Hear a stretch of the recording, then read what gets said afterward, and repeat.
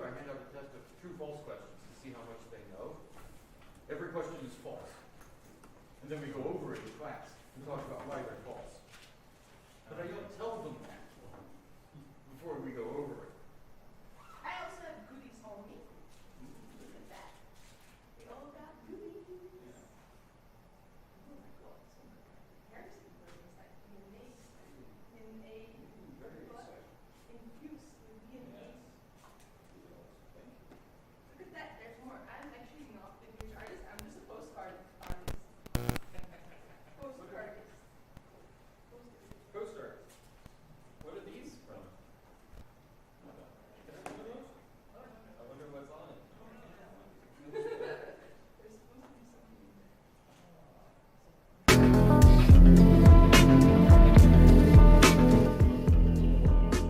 These are patches, and they come with you gotta wear them. So once you touch them, you gotta sew them.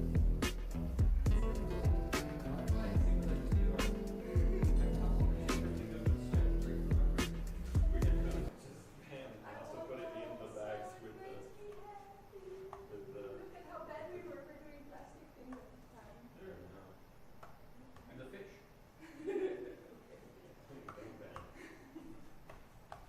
Okay, I got a bunch of chairs out still to put somewhere. Should I just, Now, what kind of virus is on this floppy? So, don't remember. From 10 years ago. I know, that's awesome. I do remember. Are they different? Or are they just Hello! They're not- It's a surprise! All of the, do I even have a computer I can put these in? we put all the same stuff on the floppies, but I can't remember what it was. It was like some kind of piece. Does anybody have a pen? Or a marker? Debatable. Michael, you strike me like Part of person the- that has a pen. Yeah, it's outside in my bag. Let me go get it for you. Oh, actually, there's pens over here. Thanks, though. Okay. Pen is too low. It's okay, never mind.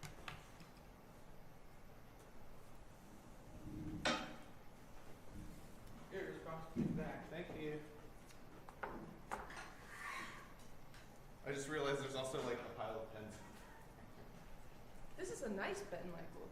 Yeah, that's why I wish you could give it back. Yeah. I've lost several. I'm giving it to Will, so he's So he's responsible, but not people. Alright.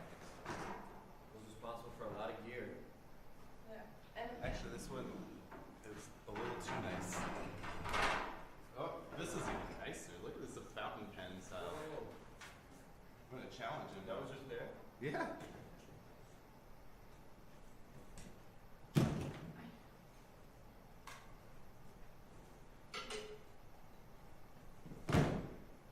you're gonna sit there, Nick? That's your spot?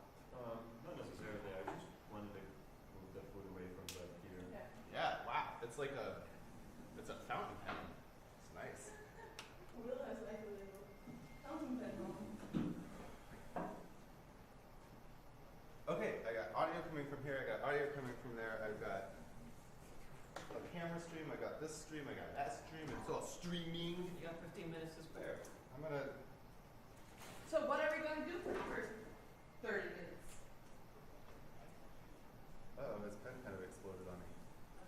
That's our introduction, right? Did anybody write an introduction?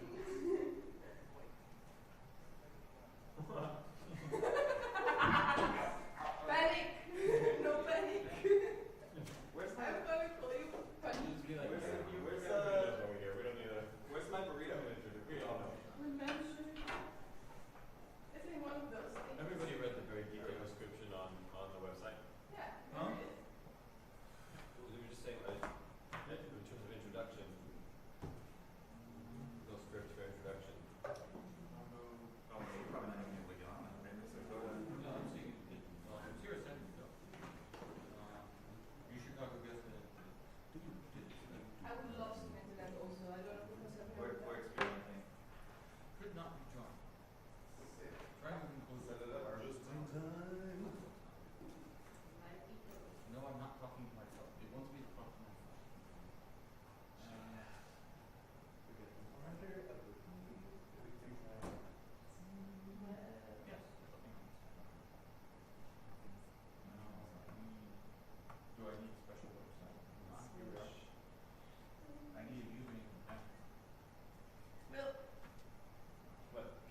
doing some wikis like that.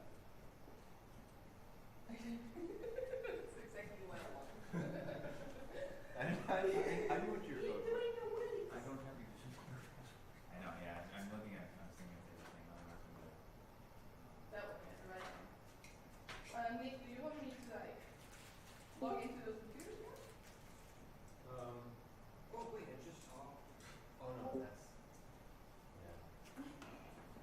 I saw Ash, but Ash probably doesn't have access to this. So Who? there's Ash. She's here. Yeah. Oh, really? Yeah. Ash just walked by. Yeah. Do you know if she has access to this? No. That's all I have.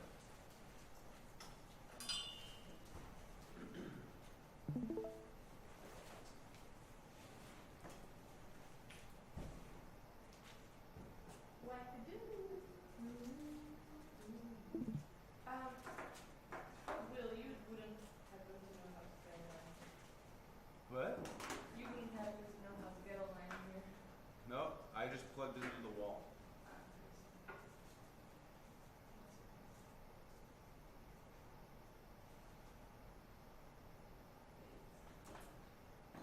Okay.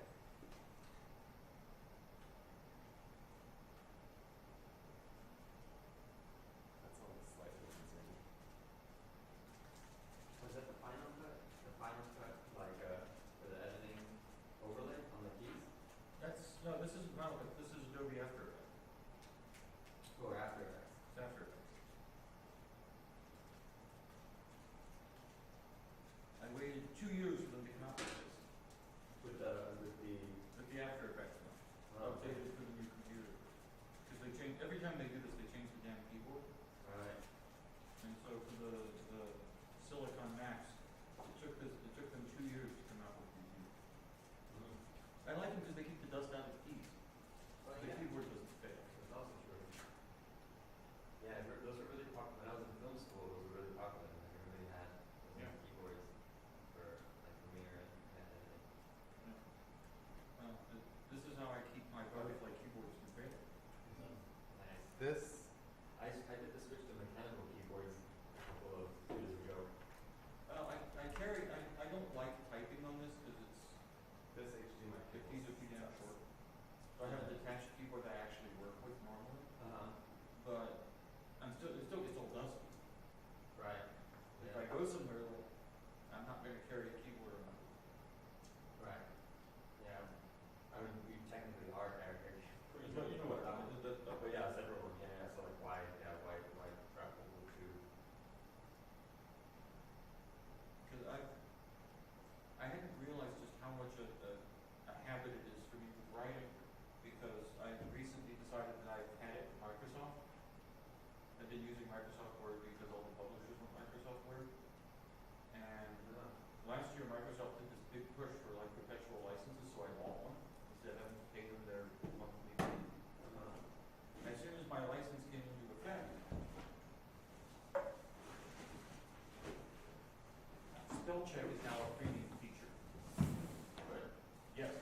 So the perpetual business license for all of the Microsoft products does not include spell check. That seems crazy because like everything Yes. has spell check. No, it does not. You No, I mean, cannot I mean, spell check. like the browser has Yes. spell check. Yes. But it's not like what they're doing is just making your life more difficult. It's not like that feature is somehow exclusive to Word. And, you know what I mean? Like it's like now I'm gonna have to copy paste my stuff to Word all the time. No, I'm not even using Word anymore. Oh. I just do it once. Now I'm using OpenOffice. That's what I use. And I don't like some of the things about OpenOffice, like when I push it, it takes me to the end of the document, and I hate that. Yeah, it's funky. Yeah. But it's open source and free and I know. interoperable. So That's why I switched to it. yeah. But I also had to I immediately had to figure out how to turn off the predictive writing, because the new version has a predictive, where it will insert the word it thinks you're going to write. Oh, in Microsoft. What was that? And that's I when wanna you get more send you intense. the Yeah, file. and it's literally like having someone trick me for trying to sit down to I write would send it to something. you. Stop! That's Yeah. Yeah. Just send me a link. Yeah, that's Like, definitely signal. turning off.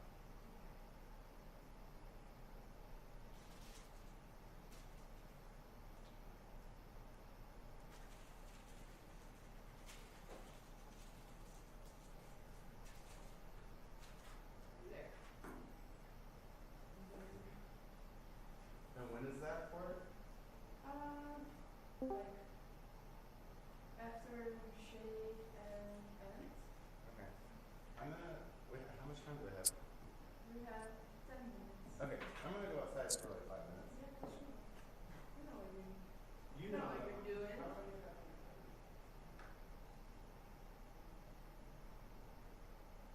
Hello. Hello. Do I have authorization to speak in the salon?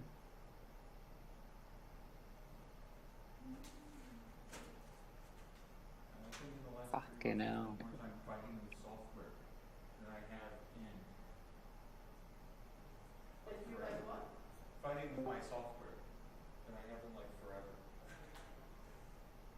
think it comes in waves when everything fucks up and then there's just the one. I can speak. It's fucking up. It's that they're changing it in ways that make it not useful. And I discovered that it's not useful. Oh well.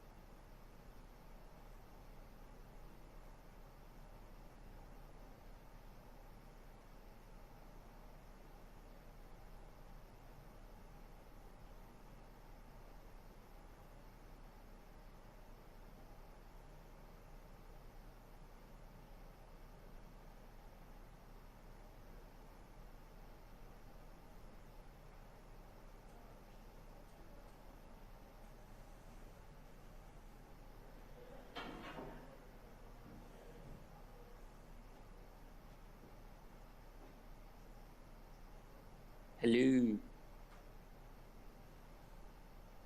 Hello, humans.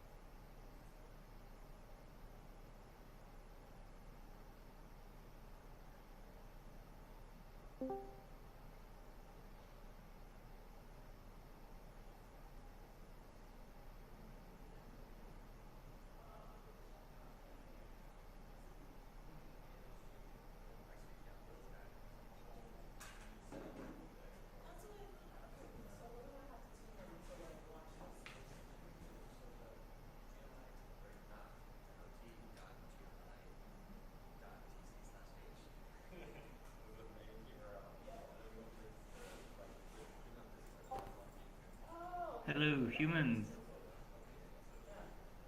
Hello.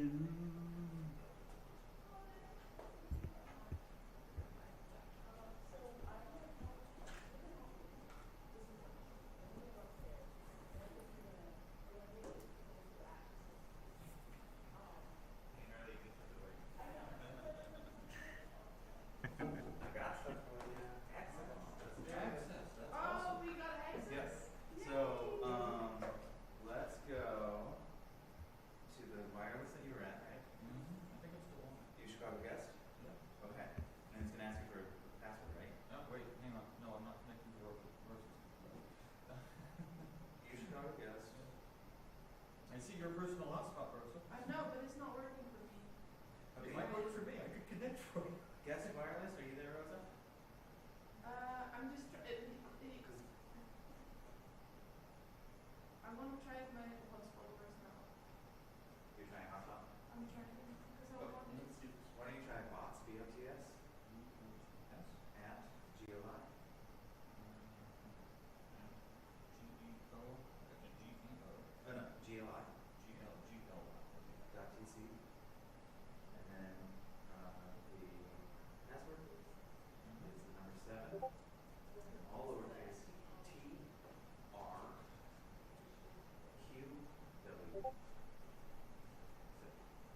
Gaulon.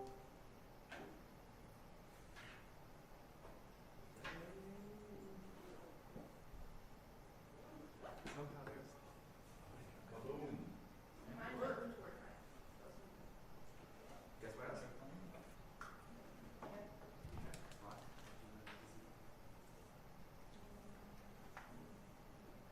So the person that showed up for a different workshop. So we have.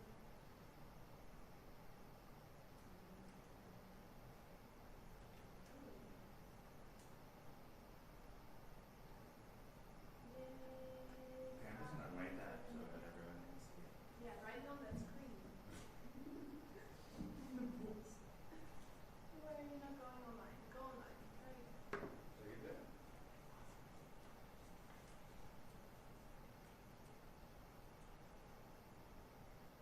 Nick, do you want this info in case? I guess I'm gonna write the wrong thing, but Oh, just in case you're asking fine. someone. Ash always saving her asses. Yeah, and I'm glad that she's giving a workshop today.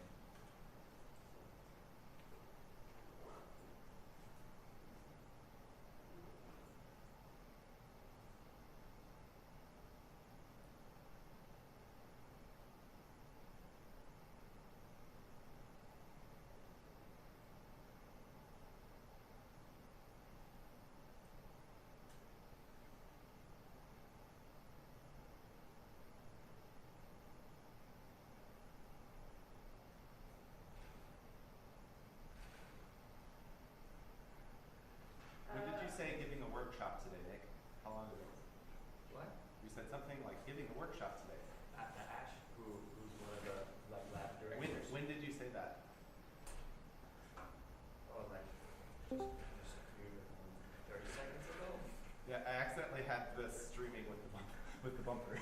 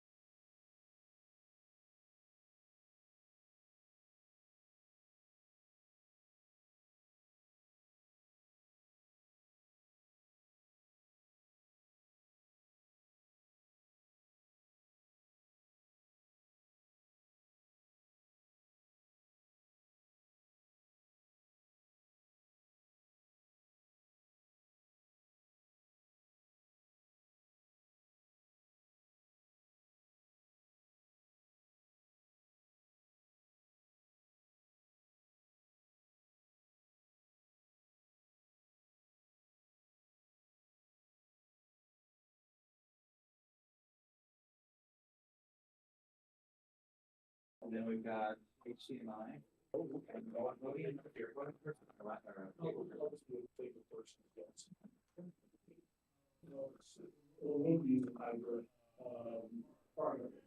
It's just something.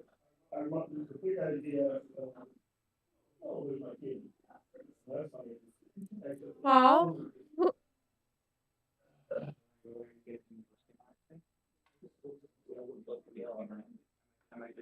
Hi, hi, welcome. Oh my God, hey.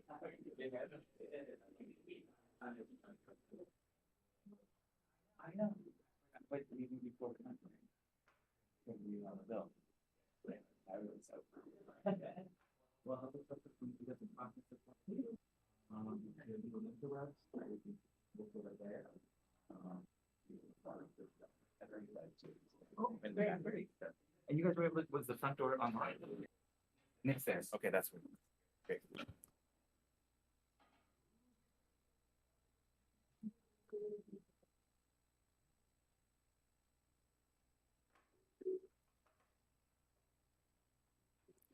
Do you have a mic there set up? Yeah? Okay. I just can't find my mouse. Yes, yeah, you had a side screen. I'll come back to the video now. Just because we don't have. Yeah, there we go. I Link. was just This trying is to okay, make sure I was Sam? not stuck. I can. Anyway, yeah, so I'm back plugged in here. Let's see.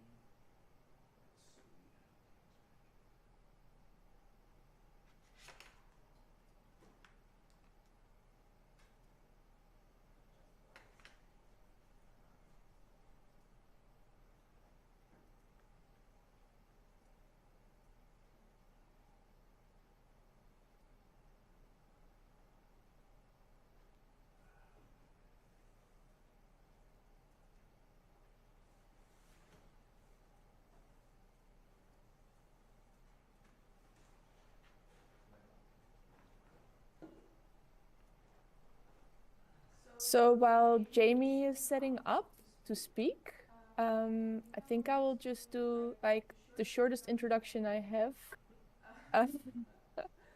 We're incredibly lucky to have Jamie, right? Because she's been an icon, especially also here, making video games, doing. I know that Michael has written a whole chapter about the little digital dinner. What was it? Digital TV dinner. And now we have a special after dinner presentation. But it's nice to have you all in the room for breakfast to speak about after dinner. For the stream. Okay, so that'll be picking me up. I guess it's hopefully get decent audio out of it. It's doing this thing. I've got one of those Zoom recorders for recording jazz that I use for this. Okay, well. Just 1 second. Please, yes, please. Go ahead. Continue the. Are you hearing the Jamie speak? Proper? Testing. Jamie. I think I'm getting into the mood of this after all. Okay, the sound is not picking up proper. On the Discord? Yeah. Okay. Can you open your mic and turn off the? Yeah. Because this is going to. I can put my computer there. Then I will do that by just moving it. Okay. Alright, audio challenges.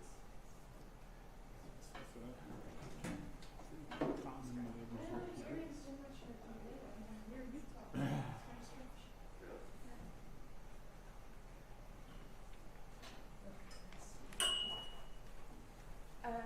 Maybe I'm going to sit next to you a little bit. Let's see, Discord. I guess you can do an audio, you can do a call. Okay. This is very strange. I hear myself talk like 10 minutes ago. Yeah. It's very confusing. Oh, that's okay. That's what you get for being first one out. And on. You're just dealing with it. Yeah, we're trying to figure out why audio isn't happening.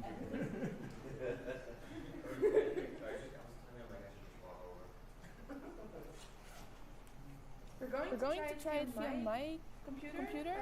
Can you hear me in real time? Can Kaspar say if you can hear me talk right now? I can hear you. Okay, that's cool. So this is working. I'm gonna set you up like there. Okay, next. No, that's fine. Oh, okay. I'll set exactly, but I'm gonna set exactly. Okay. Well, if the audio is glitchy, it's been appropriate, right? Do I You're coming through that mic. to speak? I think I will just do like the shortest introduction I have. Gracious feedback. We're incredibly lucky to have Jamie, right?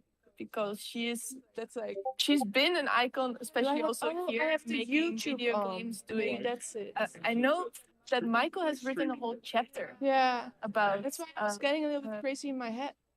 Okay, cool. Now we're here. Yeah, okay. You have the stream going at the same time. Yeah.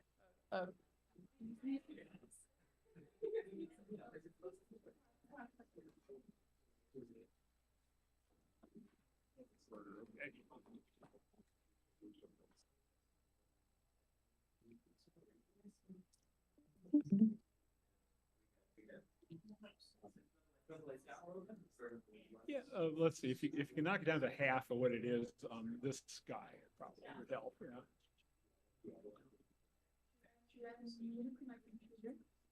Yeah, right, because he's making all these bubbles. There. That won't change it.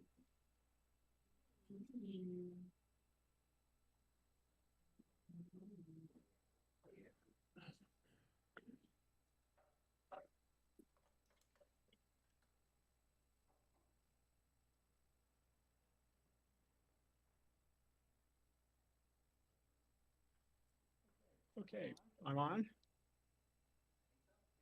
Okay, I'm on. Okay, well, I'm Jamie Fenton. I guess I've been introduced already, but in any case, I've did a lot of video game engineering and glitcHystories in Chicago back in the 1970s, 1980s, and then I moved off to California. But anyway, so this little thing, informal thing, is going to be about what I did sort of after he made Digital TV Dinner, which probably everyone's seen or at least heard about. Here's sort of a video, a timeline, if you will, of what I was doing back then. The only thing that's wrong about it is that over on the far right, there's a thing called going to Bell Labs, which I never quite did.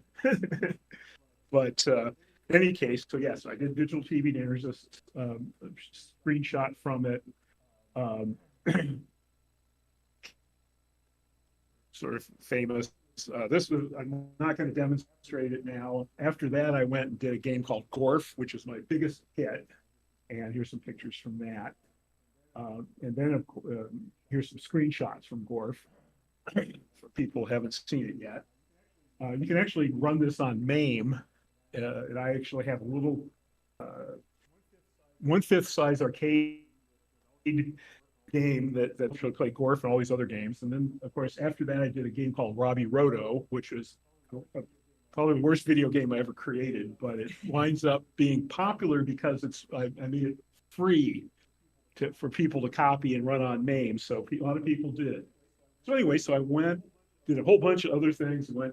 Founded a company called Macromedia, or called Macromind, and became famous for that. And then moved to California, started working with Alan Kay, did a bunch of other crazy things. Then I did a gender transition, which is a great way to not have a job in the computer industry even back then, because this was about the turn of the century. And then being trans was sort of cool, at least, and everybody was, nobody would, how'd you go put it? Transphobic attitudes became unpopular and unbecoming then, although everybody still had them. So I ended up spending some time not working. One of the things I did during this time is I created this crazy little program I called Haywire, and I used Ready Kilowatt as my mascot. And this was the world's first recreational debugger. And what a recreational debugger, this one does, is it visualizes the contents of the memory of a Windows program just as if you had written it straight to the screen as a bitmap. And so I had a system where you could go, let's see if I got the, I don't know if I get, I guess I'm not making mouse pointers here, but you can see that there effectively you could set the address you wanted to look at. You could say how you wanted to visualize the memory contents. There's I call it spectrum analyzer, which would actually run an autocorrelation on the focused area, so you can see what patterns, particularly what it was really cool for being able to find a bitmap in the middle of some memory image and so forth. This would run in real time, so if you actually go out on YouTube, you can see some videos of not only like flying through the guts of Photoshop. Like here's a close-up of what it is. You can see over there on the right, you can see some of the icons that are built into that program that we're seeing up there at the top. And you can see some of those horizontal, these slanted patterns. These are all, again, bitmaps shown with the stride being wrong. So what you would do is you go and adjust a little knob and you could change the stride that was being displayed and you could zoom in on them. So this is, see, RGB32. Okay, okay, RGB32 program. This is just some address in a DLL. Here's the Explorer program, which is the Windows version of the Finder. You can just see, again, some patterns. Sometimes these are, I think this may actually be a form of text, but in this case, it's being visualized as 24-bit RGB.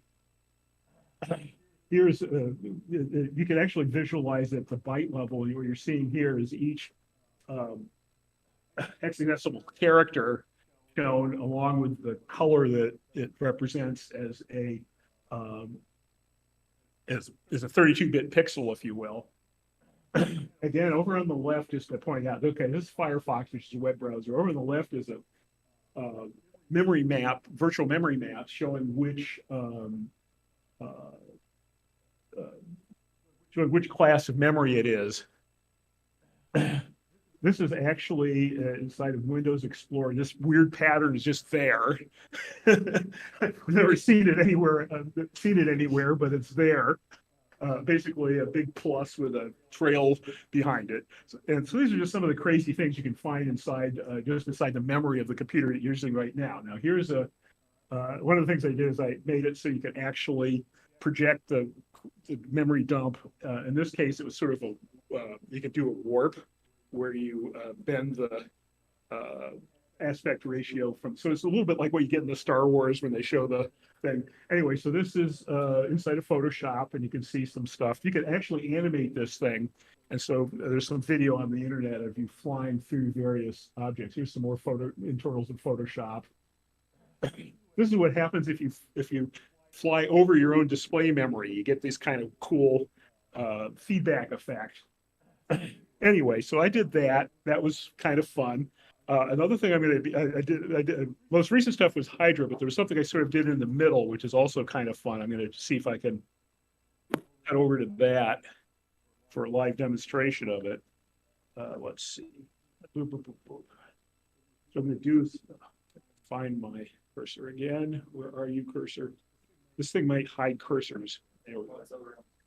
It's over on the screen. Oh, thank you. Now I want to get back to, I guess, oh, okay. Oh, well, here we are. Okay, so I can just work with this. So I'm going to try to bring up is Google Earth. What was the name of the RAM program? Okay, the program was just displaying I call Haywire. And if you go to www.seductivelogic.com, you can see some references to it. You can even download it, but it was pretty much written for Windows XP. So I think it'll run on more recent versions of Windows, but it's not quite as interesting as what you'll see on Windows XP. Now, of course, here I am trying to get back to. All right, so here I am. So usually you have to fly off one side. There we are. Okay, so here I am on Google's Earth.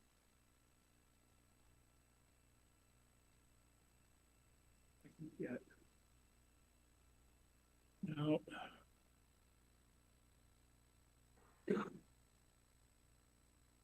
thing I'm struggling to remember, to determine experimentally. Okay, here we are.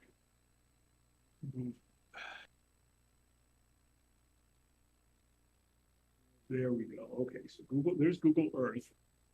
And what I'm going to do is you can search for various places. If I search for a place called the 7 Mile House in the sports bar,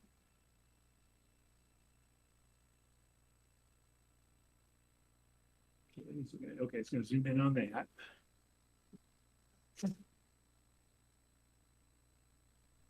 Now, the 7 Mile House is a great place to hear jazz.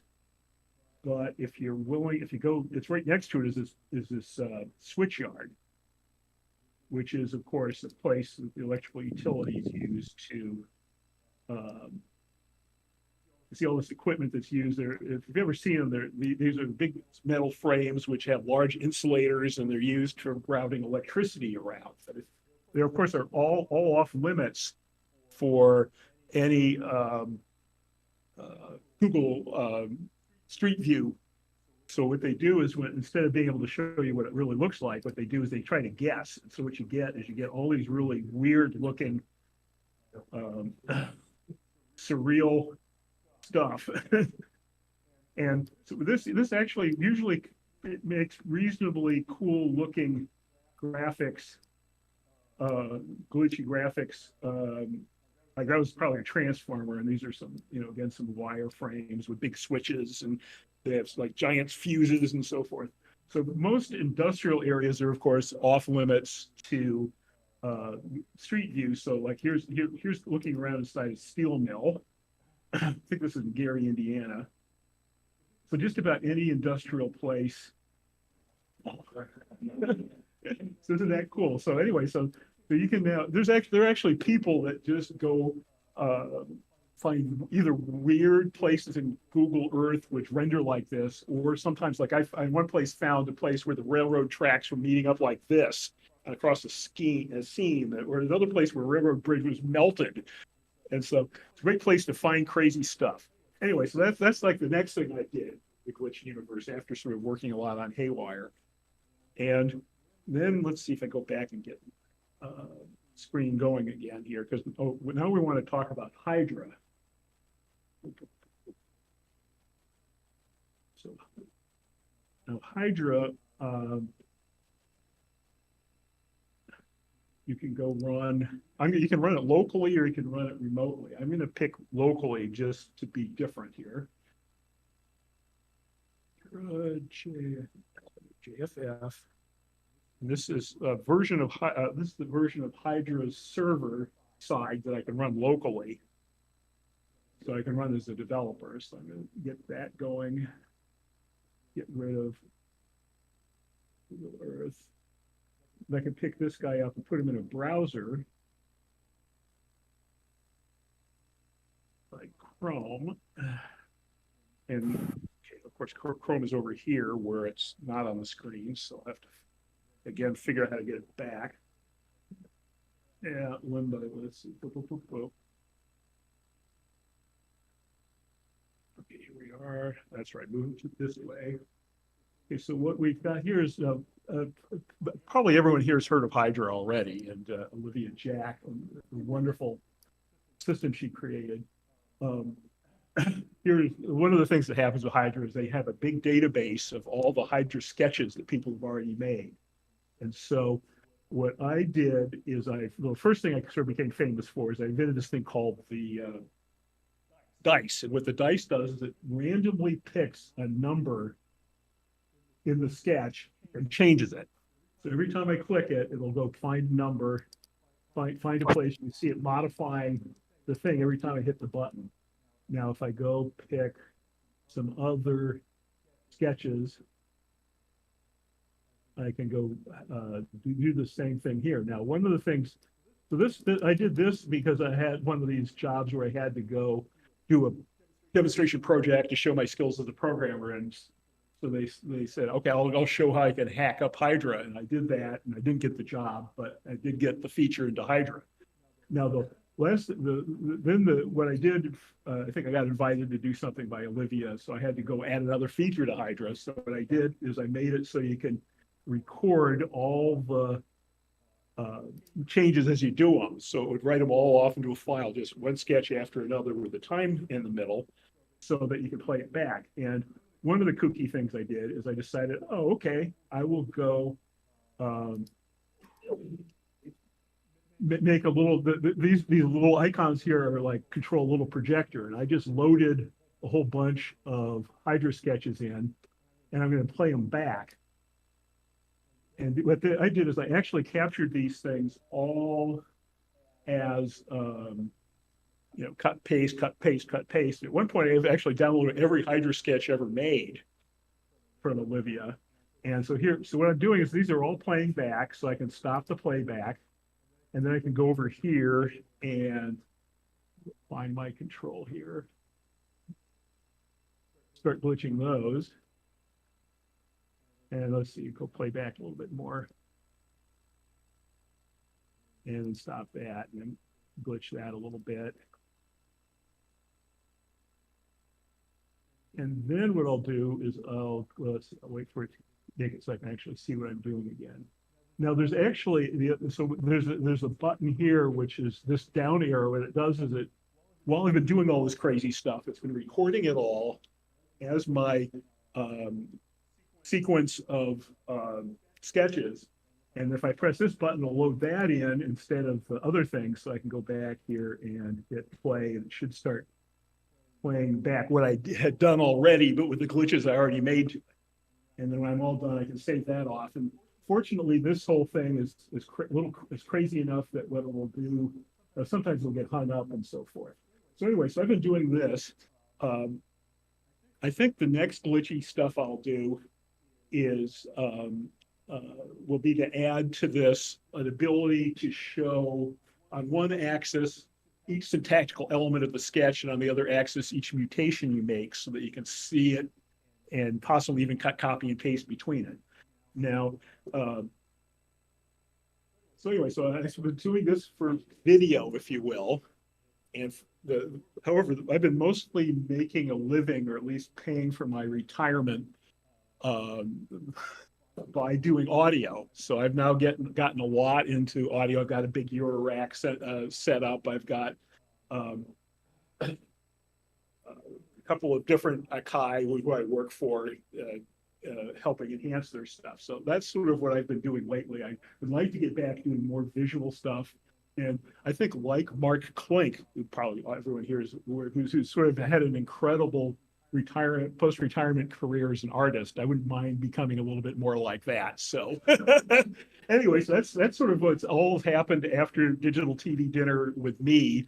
At least, I mean, there's actually a bunch of things I didn't mention here, but most of the because there are a lot of artistic things I did where I was just testing something else, and I would just keep working on something, and sometimes they'd be very weird.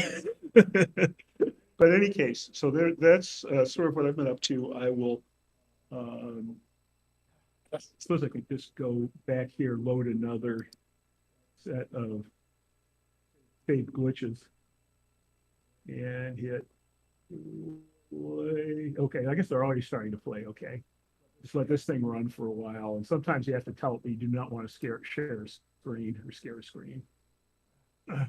Jamie, this is beautiful. Uh-huh. We should have asked you to play tonight. Well, I mean, I suppose I could, but I have to decide if I want to drive all the way back and all the way back again, which is, which I don't know. I guess it's not that far. It's sort of on the way back because you're sort of up in the near north, right? Was where you're having the art event. Wicker Park, yeah. Well, we'll see. But we'll see if I get all caught up in this and I want to go do it tonight. But See if there's some questions of people, otherwise we're going very, very far over time already. Well, okay. And I think it's important that we give, like, because it's such a special moment to get you here and to have you in person. Maybe there are people that have. Anyway. I'll turn that off. Okay, I'll come back. I was just, I thought you wanted to ask questions or something. And didn't want to have, okay, I get it. But are there any questions? Thoughts? Really awesome stuff. Yeah, thank you. Could you talk a little bit about what you've been doing with Akai or with audio now? Okay, well, what I did, Akai is well, the first thing I did was I got involved with a system. I think I might have some slides for this. Let's see if I can get that part of my world working again. Let's see, somewhere there's a show the slides button. See if I can find it. Skip slide. Oh, anyway.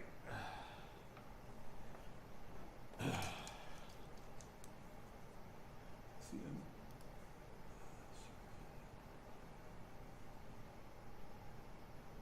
Play, there we go, play the slideshow. Okay, so we're back on that. Okay, zipping forward. Okay, there's the Hydra thing. Okay, I do a little bit. Okay, so this is what I did with audio is the first thing I did is I got this Deluge, which is by far the best music synthesizer ever made. It's done by a guy in Australia, New Zealand, who's one of these people who just did it all himself. He used a chip that was supposed to go into an automotive application or something, made it so it would do this thing. So it's got an 8x16 grid where you can do music on. And it also will handle do about every form of synthesis that's been invented. It's all about $1,000. So anyway, so when it came out, all you had to deal with was this little 4-digit screen at the top, which you could, they did some distortion of the 7-segment display so you could do alphanumerics and so forth. But I didn't like it, so what I did is I just found out that you can get these things called Flash Air SD cards, and they have built-in web servers. So I wrote a whole system where you can go look at the patches and the content. So here we're seeing a map of the display that you see when you call up a patch. Then you have, then there's the arrangement of the order in which all the different tracks are played back, as a song. And then here you can see below that are a couple of drum patterns and a bass line. And here's what a patch looks like. One of the ways you can look at what a patch looks like is just as based on the layout of the screen as well. And so I did this. It also had edit audio and a couple other crazy things it could do, edit samples and so forth. And then I got into Akai, which I bought the Force, which I thought would be a better device than the Deluge. I don't think it is. I'm not telling anybody I said that, but it's actually pretty cool. It has a much bigger screen. Now, they've actually updated the Deluge so it has a little bit of a screen so you can see a little bit more of what you're doing.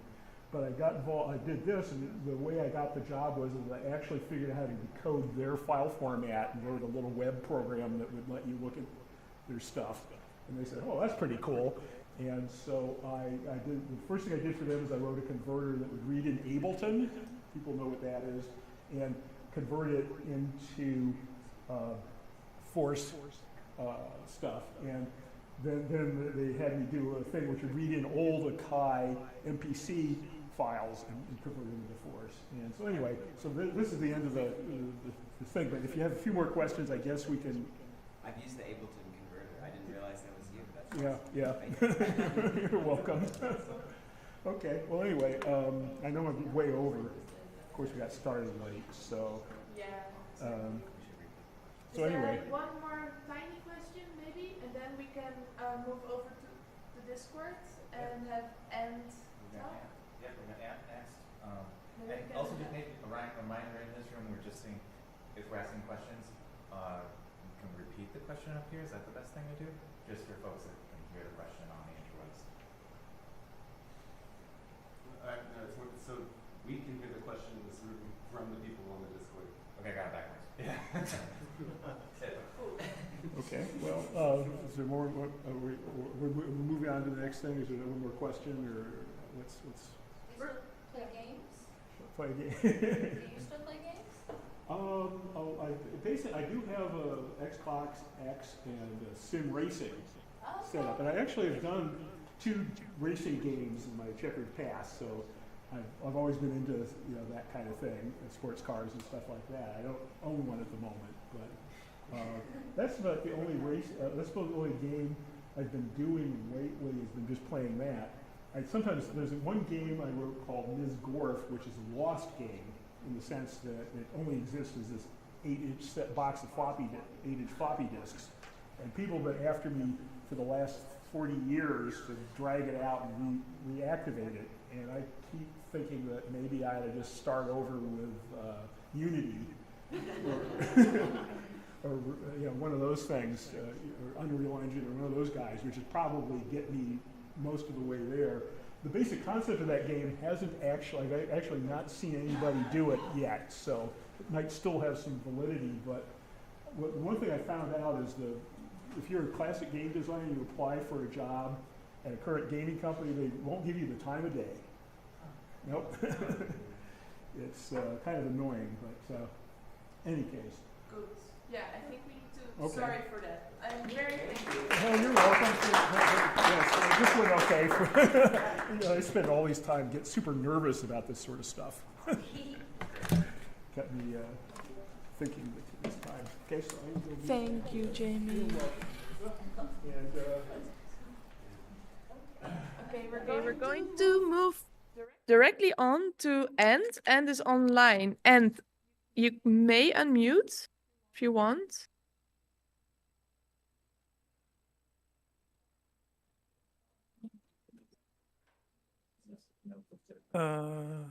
Yes, I see that you're unmuting. Okay. Can anyone hear me? Yeah, we can hear you now, I think. Yes. Okay. Just tell me, am I in vision or is this just voice? I don't see you yet. Great. No, that's perfect. Okay. No, because I don't have anything to show. Okay, so I've got a few minutes. I'm afraid I have to start off with an apology. Okay, this is what. Sorry, and 1 second. Yes. Can I ask you to be quiet because I don't have this over a speaker and we do have Ant talking now. Thank you, Ant. Okay, thank you, Rosa. Well, you couldn't make it up, could you? I can't work out time zones despite having a degree in maths. And here in the UK, we are +6. And I thought, okay, the talks start at 10:45 a.m. Chicago time. So thought, great. So as long as I'm ready by about 6:30 p.m., I'm fine. Don't worry, Anne. I do this all the time, and I'm frequently working across time zones. So I thought I had 2 hours to quickly prepare just a couple of things to say, but I haven't. So that's fine.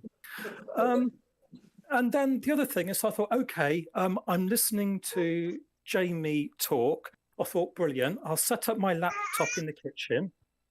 Brought the laptop down. I'm on Linux, and it's now in an infinite reboot cycle. So I can't even bring up any of my documents or anything to refer to. So this has gone really, really well.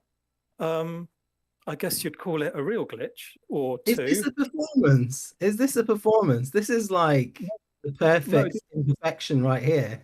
It is. I'm not even kidding. I'm actually sweating with the stress.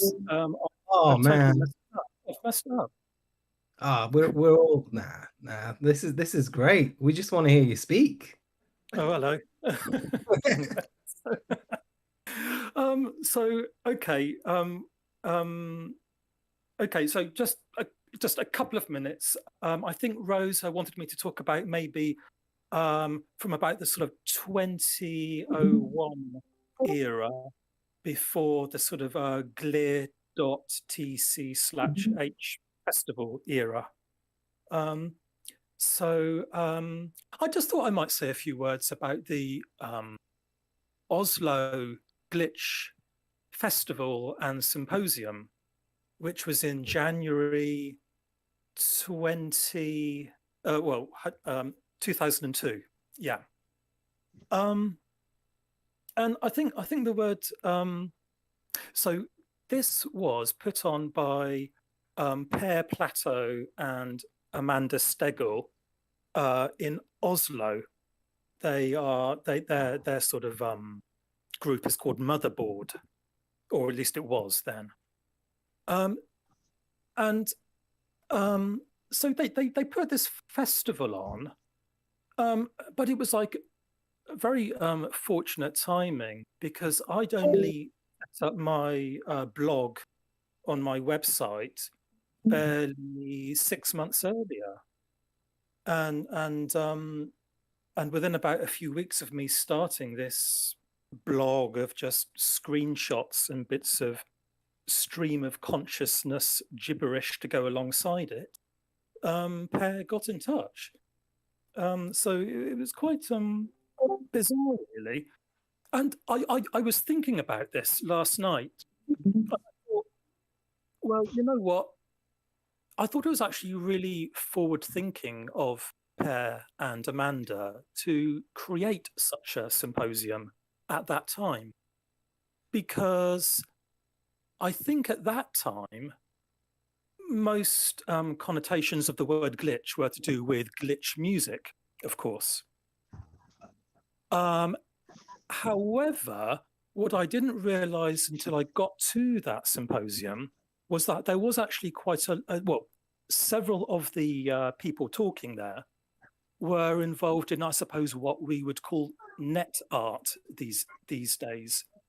I think one guy, I'm sorry, I forget his name because I don't have my laptop open because Linux has crashed, did something which remixed online news reports in real time and sort of created these fictitious, garbled news things. And a few others had sort of browser-based art, which I didn't know about at all, actually. So I suppose I was just sort of thinking about it, and I thought, well, maybe at the time when Per and Amanda had the idea of a glitch symposium in early 2002, perhaps they had in mind that it would be more things like net art. Because, I mean, I went along there with a laptop and just did a few examples of very, very simple stuff. I mean, by today's standards, really naive stuff. Like I remember one of them was I got the Game Boy Advance emulator on Windows, just the exe file. All I did was simply make a copy of it, change the extension to be the ROM extension, which I guess would have probably been like .GBA or something, and then just loaded it into the Game Boy Advance emulator and then take a screenshot when it looks interesting. So, I mean, real simple stuff. Not a touch on modern day techniques like data moshing, which I've never done. But it was kind of fun. And so, yeah, it was all quite a fortunate coincidence, I suppose.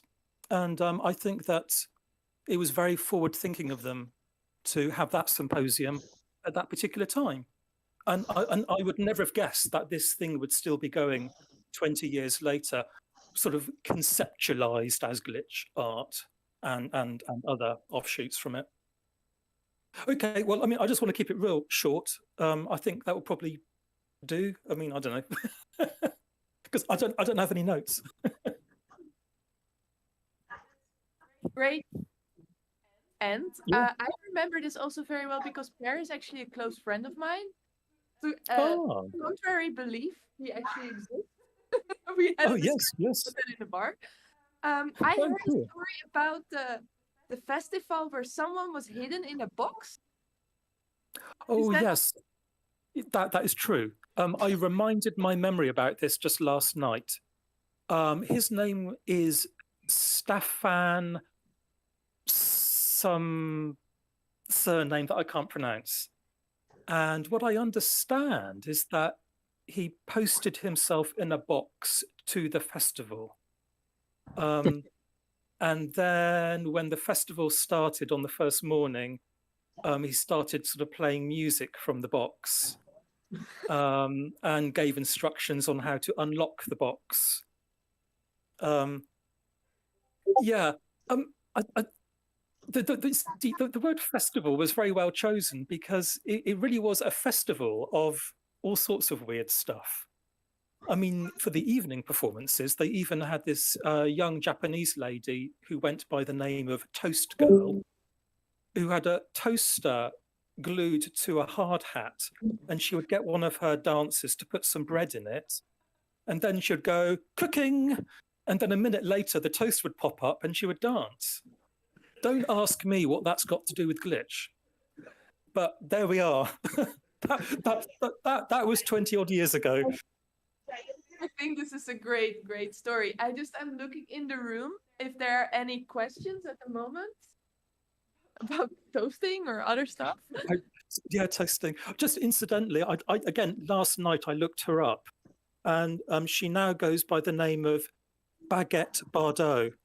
Again, it's like a bread kind of theme. Her forearms are replaced with baguettes. So, you know, that's performance art for you. Any more questions? I think we just have laughing people here. It's fine. Okay. Oh, Ras is typing. I'm waiting for a moment for Ras to finish faster. Oh, no. We had an improv class during FUBAR in 2019. It was honestly the glitchiest thing during the festival. Sorry, I'm slow. Don't wait for me. Okay. Well, I see Shay is here, and thank you so much. It's so nice to have you here now. Some anecdotes, and also we'll have Ant back later tonight for performance. Yeah. Cool. Nice one. Thank you. Amazing. And I might still. Hang on. I might still tag you in. Yeah. If you're staying, that would be good. I might have questions for you. Can everyone see my screen? Yes, Stream. we can. Great. So it's like a blue glitchy screen at the moment. I can only see myself, but there we go. Oh yeah, here we go. It's streaming now. Stream. Where? Here. On Are you doing? Cool. We're set up now. Thanks. Excellent. Okay. Good stuff. Hi everyone. I see some familiar faces. Thank you very much for having me. I kind of you know, I don't know. It's a weird position to be in because I haven't really done anything significant or meaningful in relation to all of the effort that I've seen over the past sort of 20 years now. 20 years. Even saying that just sounds absolutely bonkers. I thought I'd try and be a little bit provocative here because I've got nothing else to sort of say or lose here. Where's the art? I think one of the things that, you know, always struck me about any sort of any work that is artistic in nature is, you know, as a designer, am I kind of you know, am I creating art or am I just dabbling in some kind of aesthetic effect? And you know, I think this is something that I've always wanted to kind of question and to ask others about as well. So just want to give you the kind of, this is what Rosa asked me to do, is to give a bit of a history of how I came to study this area and what it means to kind of be first on the ground. It was actually quite a difficult sort of journey, really, because I couldn't really find any sort of if anyone else knows how to mute those sounds, tell me. I have no idea. It keeps popping up, blip blip blip blip. It's perfect for the glitch sort of aesthetic for sure. So the reason why I'm talking, I guess, is because I wrote a dissertation back in 2004, and that dissertation would not have been possible without sorry, someone's like user settings down the left and then mute all notifications. Right. down the left, and then mute all notifications. I have no idea where that is.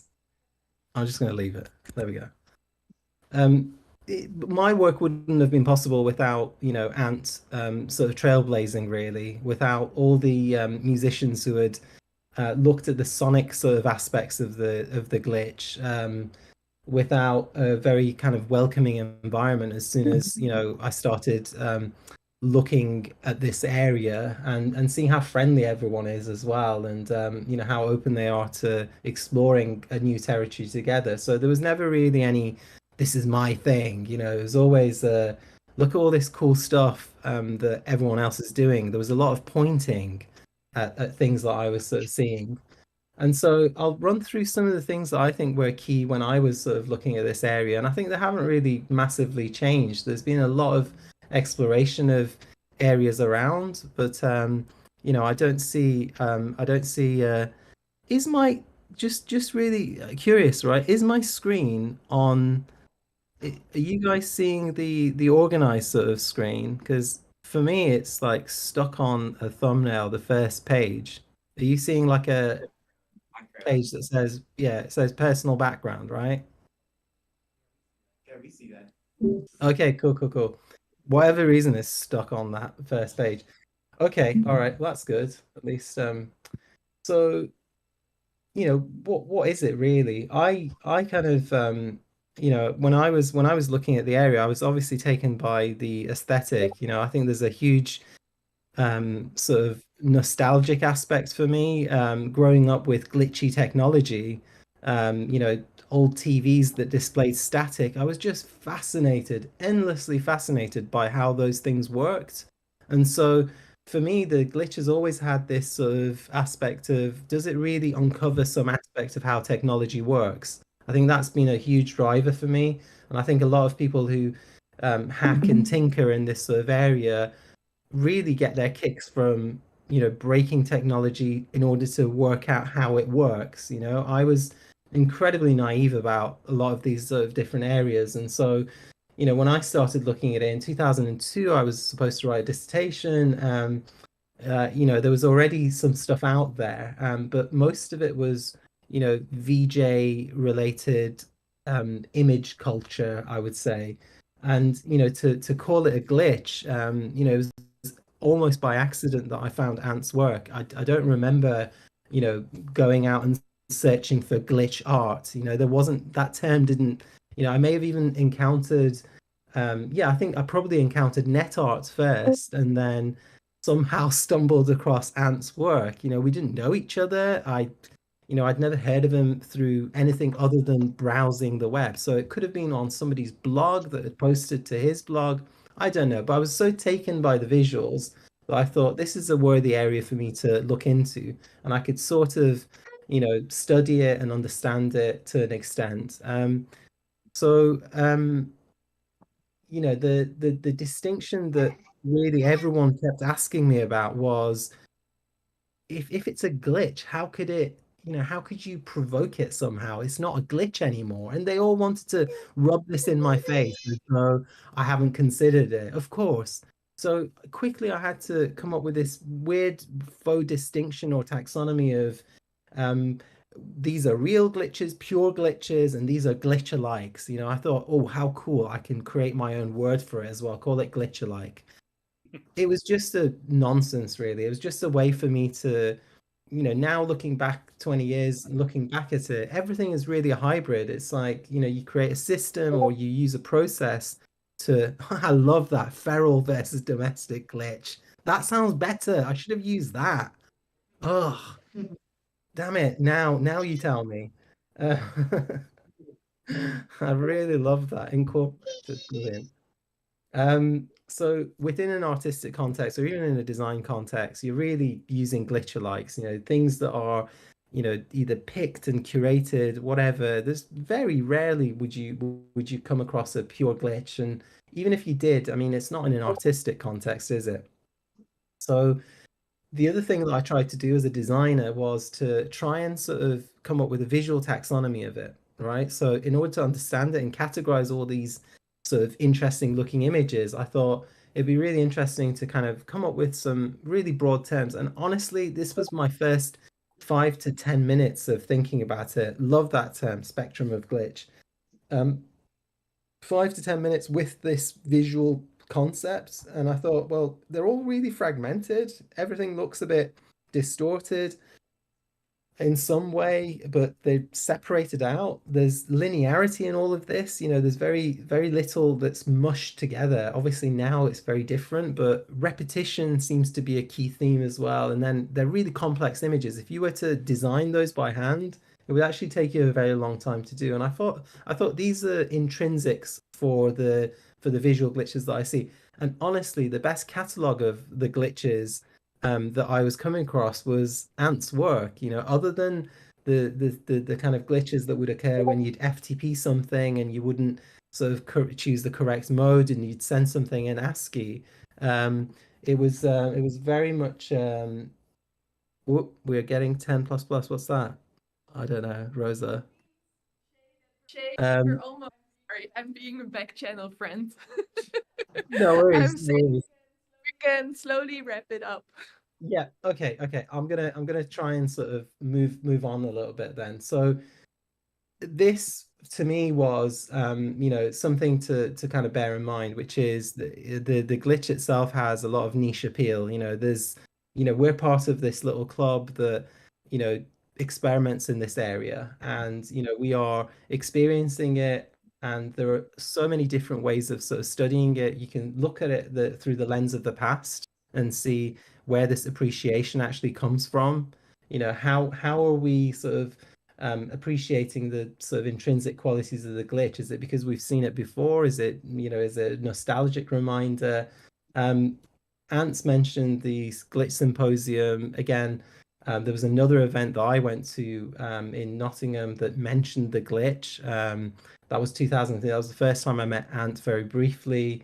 Wrote the book, which was a collection of, we many of the people sort of on this stream probably have had their work featured in there. It was a curated collection, like a coffee table book, celebrating and having a little snapshot or time capsule of what the glitch looked like back then.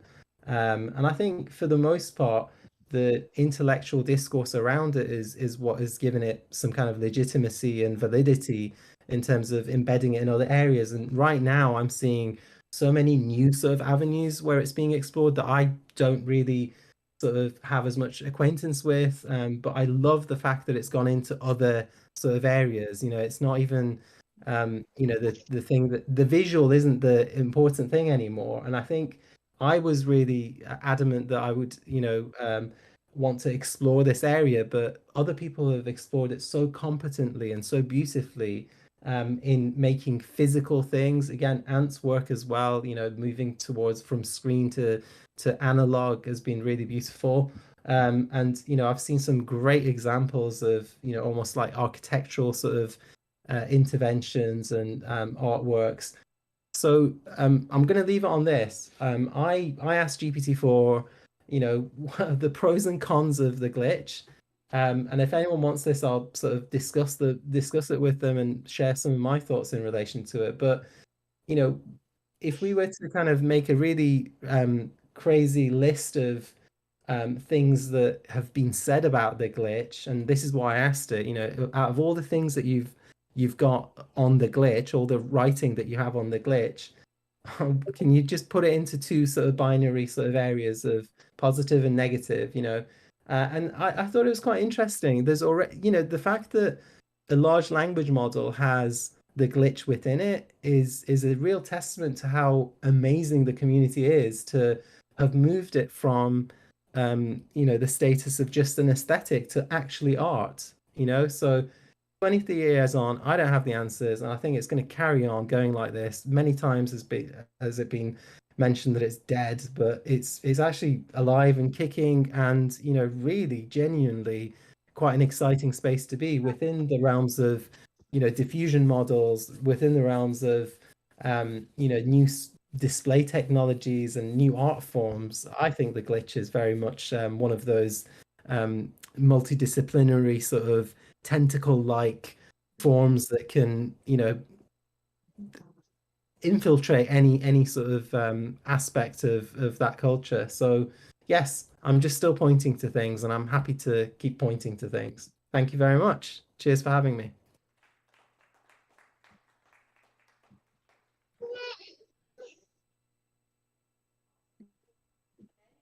Any questions? I would imagine there's so many questions. What? What was that? Sorry. I was saying I would think there's so many questions. Good. Well, I'll try and be around as much as I can. I think Kaspar is typing maybe a question. Doing. Kaspar is also Nick clapping. said, "I still find the taxonomy useful, not that we should be dogmatic about it, but more so to help us parse out the details and dynamics and look at the glitch in a more nuanced way, using glitch lighting in the text and still drafting about it." Oh, wow. Fantastic. I've got that open now. Thank you. I mean, I just, what I find really wonderful is that everyone's got their own sort of take on what it means to contextualize something that is very loosely defined in their own field, and no one's really claiming any kind of ownership of it, really. And I think, when I was starting off as an academic, I was like, hey, don't, I'm still trying to define it for myself. And I was very kind of, in the first year or so, I was quite protective of my little area. But then as soon as I saw other people doing amazing work in that area, I just wanted to listen. I just wanted to find out what they thought about it, because I didn't actually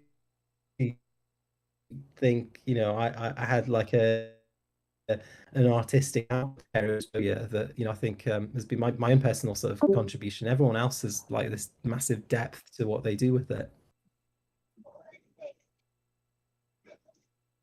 Any thoughts? Michael, maybe you want? No? Okay. Well,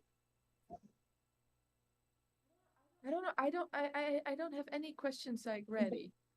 But Shay, I am so happy that you're here, and it's so good that you're all here. I feel like we have like whole history present. Thank you. How are you doing? And do you want to respond to Shay? I feel like you get that chance since Shay responded to you. Yeah. Oh. I've got questions for Ant. If you're willing to answer some questions. Well, time is short, Rosa. Sure. But I mean, perhaps I don't know, one, or I don't know. I mean, yeah. I mean, I'm just, I'm trying to help.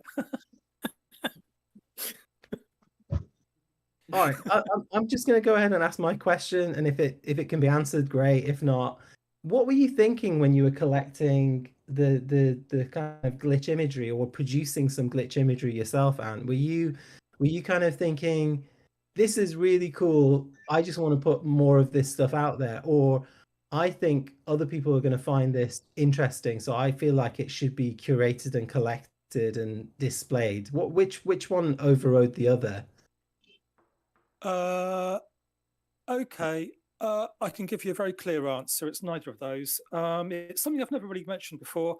In my early 30s, I was really depressed and in a job I hated. And I decided, and I just felt like I wanted to do something to make me feel better. And again, I'm not actually joking. I mean, we've all heard of art therapy, and I had these like glitches from early computers and things from the early 80s, and I just had this thing in my head that, oh, I just really want to show these to other people, even if nobody's interested. And also the sort of bits of crazy writing were all part of my own self-therapy. And I'm not even kidding. It was literally something that didn't make me feel so depressed.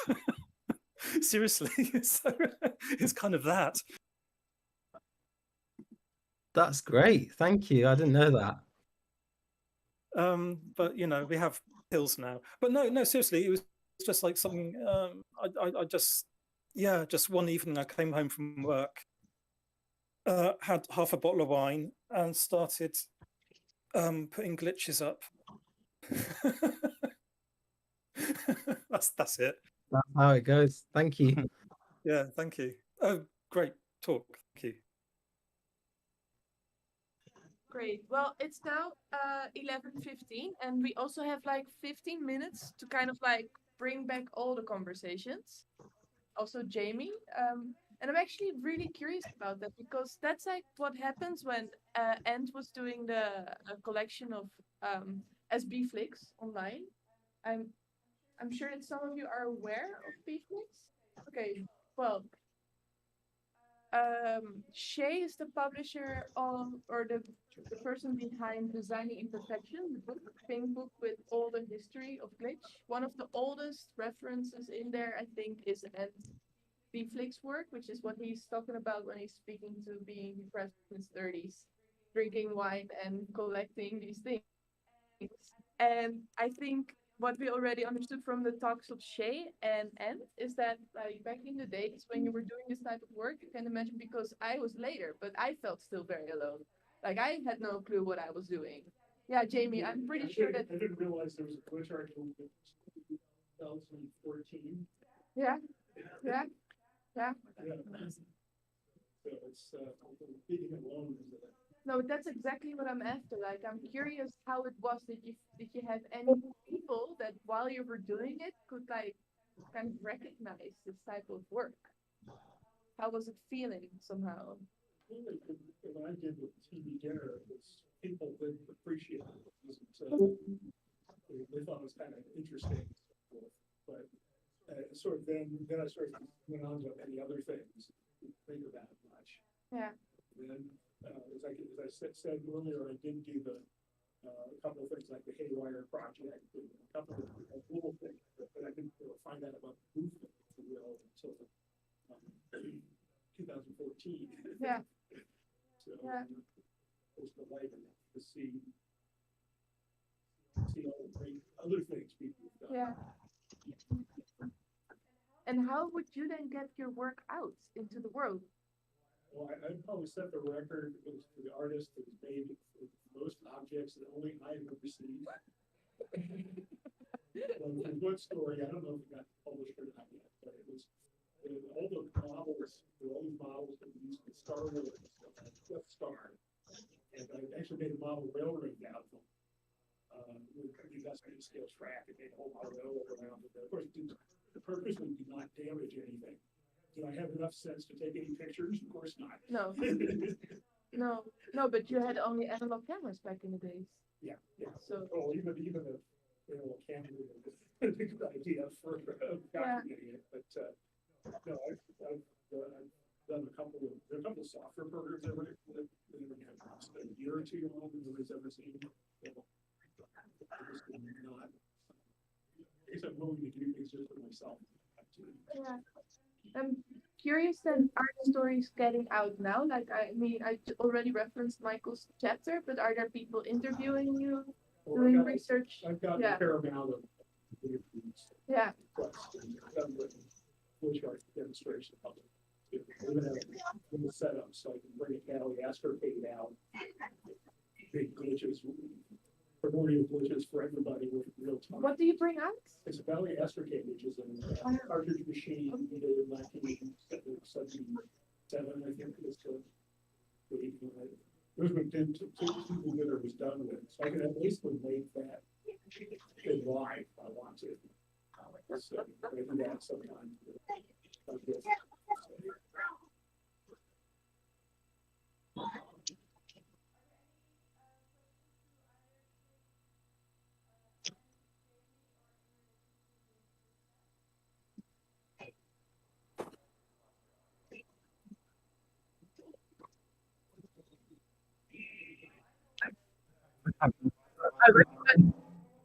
Oh, sorry, guys. So our audio's come back now. I mean, I recognize the sound, but I don't know where it's coming from. Yeah, but it's like it's another desktop. No, I feel a need Oh, you're playing some iTunes. Okay, cool. Got it. Let's see, there's like some stuff happening in the chat.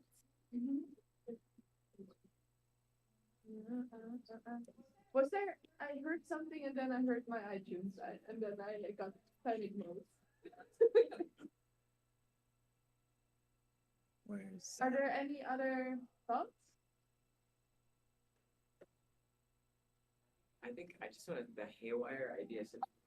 And the point, it's such a cool idea. It's like exposes the inner workings of something and transforms it into like an image making thing. Like that's very, it has the essence of like the glitch art kind of ideology in it, where you just kind of take something that's there and modify it. And that's kind of what you're doing with some of the Hydra things and other things, just exposing parts and breaking it open to make creative changes, which is, I think, one of the courses there's been so much work that's been done in trying to use like phrases for native bandings, things like that. Gosh, it's trying to be quite art and stuff.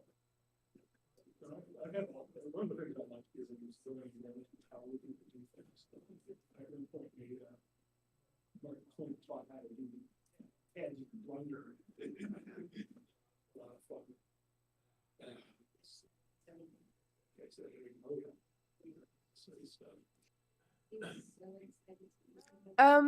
If there are any questions online, you can also unmute and speak now. You have to unmute people. Oh, I have to unmute. Someone tell them if they want to be unmuted. A comment, Jess, of course. Appreciate just sort of the anecdotal stories of how people arrive at these practices in terms of like describing depression or describing loneliness and this compulsion to experiment and then seeking affirmations from the world. So I'm super interested in the social threads that are behind the artifact. Yeah. Thank you for saying that, because I feel that. I feel that that is maybe something a lot of people share. While we're in Chicago, that is supposed to be like the social hub for glitch. I feel like most people came into glitch because they were, I wouldn't say antisocial, but lonely, let's say, or like lonely at least in their way of expressing themselves. I feel like that's a really good point. I think we talked about a lot at the last Glitch Artist Dead show of a lot of movements about queerness, and it's something I'll touch on as well.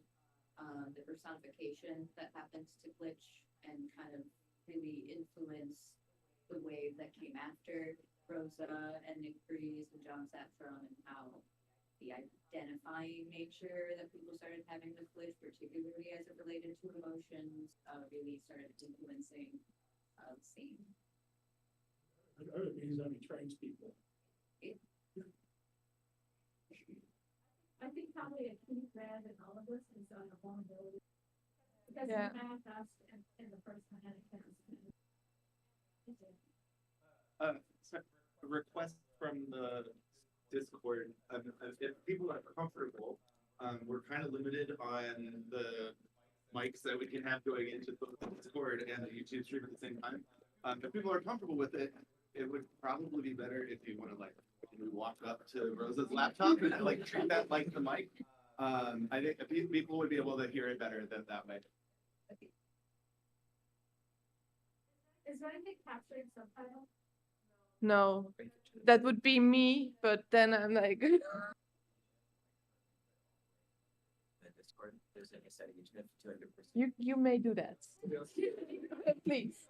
Go ahead. Yeah, pass the laptop around. Sure. Why not? Right. Okay. Here's my laptop. Say something. Talk to the laptop. Hey, I'm Jess. I know some folks on here. I just want to say hi and thank you. I'm glad to be here, and it's been really interesting so far. Yeah, but also like you said that it came out of loneliness and Right. I don't know if y'all could hear me, but one of the things I just sort of observed in the short time here is that there was a thread that was folks were sort of telling their backstory in terms of how they got into these practices. And some of the attributes were loneliness and depression. And I sort of like summed it up. And there was as vulnerabilities in terms of the human factor and the practice. And then I don't know everybody here, but other folks mentioned other themes that relate to the sort of like social dynamics of queerness and mapping these ideas to different things. So anyway, I think there'll be a lot of interesting conversations coming up later. But hi, that was my summary. That's great. Thank you for sharing that. I have a roving mic now. Hello. Nick Roybot. I think just the glitch world and experiences that I've seen is just so much of that individual identity as you kind of discover them and find them. And that, you know, I think as you're exploring kind of art or pieces from there, you know, like what's good, what's bad, what's, you know, wrong, you know, there's no bad data, you know, there's all of these pieces that just lend itself towards, you know, what the art is and how you connect with it. So I just appreciate that. I'm moving. Someone look at me. Good. Okay. Well, I think it's anyway as good as any time to kind of move into the next part. It's that time of the schedule also. It's now 11:30, so we'd be actually right on time to go into Antonio Roberts' Hellocatfood's part. And is that you? No, is that Nick? Oh, hi, me. No, that's you. Wait, I'm gonna go back to this thing here now. Antonio, are you in a bus? Is that where you are, or did you like not get stuck on a bus?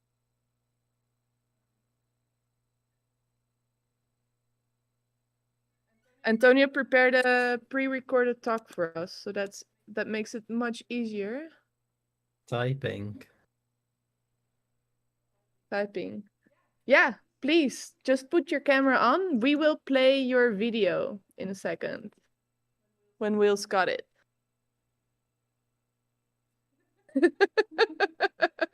You look good. This is the best conference ever. I mean, you can't make it up. Who else does this? Who else does it? I've never known of anything like this. It's a get-together to consider what glitch is now. It's not a conference. So glitch. Ant without a presentation, me running over, Antonia sort of going there, the camera just roving around. It's brilliant. Love it. We're all professionals. We really are. I think we are ready. So, Ant, say what you give us your voice introduction, please. Oh, hi everyone. Hope you can hear me and probably all the background noise. Oh, good. Thumbs up. Yeah, just briefly. So yeah, I'm Antonio Roberts. Hellocatfood on a bus. There's the road. And yeah, I just basically did a little video about my introduction to glitches, like how I got into it, probably relating to what Jess was saying about kind of loneliness as well. And then also just a few thoughts on curating Glitch Birmingham back in 2011. And then at the end, there's a little recap video. That's really it. I'm going to just watch it myself, which is kind of weird. So goodbye for now. Great. Thank you. Hi everyone, my name is Antonio do you Roberts, wanna plug in? aka Hellocatfood, and I'm an artist and curator based in Birmingham in the UK. And yeah, I'm sorry I can't be there with you in Oh, we have to Chicago watch it for from the here. the NOT.GLI.TC/H event, And then either how in can we person hear? or unfortunately, as I'm currently going to be in transit, or wanna at least hear by the it time you watch this, I'll be on a coach between Bristol and Birmingham. I'm gonna download I've been this asked to thing give a right few of now. my thoughts on glitch art Yeah, but as we need a the audio aesthetic also. community, and yeah, especially since my involvement in glitch started. And so I'll do that. How do I get Just a this bit of audio background together? first. So I really started. I first really learned about glitch art around 2009 by mistake, funnily Can you enough. stream the audio? And very quickly just became really interested in how it all works and learning about different ways of glitching. And probably actually the thing that Okay, restart. We need the just let it was on. So, do we want to get the photos of the file? You can play it. You can share it. Yeah,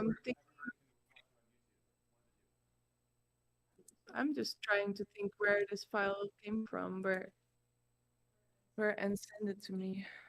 We can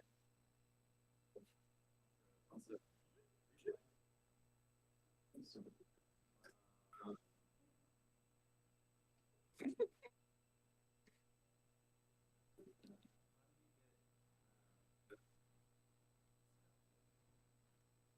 Am I like broken? Is my Discord now broken? Tuned in. I guess I don't see anything moving anymore. Like it looks like I am. I paused. Oh, you paused the Discord? Well, no. How is it? I just want things to work. My internet is no longer connected.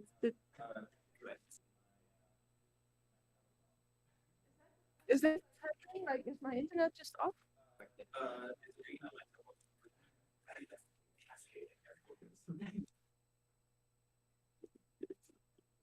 Oh, Yeah. we used 100% my data. Oh, well. Let me get my. Yeah, no. Yeah. Yeah, we have issues. So, for every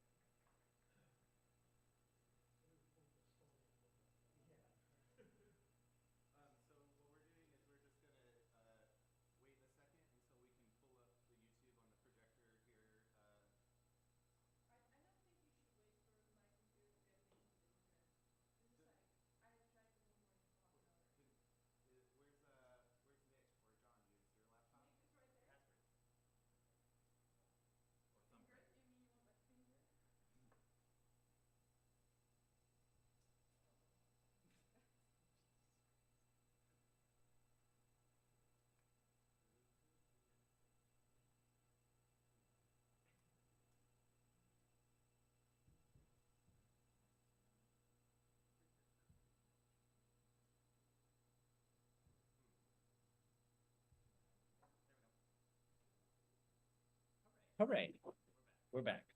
It doesn't look like. Oh yeah, there we are. Okay, so Discord is supposed to work. And Go to the YouTube. go to the YouTube. Cool. That's that link right there in the top right.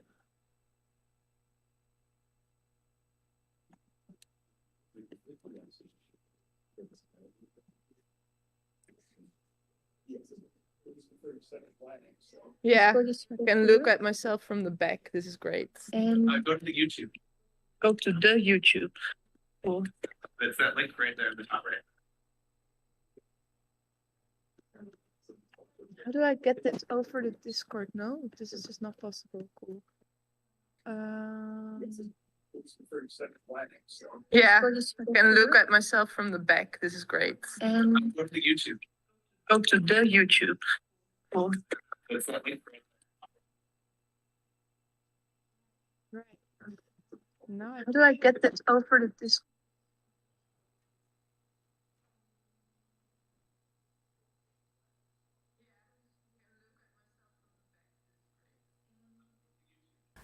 Hi everyone, my name is Antonio Roberts, aka Hellocatfood, and I'm an artist and curator based in Birmingham in the UK.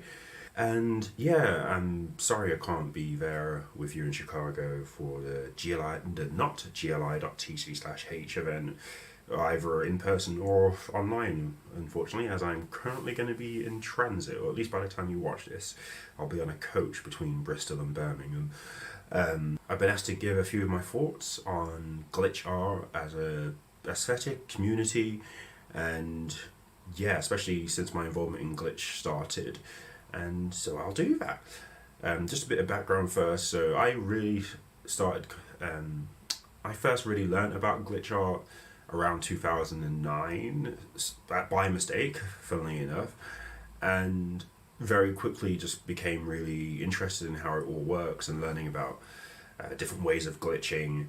And probably actually the thing that most people might know me for is my data bending in Audacity tutorial, which is definitely not like the first tutorial on data bending. I think the first one, at least I came along, was one by Stalio. But at the time, I think it was the only one that had documented how to do data bending using Audacity, which of course is open source, whereas the other methods were using, I think, Adobe Audition, which is proprietary. So yeah, I think most people at least came to know me from that tutorial, and just general other things that I'd written on my blog about, like how to do glitch art or how to make weird graphics.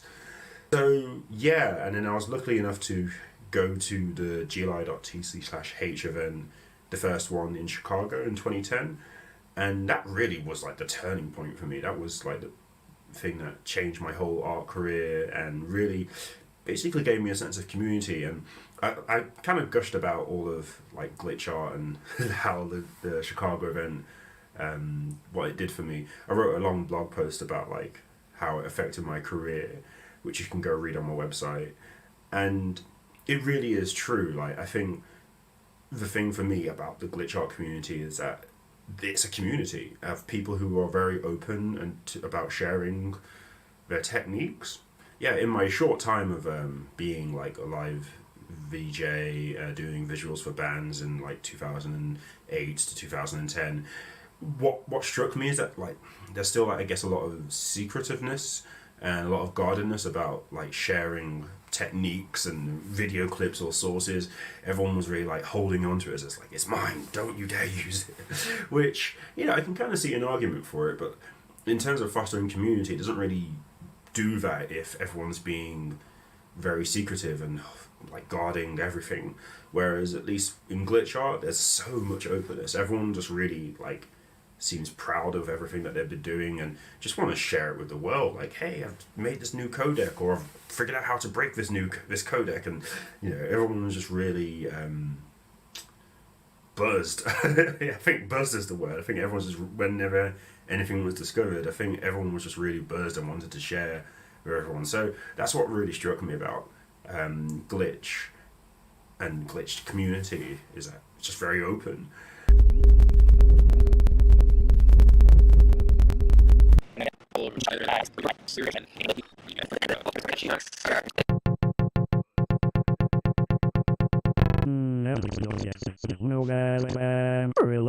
2012 Birmingham review.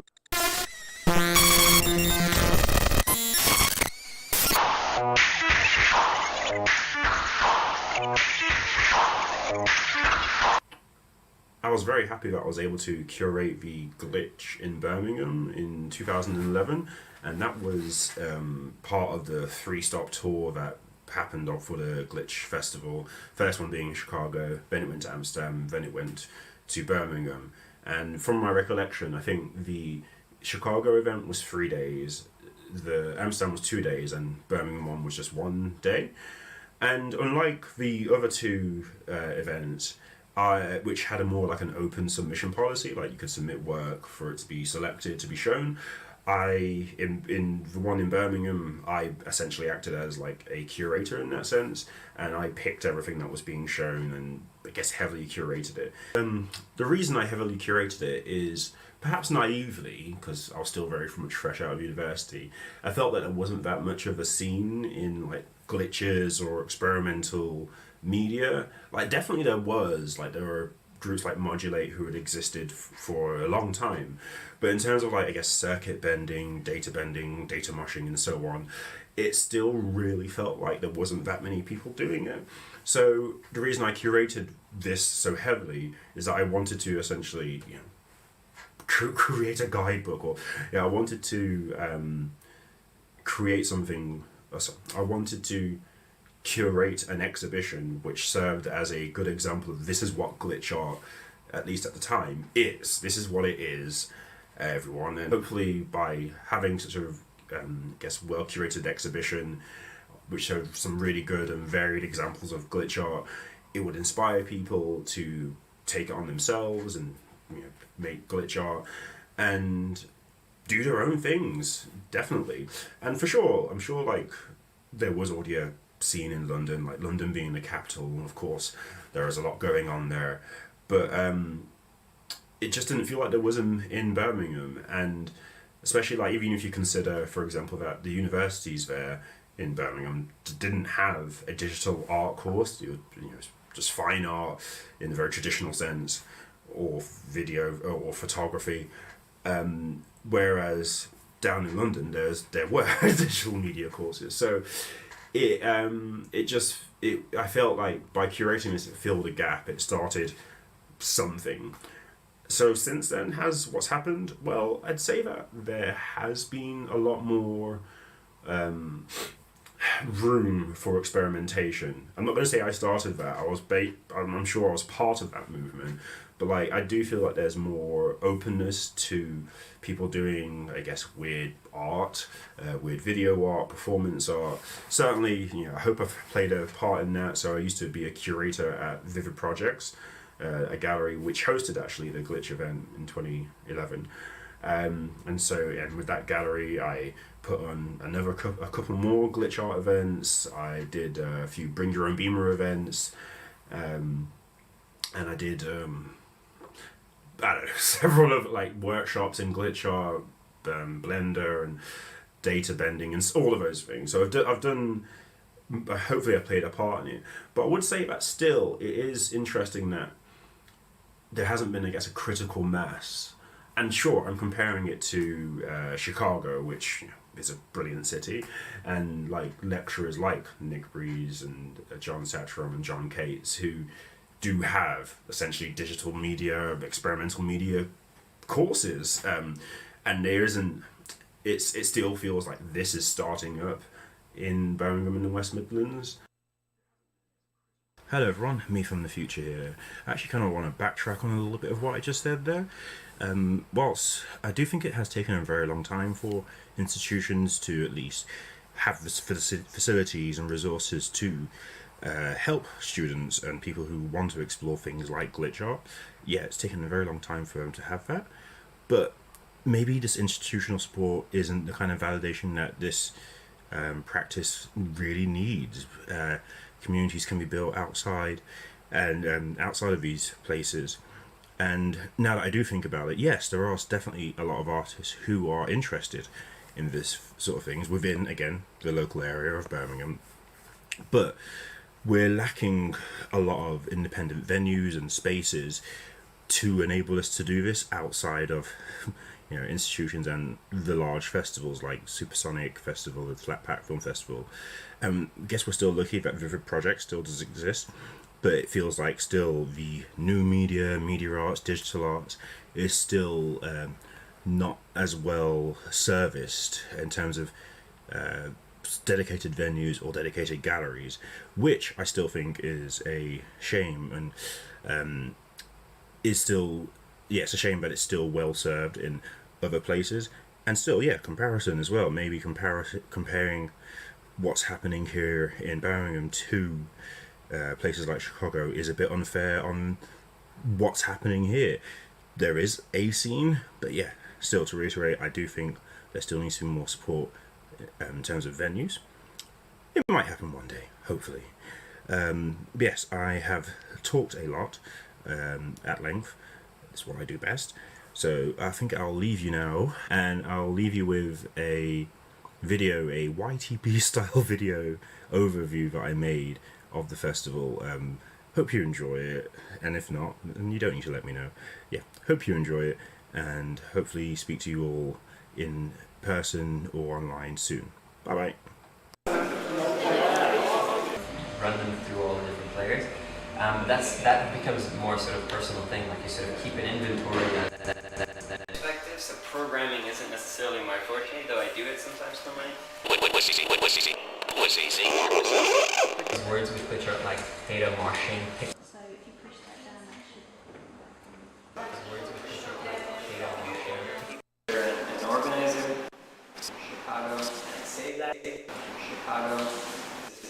Pre-users TikTok applications, interpretation of that binary data. In very short terms, blind optics is invisible cinema.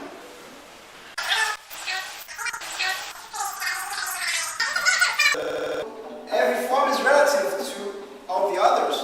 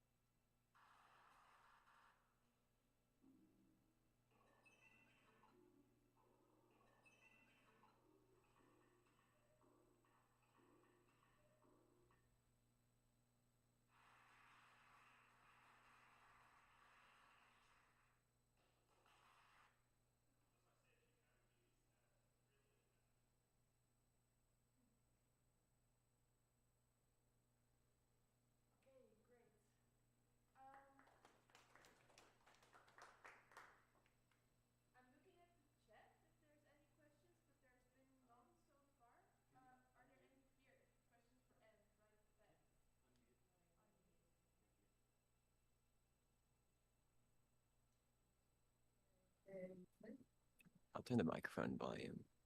Any questions? Or we can just like slide right. I don't have a question, but I want to wait to know whether or not we're unmuted. Yeah, we're unmuted. Yeah. Disagreement I have with something that the cat said, in that he doesn't think so much is happening in mass as much. I agree that the scene isn't as well served that it otherwise could be, especially like things like New York PS1. They try, but I feel like they fail to really capture new media scene. But I do think that it is happening in mass and has been for several years. And something I've noticed as a newcomer in 2014 or whatever is that some of the older cats, like Hellocatfood Cat and Rosa and Breeze even, they seem to kind of get into their own thing and their own sphere.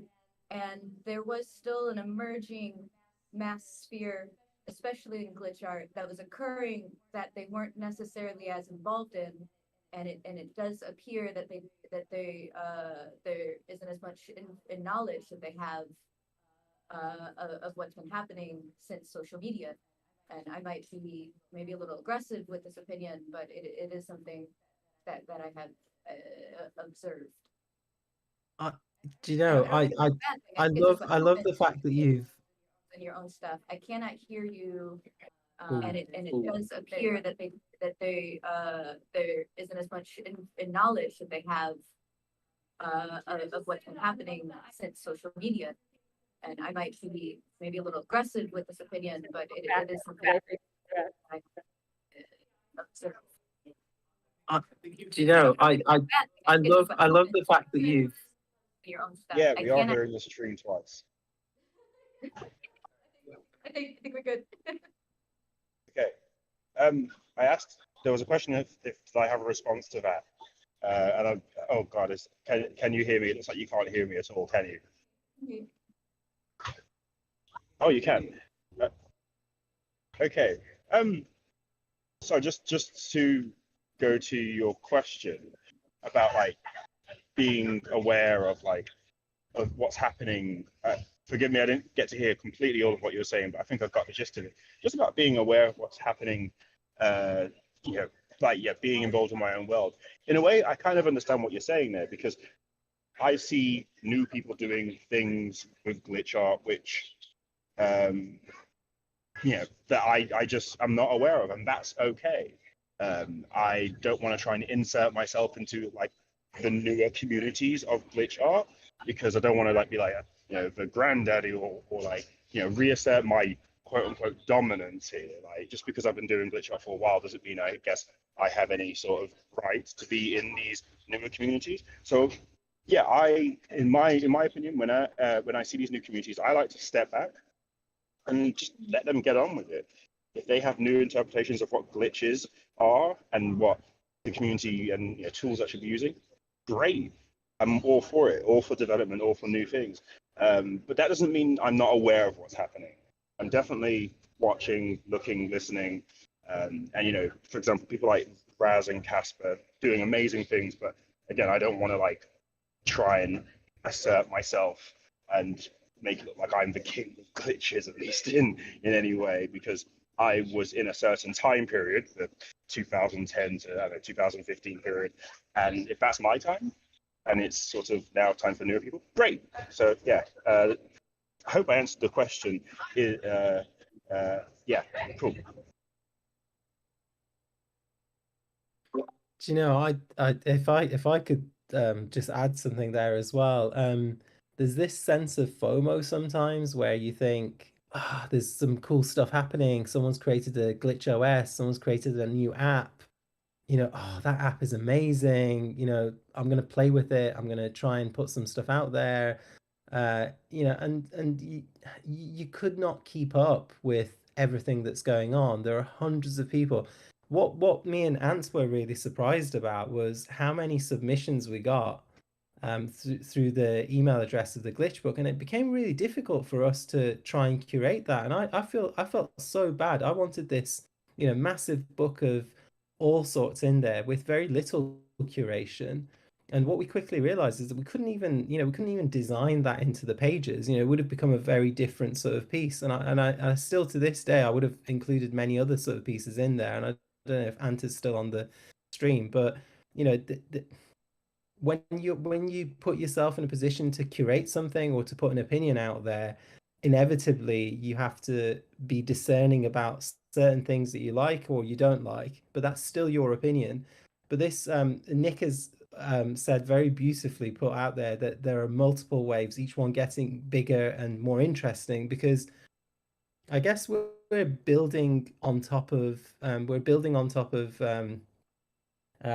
what's been there before, and you know, people are interpreting it through very different lenses every time, and I think this is part of the real interest in it, in that you could effectively look at it in terms of performance art, sculpture, you know, any sort of field of creativity could have its own interpretation of the glitch. And for one person to say, this is my glitch, I couldn't ever see that happening. And especially as how welcoming the community is. So even if you have two people doing the exact same work, they couldn't claim that mine is better than yours, because at the end of the day, we're collaborating with a concept. We're collaborating and playing around with something that is impermanent and changes due to the nature of the media that we use. So at best, we're all little snapshots of time, and you know, we drift in and out. I think Ant's work there has been really interesting, because he keeps deleting his site, coming back, you know, doing little archives, and I think that reinvention is part of it, and I love that. So yeah, sorry for the extended little input, but I just felt like it was a very valid point that you raised, and I'm glad someone's mentioned it.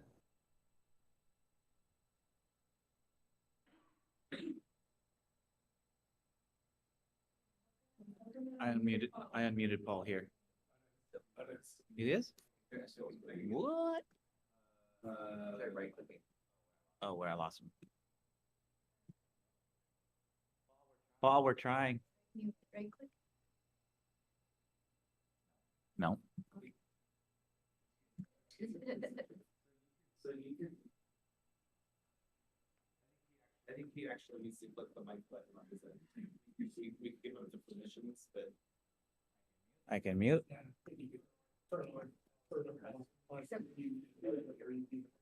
Where do we see? Oh, yeah.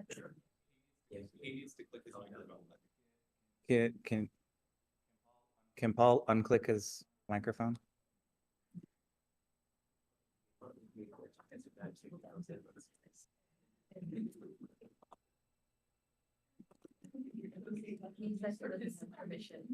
He doesn't have permission?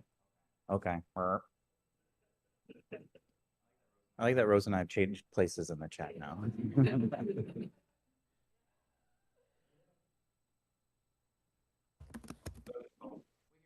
We hear you. Oh, you can hear me? Oh, Yeah, cool. Okay. Just when I was going to type it all out. What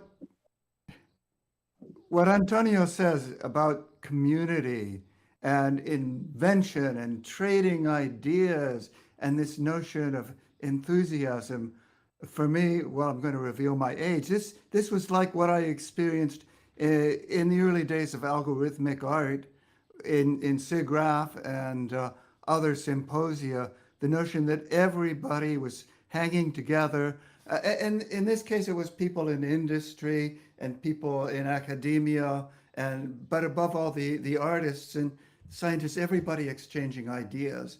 And I've dedicated a large part of my time just to working with these people because the community was so good. It wasn't a question of whether we were making great art. We were making things, and we were our own audience, and we were distributing to ourselves. And just to give a closure to this is my vision of what culture actually is. It's all of this shit that you make. It's when you make it, it's the people you make it with. It is not, excuse me, Sotheby's. It is not the institutions. It's not even those institutions nice enough to collect algorithmic art or glitch art. It's what you're doing. It's the communities you're building.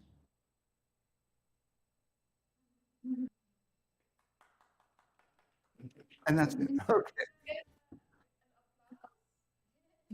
I think we have to slowly move over to Jess, because otherwise the pizza that is not here will get cold. Yes, I am going to first. No, John, come back. John, I need you to log in. I touched the hot corner. It's just glitch 1, 2, 3 exclamation point. No, I'm kidding. It's fun.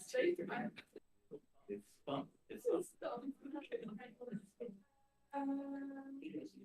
Just give me that thumb. Yeah, here. Yeah, we're going to unmute us here, so you have to mute us there, and then I'm going to share a screen, which is here. Go live. I think you're here.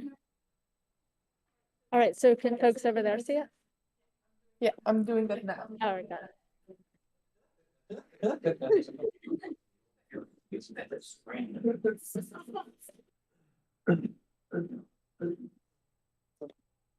I'll do this. I think it's your turn. All right, Ready. so I have a camera on me. I'm totally disoriented, and hey, all, I'm going to go as fast as I can because I know we need to make up some time. So I've got 7 slides. I'm going to try to read them in about 4 minutes. Reason, glitch. Technically, I'm outgroup with proximity plus some shared language and values. And just by serendipity, I moved to Chicago in 2010, and I worked with a lot of folks during the early organizing initiatives. So some of those shared language values are, I'm typically wandering around out of bounds. I'm a broken T1D cyborg, and I'm into mixing methods. I'm a social scientist. I am working on a PhD in learning sciences. I'm ABD. That thing gets defended in the fall. I'm also a very serious 49-year-old professor. I am still a broken T1D cyborg into mixing methods, typically wandering around out of bounds, does observation and analysis rather than artifacts at this point. Social scientists love positionality because a researcher is an instrument, a vulnerable, messy, flawed instrument.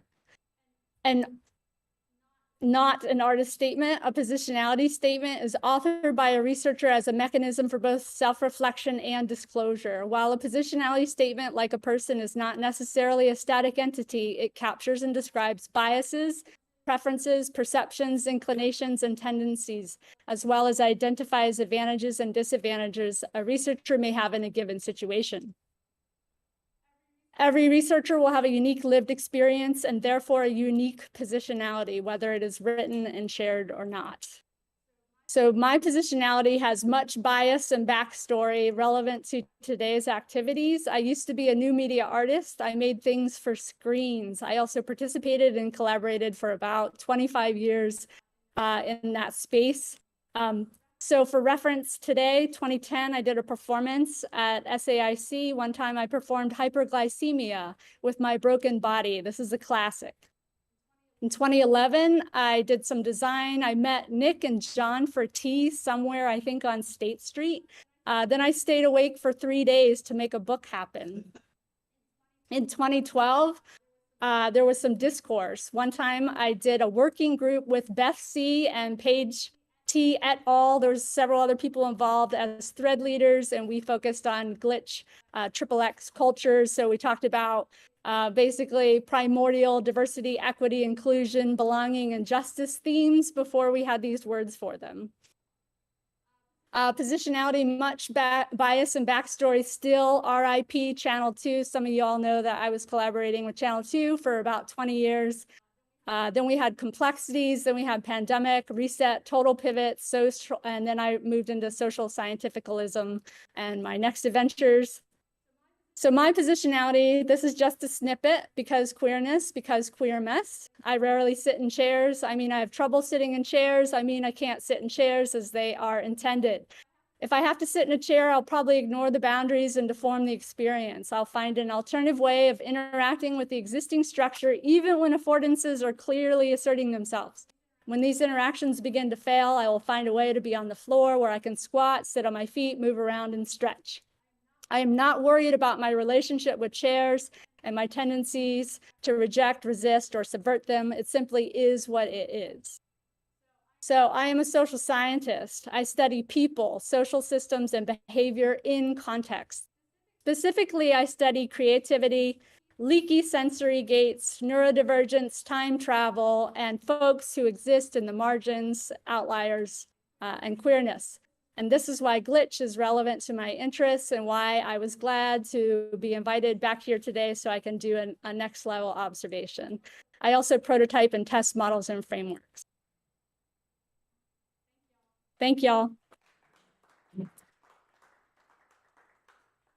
You've been hanging in there with the chair, haven't you? I know, I'm like wiggling already. Right. Yeah. Who of you was there when Jess gave the performance about her hyperglycemic body? It was in the little theater at SAIC, the little black box. It was Sunday morning. It was very early. Folks had been out late night before and were kind of, were there. Best to their degree. Yeah, for sure. Eating an apple, I remember. Yes. Yeah. Yep. Showing what an apple does to your body. Yeah, Nina was there, and we had a shared experience with being type 1 diabetics. Got what a T1D was. Oh, on the screen now. yeah, great. And the cyborg is there's any kind of implant or anything. Yeah. So the sideboard comes from the fact that I'm hooked up to a CGM loop system, which is a Bluetooth device that communicates between a insulin delivery system and a continuous glucose monitor. So these things are attached to my body. The insulin pump uses machine learning to understand where I was 5 minutes ago, and then it does predictions for 5 minutes in the future, and it delivers particular insulin. And then I do math to match insulin for the things that I eat. There's confounding variables that are not considered. That's a whole other line of research if y'all are interested. Confounding variables being hormones, sleep, stress, age, et cetera, et cetera. These things are not factored into the algorithm. Yeah. Okay. Yeah, it's super helpful that you explain it like that. And I've heard many people thinking now through glitch as a way to study like how their bodies are not conform to a standard idea of what a body is supposed to be. Correct. Yeah. Yeah. Do you have like many people that you're speaking to? I always try to like make people look at your work, my students, etc. But I'm curious, like, if there's a wider practice. I've got like 10 different threads operating at simultaneously right now in life, and my retention is really short. But my disability is the most immediate, and it's the thing that is 24/7. So I'm not thinking about it in an academic sense, but it's definitely a piece of how I do presence. And whenever I'm interacting with groups of people, I bring it up, I describe it, and then I create safe spaces for other folks to navigate disabilities and neurodivergence by feeling flawed in standardized situations. So I bring it. Am I writing about it or talking about it specifically right now? Not right now, but it's on my slate. Yeah. Yeah. Any thoughts from the room or from the chat? Trying to speak up so the chat can hear me also. It's distorted. Any thoughts here? Otherwise, I'm slowly going to move over to Benjamin. No? Okay. I'm going to right here. Like, not response. Do you want me to stop this sharing? Yeah. Benjamin, so nice to see you there. Hello.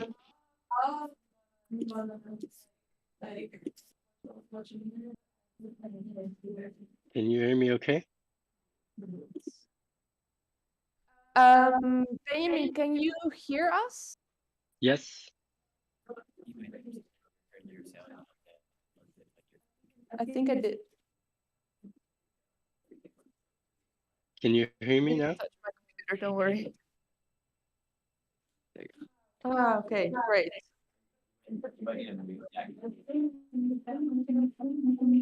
Okay. How do you mean I need to mute? Oh my god, I'm lost. Oh yeah. Come down and hit mute. Just one. No. Yeah? Okay, great. We're here. Ben, can you hear us and can you speak up? Yes, you're perfect. Yes. How are your I'm fingers, first off?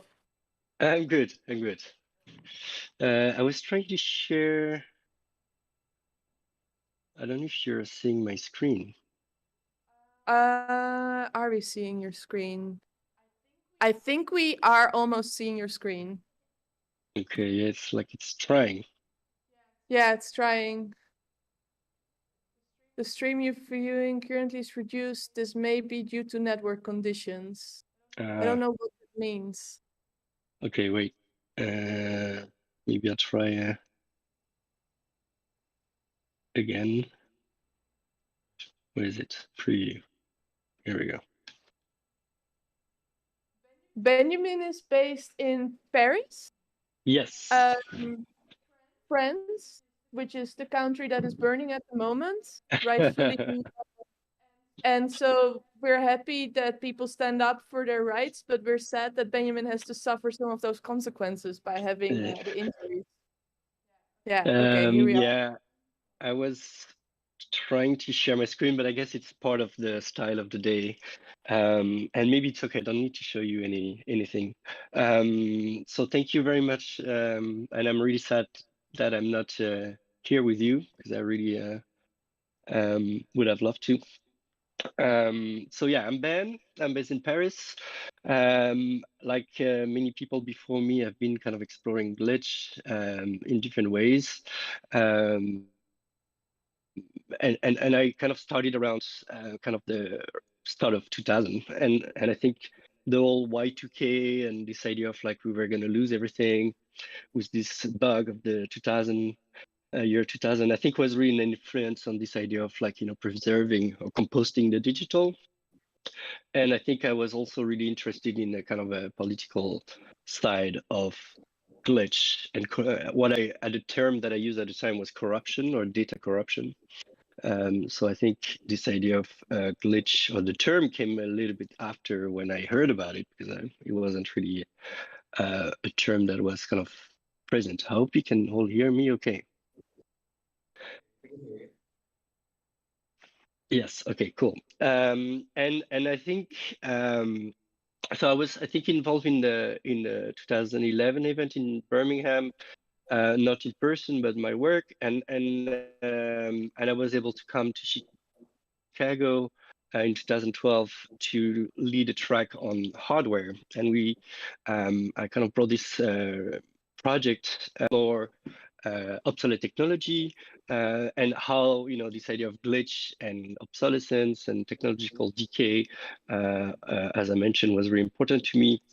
And I was really lucky to find in Chicago a community of people doing circuit bending, hacking electronic, and I think to me was a really great experience. And also, as other people mentioned before, this sense of community and something that I think struck me was also the organization. And it may sound funny in the sense that the organization is very often very chaotic, but I think this chaos was really important to make this event what it was. And the kind of unstructured structures that emerge from letting people free to do things and just putting them together in a room really strike me and influence things that I did since, like organize events in a similar manner, where it was in Paris.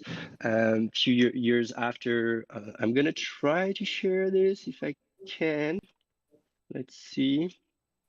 It might work better if you turn your video off so that you have more bandwidth. Yeah.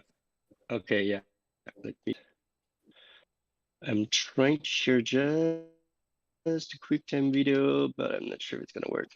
Can we watch it online, Ben? Is there a way for us just to like play it from? Yeah, I mean, I can also send it after. It's not a big deal.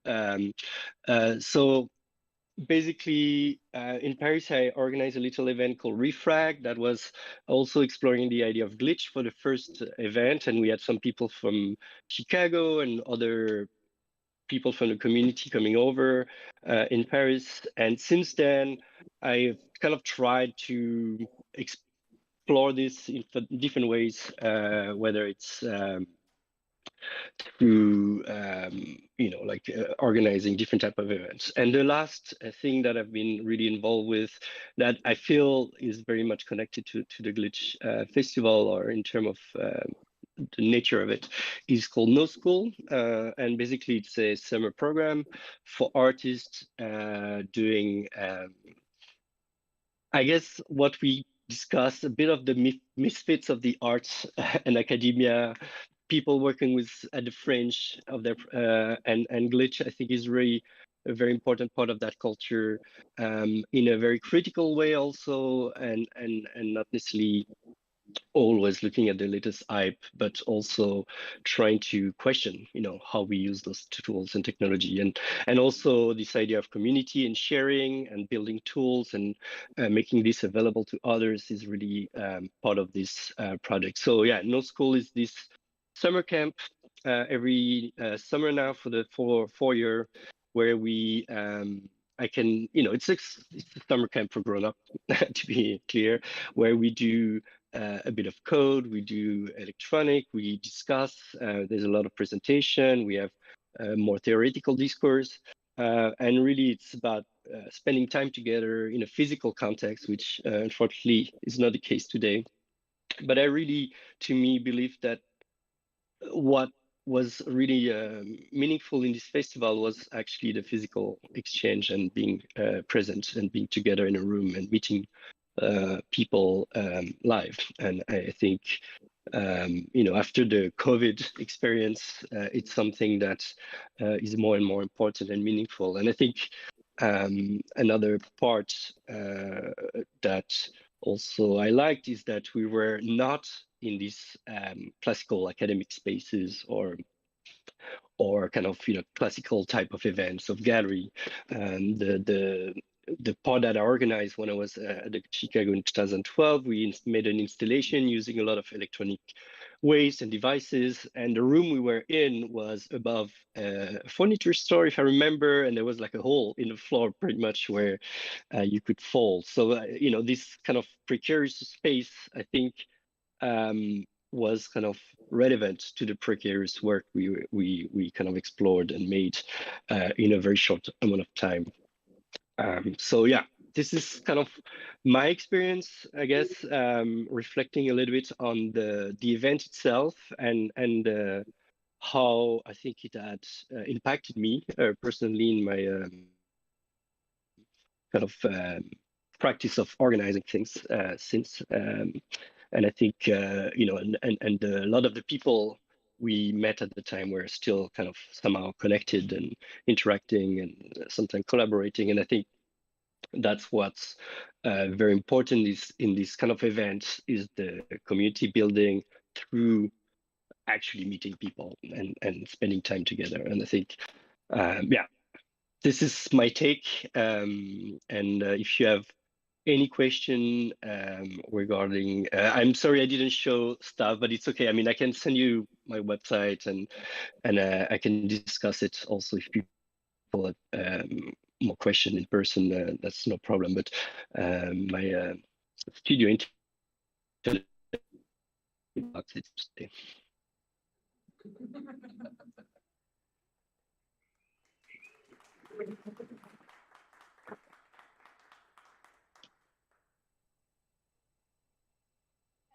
Any thoughts from the room? I'm always curious because Ben, you and Antonio, you've had really both the US and the European perspective. I think for me it's always interesting because now we're in Chicago, but I will say that the geolocation of the community also matters somewhat. Do you have that experience, think that too? And could you say something to that maybe? I think it does matter, but what I've been trying to do, at least with No School, is to actually get people completely outside this environment that's more urban, I guess, mostly because we are doing this in a French countryside in a very small city. That's also a city that's pretty much struggling economically, in terms of population and work and so on. So I think, to me, yes, you have, and that was something that I felt like missing in Europe at the time, the community you had in Chicago that was really active. And as I mentioned, I collaborated with so many people that I never met. And in one day we built an entire exhibition. But I feel like since things have got better. At least I've always been trying to be part of the people building this community or these spaces. So I think I can see kind of a much bigger pool of people and community today than it was maybe at the time, where you had more of a kind of divide in the sense of, and also the struggle you had in the US about funding and being completely self-funded or in spaces that are not necessarily like official or funded, versus in Europe where you can get public funding, and so things were quite different in that respect. But I've always try to pick the best of both spaces, try to keep the kind of freedom that you have when you're independent, and also if you can get some funding, why not? But I think you can find something in between that, at least that's what we're trying. And I should mention that No School is also a collaboration with Dasha Elina, who's an amazing artist, who was one of my students. And, again, it's to me always important to build community, work with people, help each other, support each other. And I think it's something that I've seen through many occasions within the group of people within the organization of Glitch, and Antonio and myself and so on. So we try, to kind of foster that energy outside the Chicago scene. That's quite exciting, at least, for us at the time to see such a very active and experimental scene that wasn't maybe as big in Europe at the time. Are there any questions at this time to Ben? Okay, then we have one last talk in this session. Thank you, Ben. Thank you so much. Thank you. Thank you. Thanks, Ben. We have one last talk for this session is jonCates. So it's interesting. We have like 4 talks now about people that have been kind of in the GLI.TC/H era, but also have like kind of some potentials to look what happened after. After this block, we'll have like what happened after and people that started kind of from that time. So I'm just trying to also make the line like you understand why these people are speaking in the same block. How are you doing, John? Are you around? I have to figure out how to make this work. Yeah, teach me how to do that. I am like stunned. John, you should be able to unmute.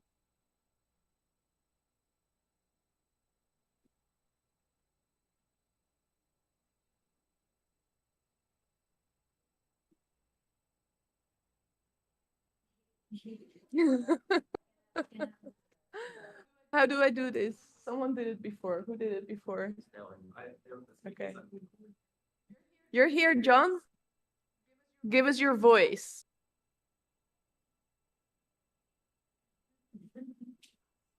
Staying quiet so far. Are you sure you're not muted, Bruce? Me muted? No, I'm not muted. I'm like, I'm giving prompts. I'm just, now it's muted again. I see that. So we're going through the model. We're diffusing the sounds into something that's then finally becoming anything we want. No sound for you, John. Try checking your microphone. Yeah, if you go to the little gearbox on the bottom left, you can set your audio input, John. What is being set? Is there a way to set your audio inputs? Are you on a Mac? Because I had to do something crazy as well. I've never really used Discord, so I had to restart. I had to enable it and restart. Okay, yeah, restarting. Yay. Just gonna. In the meantime, it's so nice to see all these people. Like it's Bob. Bob was like one of the data mushing crew people. I don't know if you remember the famous tutorial from YouTube, the one that everyone learned data mushing from. That's Bob. And I see Rick. Rick is Rick was always, I have the memory that Rick was always visiting GLI.TC/H also. But I might be misremembering. So many OGs. I feel like more so many whoops, but I don't know, whatever.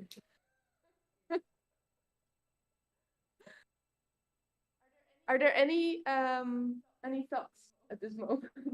Besides, Rose, you need to learn Discord. Because I think that all the time. We have a tutorial for Discord.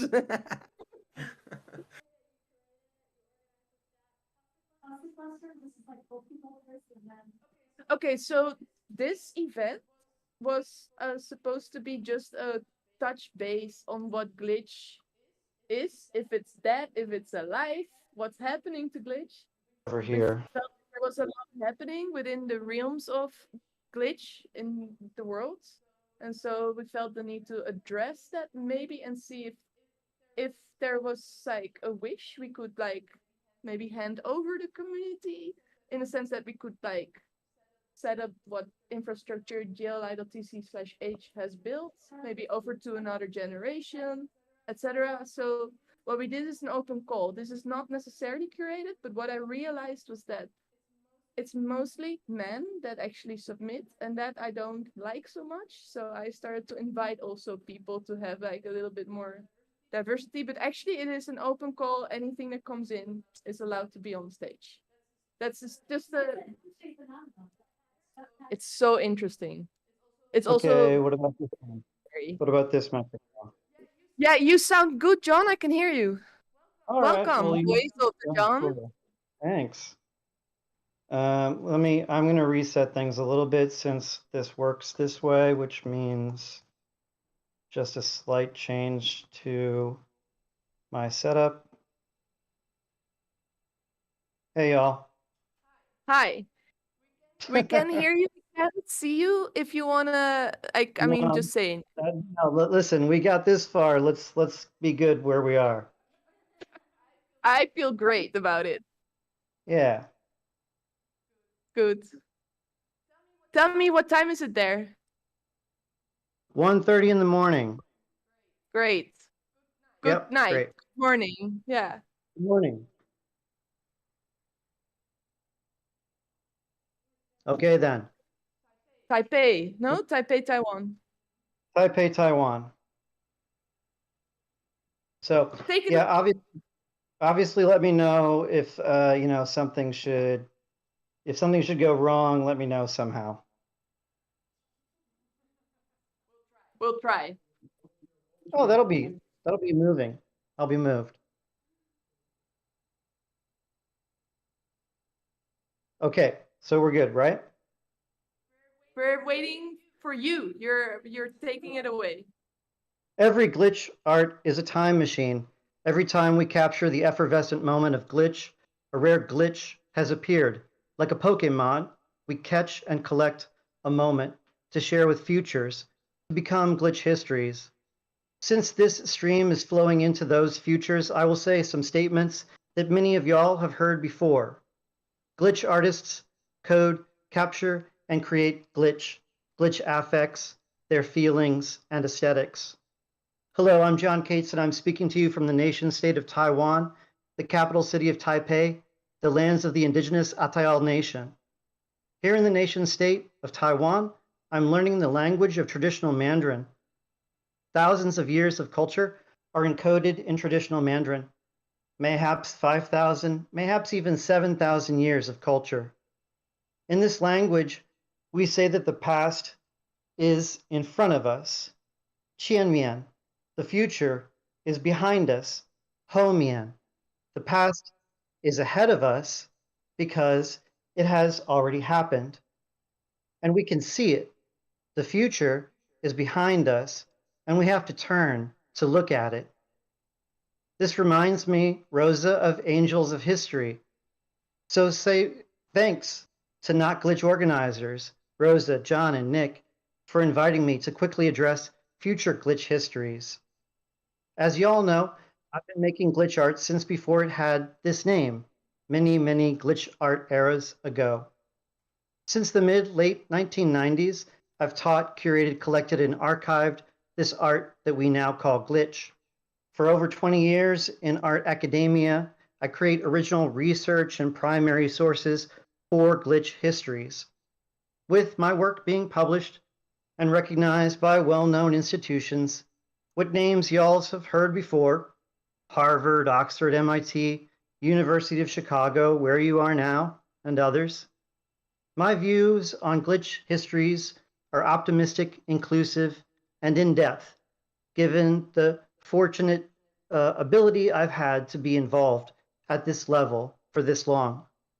I often interview glitch artists, asking them for their own stories, their own glitch histories, so that they tell their stories in their own words, from their own perspectives and their own experiences, as I've done recently with Jamie. Earlier, we heard directly from Jamie in her own words, and again, I feel blessed and fortunate to know her personally and to work with her professionally, archiving, preserving, and publishing for the study of glitch histories. I curated her into my exhibition, Chicago New Media, at Ars Electronica and the University of Illinois at Chicago, along with a remix made by Dr. Whit Powell, whose work on trans identity and glitch art is key. And now I continue to archive and preserve the copyright communities that she, Jamie, was a key part of, communities of media art, digital art, and video art from the 1970s to the present. I began that work in the early 2000s, a long time ago, Hanzhou Iqian. Back then, with Satram and others, we were then what we are now called the future. So these glitch histories that we are always already making, they are keys to unlock our understandings of our lives in real time, to open and share our experiences with one another, and to expand our consciousness. I recently divested from academia to focus my energies entirely on building my glitch art worlds across blockchains and in the context of crypto art. I create the Glitch Western, my vision of the Old West, in Ghost Town, and the futures of the Ancient East in Gold Mountain. I explore glitch storytelling, the potential for nonlinear narratives that break apart and reform in new ways, building my own glitch art worlds, which are also shared with old pals and new friends who I've met along the way, crypto cowfolks out on the trail. I'm part of DOS DAO, the DAO created by glitch artist Max Capacity's DOS Punks project. DOS DAO focuses on glitch art and trash art. I'm interviewing glitch artists for DOS DAO so that we can share their experiences in this era of glitch art. My first set of interviews is with glitch artists Max Capacity, Empress Trash, Espinoza, and more. My first DOS DAO discussions with Samfe is already available. Histories or historical accounts are formulated through subjective experiences. Many people feel imploded in their lives, like a central character of a story. They view the world from their own perspectives, their own stories that are unfolding over time. This happens for many reasons, because that is how we construct our understandings of the world, viewing the world from inside our own experiences, embedded in our life world. In this process, people can be unreliable. They can be unreliable narrators when they tell their own stories. This also happens for many reasons. They may have different intentions or motivations over time. They may want or think that they want something that changes, or they may not remember past events. They may forget, misremember, or attempt to intentionally mislead. When we don't remember quote unquote correctly, our memories can become quote unquote glitched. Memories or documents that we store in computers, on clouds, via chains, can also obviously become glitched. These materials often become the raw materials that we use to make glitch art. So we might sometimes romanticize this kind of decay, but that type of damage might also make those memories become unavailable on especially those externalized documents or files that we've stored. People's memories, including, of course, my own, and those who, like me, are academically trained as artists and art historians, are affected by a range of internal and external conditions. These conditions can often create confabulation. Again, a kind of romanticizing of decay or damage artistically can be seen as a hallmark of glitch art, even when it may cause harm, physical, emotional, or psychological trauma. Historiography, the study and discipline of writing histories, offers tools which can help, such as historical imagination. Historical imagination enables us to approach people's lives in the past by carefully reconstructing what it must have been like to be them back then, at that time, during those past events, long, long ago. Han Zhou Yiqian. At the same time, we're creating tomorrow's glitch histories today. Now, as glitch artists, we are alive, and our experiences are in our community's living memories. People, such as myself, have direct first-hand experiences from the beginning during the creation of the movement. Writing our future glitch histories is key to archiving and preserving glitch art. Glitch art can exist to glitch art, to intervene, and even overthrow systems of power, including institutions. From this perspective, we write our own glitch histories to glitch history, to disrupt dominant narratives, which can be destructive and harmful, especially to those who are historically, systematically excluded. Art institutions, for example, auction houses, are often unwilling or incapable of telling our glitch histories accurately. Dawnia will detail this later today, but for me, I just want to say that as an example, when an institution was most recently forced publicly by glitch artists to recognize its failure to represent us accurately, who did it turn to? It turned to Dawnia, to glitch artists themselves. Still, we must remember these institutions are not inclusive. Institutions are exclusive by definition, by design. They define themselves by excluding people in order to say this person is and this person is not in their definition of glitch art. And herein lies a critical difference to the inclusive participatory strategies like the open ports of GLI.TC/H, or the raw bits of dirty new media before it, or the curatorial structures of FUBAR, the world's longest running glitch art festival.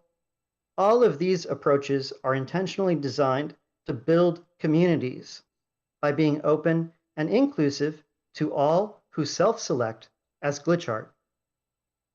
As Rosa, you said to me, I am an integral part of the messy process by which we all have arrived here today. This is true. I fortunately initially invited Rosa to present her work in Chicago as part of a plan that we, Nick, Satram, Evan Meany, Rosa, and myself cooked up over beers and internet in 2009. So I'm happy to return, and I'm here to say, tell your stories, because we're always already at the threshold of where your glitch stories become our future glitch histories. We want to connect, and we are creating our futures now, in this now, the only now that we ever get to know. And we time travel into our futures, or like they say in traditional Mandarin, our future glitch histories are ahead of us. Thanks.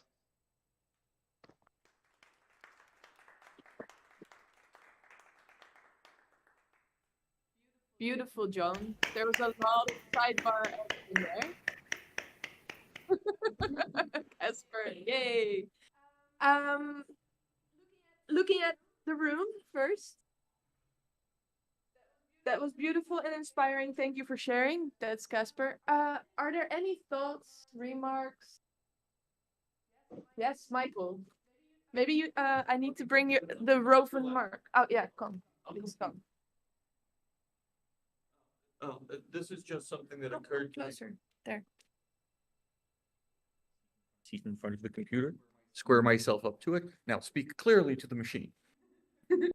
Last night we had a conversation about exactly some of the things you're talking about, particularly about Miami in the late 90s and early 2000s, which is one of those things that has always been on the margins of glitch art and the whole glitch scene, to such an extent that I was showing things to some of the other people who were at the event, and they had never seen these things or heard of them or knew that it was even happening. So when we talk about histories, it's one of those things where you very quickly end up with the histories being about the centers where there are already established histories, like Chicago or New York or places in Europe, which have these long and extensive and well-established histories. And the places that were on the margins, like Miami, especially before Art Basel, it's very easy to not even realize, or perhaps not even know, that there is a history that is happening in those places too. So that's just a comment. Yeah, I mean, again, emphasizing and highlighting the fact that we all need to tell stories, our stories.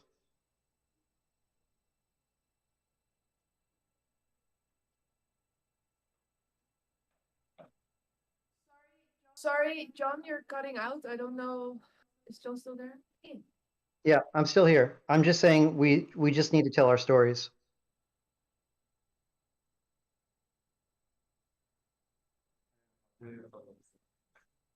Any more questions or thoughts from the room, from the chat?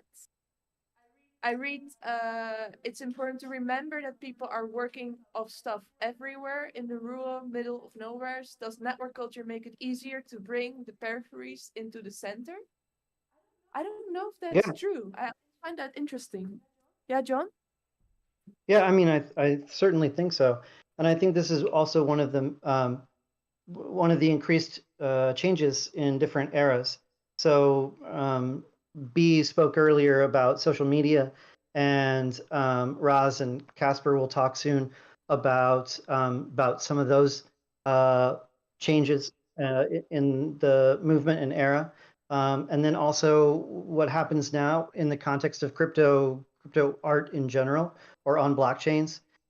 There's a way in which participatory platforms that are designed to welcome people in for different reasons do absolutely help to bring folks together from all different parts of the world. And, you know, Breeze has, I love to repeat this quote that you taught me, Breeze, one time about the happenstance of where we physically are. You probably know the quote better than I do. I always have to look it up so I make sure I get it right.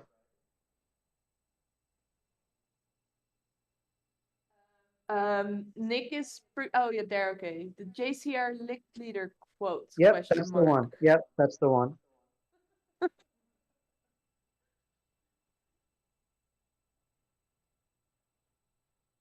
We're just gonna give Nick a second. While Nick is preparing our lunch. Yep. Communities based on interest, or we could substitute that for intensities, different types of art making, rather than based on proximity, rather than based on physical limitations. I mean, obviously we are profoundly networked internationally. We always have been. For us, we grew up this way, and you know, for Glitch, the listservs, the email listservs, the Flickr image pools, later the Tumblrs, later the Facebook groups, you know, later, let's say also now currently platforms, marketplaces, all of this, I mean, yeah, brings people together.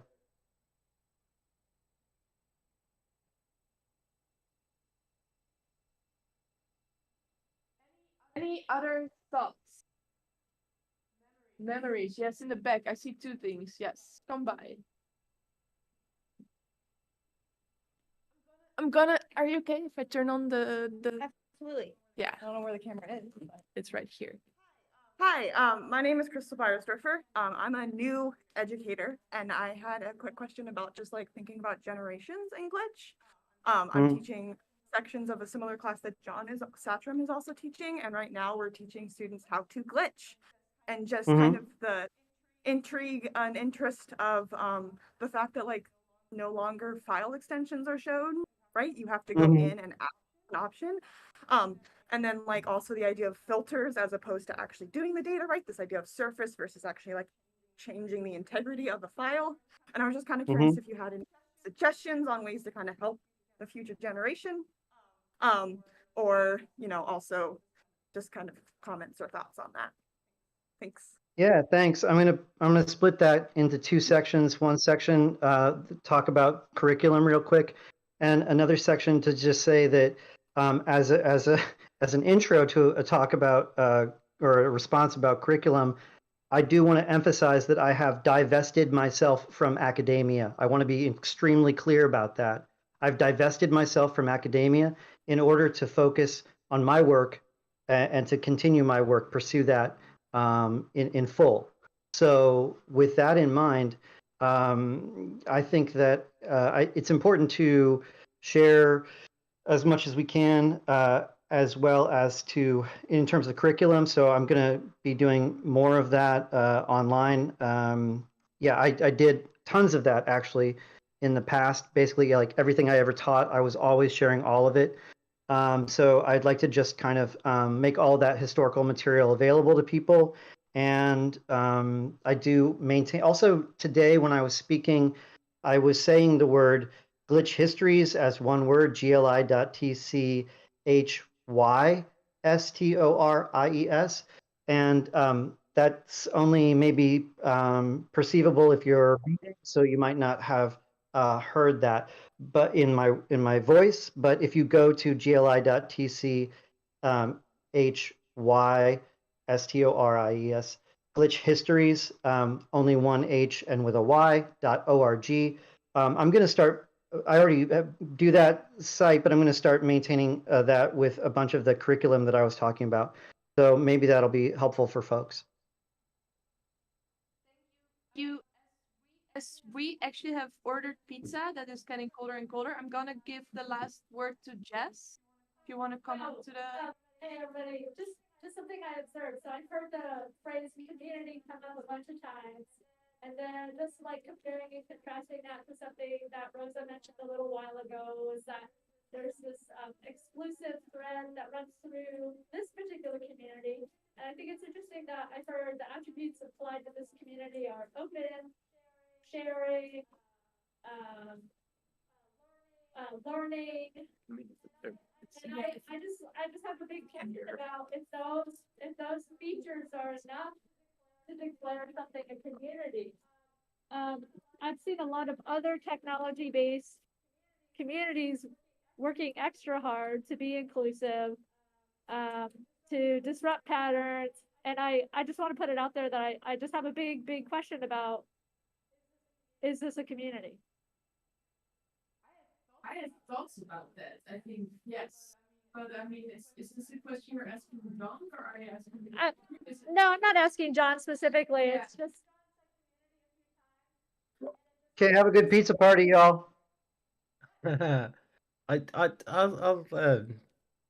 mention a thought around that. What is a community in that, you know, these people with different sort of ideas are coming together to kind of share what their own sort of take is on the shared phenomenon. You know, if we have a concept that we're exploring together through the lens of our own practice, is that sufficient for it to be a community? If there are multiple sort of friendship groups within that community, multiple collaborations going on, you know, does that make a community? What kind of formality is required for any community to exist? You know, within, maybe this is a fandom. Maybe it's a fandom. You know, maybe we're writing, you know, our own little fictions within it. So I would say that it is absolutely a community by the internet definition of the community, let alone the social definition of what community could be, really. That and added sharing of a set of values based on aesthetic values, political values, and different all these types of meanings that we can communicate with, because we have words that only us know and not people between outside of this community have, adds to the fact that this really does feel like a community to me. Definitely, yeah. Yeah, I mean, I think for me,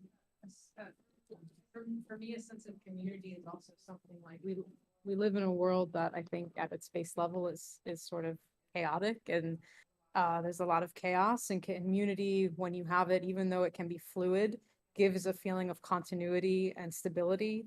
And for me, there's many people in this room that I mean, there's new faces, but there's people that I've known for over a decade or for a decade, and we've met in various cities, sometimes different countries. And so we're together as a community building a narrative and building some of those histories that John was talking about. So for me, this is definitely a community. There's no question about it for me.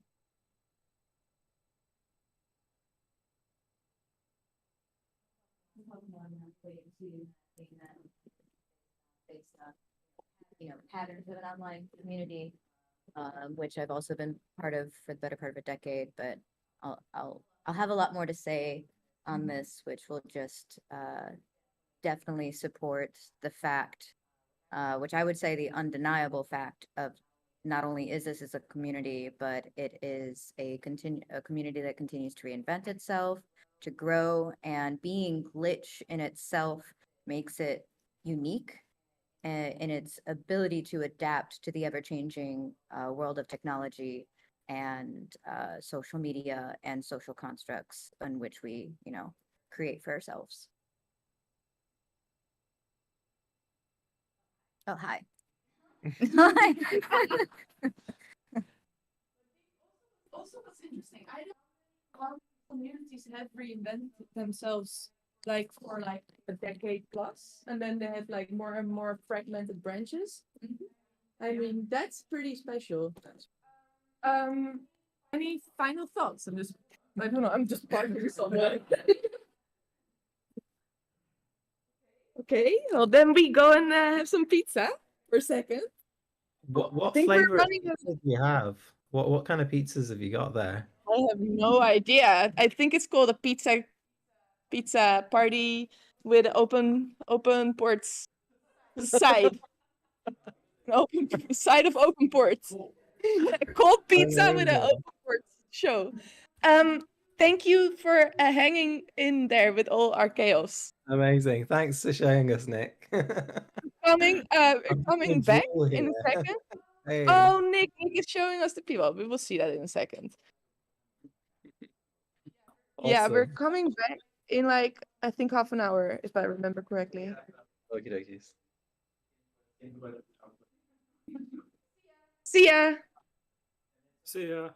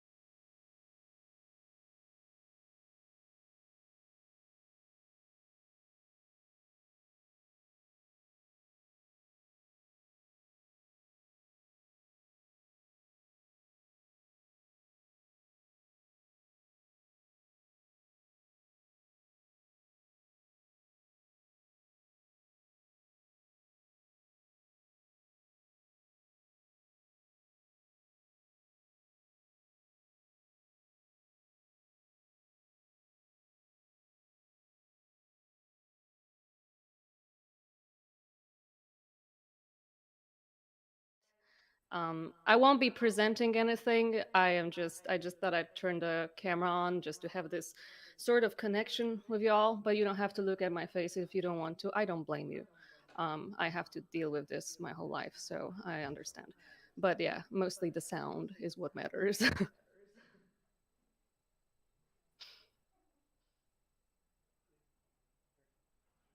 Oh, hold on. Can you hear me? Okay, good. All right, so I'm just gonna start then. Hi, everybody. My name is Ras. Although some of you might know me as Zoe, I will say that I don't go by this name anymore, but just putting it out there that that's what some of you might recognize me as. I will be talking, or Zoop, yes. I will be talking a little bit about the state of glitchart communities, networks, groups, whatever you call it, whatever we decide after today that we want to call them, after 2012. And for the most part, before the rise of crypto art, because I am definitely not the right person to talk about that topic. But I think people will be talking about that later.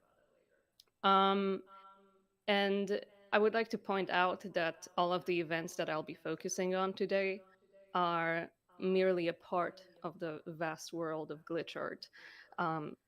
This is only my experience, my Eurocentric perspective on things that I will be sharing with you today. Yeah, so I've been creating glitch art for 9 years. It's going to be my 10th glitchversary in the next year. So maybe I'll do an event, throw a birthday party or something like that for my glitch journey. That would be fun. I, God, Caspi, am I still there? Okay, good. It's just him having issues. It's been like that the whole day. Okay. So I discovered glitch art, or rather glitch art came into my life 9 years ago. A friend of mine texted me and said, I found something that I can do for the rest of my life. And that message kind of stuck with me because, well, I'm here today, and I think I'm going to be repeating this sentence and quoting him for a very long time from now on. Glitch art is definitely an inseparable part of my life at this point. And I think that, it was especially shocking for me to discover it because at that point I was already mesmerized by the aesthetic because I saw it a lot on Tumblr and places like that. But I had no idea that it actually had a name, let alone that there was an entire community of artists dedicating their work to it, studying its history, theorizing it, writing manifestos. So that discovery was pretty shocking to me. And we were on Facebook back then, and my friend invited me to this Facebook group called Glitch Artists Collective. And I will talk about it for a little while, even though on a personal level I have kind of mixed feelings when it comes to GAG. But I do believe that GAG played a significant role in making things happen in the offline when it comes to IRL events that I will be talking about later. So I believe GAG was created in 2012 by Matthew Saint-Pierre. It's basically a community, or was, it depends how you look at it, a community of artists that existed as a Facebook group, mostly for image sharing and glitch art discussions. I believe today it is mostly active on Instagram, so in a little bit of a different form, but I'm not entirely sure.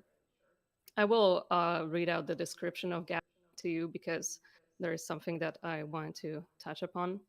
Glitch Artists Collective was created with the intention to connect, promote established and emerging glitch artists from all around the world, in addition to a source for those interested in the art, intrigued by the aesthetic, and a knowledge source for those, and especially those who wish to learn how to glitch.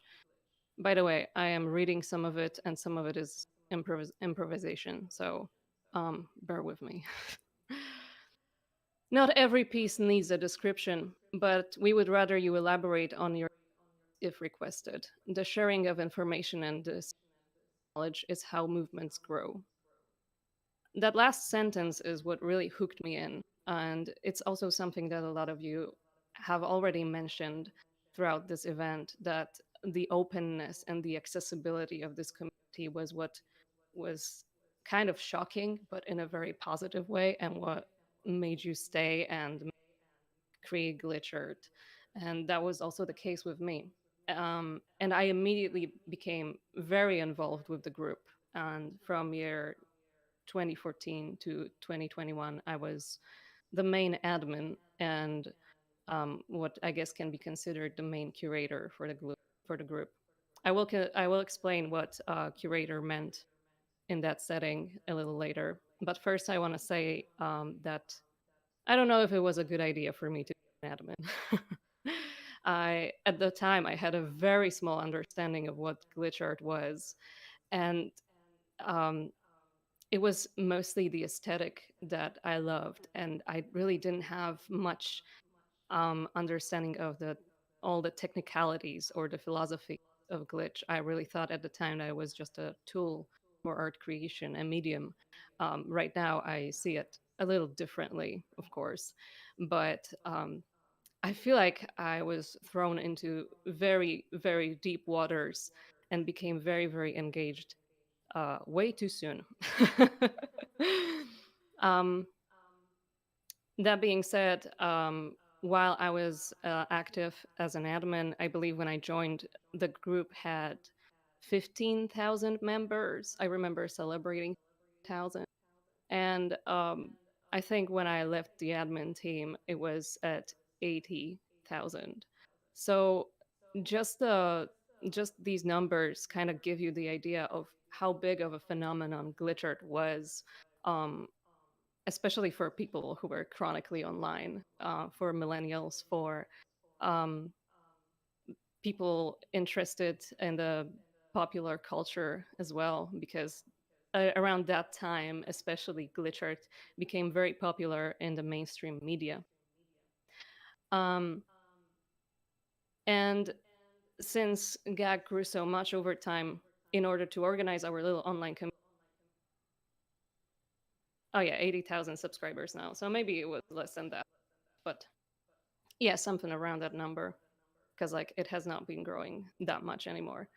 But so since GAC grew so much over time, in order to organize our little online community, we created subgroups for it, such as glitch request, where people would post pictures for artists glitch, audio edition for glitches and music, and of course tool time, which was focused on sharing and discussing techniques and tools for creating glitch art, as well as some other groups. And the group also had a page associated with it, as well as other social media accounts. And we would treat it as a kind of curated GAC experience of sorts. Basically, admins of the group acted as curators for the page, and I think they still do, maybe, I'm not sure. Basically, we would be going through the group on a daily basis, selecting artworks and artists to feature, and along with that, we month program for which we would write up small posts about selected artists and their work, talk about them in a little more detail. And since we existed mostly as a Facebook group, we were also limited by the community standards and rules of Facebook. Throughout the entire existence of GAC, and while I was involved, the topic of creating a website for GAC would appear every now and then, but that idea never came to fruition, unfortunately. I think it's still a good idea, honestly, because if anything, it would be a cool thing to have an archive for GAC, and it could a website could serve as such when inevitably Facebook dies, hopefully soon. Who's to say? But yeah, I don't think that's project that I would like to do alone. That's for sure. And like I said, I'm no longer associated with GAC, so that's really not a decision I would make. But I could help with that, I guess. Well, anyway, don't want to get sidetracked. But also because it existed on social media, I think the social aspect was one of the main things that was keeping the group alive, or dead, depends how we look at it. And it was definitely one of the driving forces for the offline events that happened in the next years. We have 2018 curated pics lying somewhere. That's good.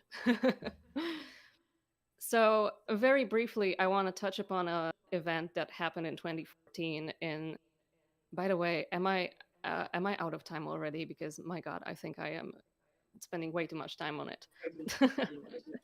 You can take another few minutes, but yeah. Okay, I will, because like this is not what I wanted to talk about in such detail. Okay, so let me very quickly mention a 2014 event that happened in San Francisco. I think it was called Glitch, an Exhibition of Digital Decay, and it was DC Spansley who made it happen. I don't have much info on it. I think the only documentation that we have is a Facebook event. But the thing about this event is that it was live streamed to Glitch Artists Collective when it was opening. It was either the opening or the closing of the exhibition that was live streamed. And I remember having a massive FOMO because of that, because I really wanted to be a part of it, but that happened. The open call happened before I joined the group. But it was really fun to see because with the live stream happening, it was an IRL event acknowledging its vast online community in an interactive way because people were able to comment artworks to send in, and they would be displayed during the event. And also, it was just a lot of fun to see the people that you got to know online. And for me, it highlighted the need for offline events. I wouldn't necessarily go as far as GAC was a starting point for all of the exhibitions, but it was definitely a great platform to promote them and get people involved. And it's a place where a lot of us initially connected and started collaborating on projects and exhibitions, sharing and supporting each other's work and stuff. So the social aspect was crucial for GAC's existence. And in some sense, the events that happened later were an extension of that. And in 2015, 2015 is when FUBAR was born. FUBAR was created by Dina Karadzic and Vedran Gligo. I'm not the best person to talk about FUBAR. I've been involved in curatorial work since 2021, along with Kaspar and jonCates. But we only write curatorial texts. We don't select the pieces or organize the event. It's all on Dina and Vedran, especially Dina, who works super hard. They were unavailable today. And truly, FUBAR deserves its own 2-hour-long presentation. But it's a festival and exhibition that features a long-week program of talks, workshops, performances, screenings, and educational events. It is believed to be the longest-running Glitch Art event. Takes place both offline and online. In 2020, due to the global pandemic, it introduced its own interactive digital experience / game where you can go into the gallery and see the exhibit. And it is, of course, appropriately glitchy, really messed up, as a matter of fact, which makes a lot of sense, in my opinion. I see FUBAR as something that set a standard for the following Glitcher events because a lot of the Glitch events took the form of an art festival rather than being just exhibitions. They would consist of both an exhibition and things such as workshops and lectures, instead of having just displays of artworks in galleries. We started creating spaces to celebrate and engage in glitch art, spaces for artists from all over the world to come and be part of it. So again, very much playing into the social aspect of things. And in 2015, we also created Glitch Art is Dead. It was an initiative started by Alexandra Pinkos. She approached me in 2015 and asked if I would want to curate an event. And back then, again, I was still pretty much a glitch toddler, but I agreed to it because I was really just so involved and invested in it. I don't think it was the first GlitchArt exhibition in Poland, because the first edition of GlitchArt is that took place in Krakow. I vaguely remember something glitchy happening before that, but I'm not super sure on that. But the result of this expo was a book on conceptual glitchart theory, which also served as a catalog for the exhibition, and was the first publication like this in Poland solely dedicated to glitchart. And this book is available online for English and Polish, and it features a variety of texts. So it also includes Rosa's translated manifesto. So that's something that you can try to read in Polish if you want. And I don't know if I should mention that Alexandra would probably kill me, but we actually had an artwork stolen from that show by Mark Klink. That was super embarrassing. But Mark was pretty, like, he just kind of laughed it off, said, well, it happens. We kind of wanted to put him on the list, on the Wikipedia list of like artists whose work was stolen. Oh, and he had stolen some more. He got some art stolen again 2 years later. Okay, well, that just shows you how good Mark Klink really is. And yeah, I know that I'm running out of time, so one more event that I wanted was Blue X80. For me personally, I feel like Blue X80 was the ultimate culmination of all the social aspects of glitchart. And although it was relatively short, it was a pretty big event with many people gathering to see the exhibition and participate in it. We called it Blue because of the color's relation to the digital and online experience, and how it's both featured in errors and included in the brand design of social networks. And in a true glitch fashion, we also fucked up. We thought 80 was the max quantity of hexadecimal, but apparently it's not. Maybe Kaspar will elaborate on that, because I do not know anything about that. But I remember Kaspar feeling pretty anxious about it at the time, but I think that's just the beauty of it. Oh, and yeah, Kaspar was the organizer of this event, and I was also a curator for it. We had almost no prints during this exhibition. Most art was presented on screen, and the idea behind it was that not all art, especially glitchart, was meant to exist outside the digital plane, and we wanted to showcase it in its natural habitat. And it was very validating to see how many people gathered for this event. And it was also happening right after that year's edition of Thor. So it was intentionally done like that, so people from lots of different countries and continents could plan their trips accordingly to participate in both events. And yeah, it was fun to see so many people participating and engaging with this space we created, filled with computer screens displaying art, not rather than having prints. That was because, like, I still think that digital art at large is still considered a lesser form of art unless it's printed out. And yeah, the accessibility and the open glitchart was directly translated to all of these events, because all of them were free of charge. We never asked for any participation fees, never asked for entry fees, anything like that.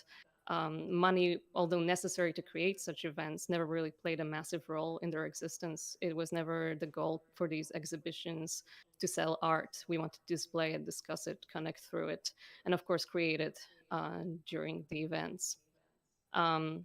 It might be a little different right now, especially with Web3 and NFTs, but I think that we can leave it for somebody else to discuss. I just want to say on a more personal level that the social aspect of things has played a significant role for me, and you are all invited to my glitch birthday party next year. I'm sorry I took so long. I had so much more to say. It's always like that. Thank you, Ras. Thank you so much. I think we are going straight into Kaspar and then try to make it like as a together moment in a Q&A, if that's okay. Yeah, absolutely. Kaspar, That's a are you great ready? idea. Can you hear me?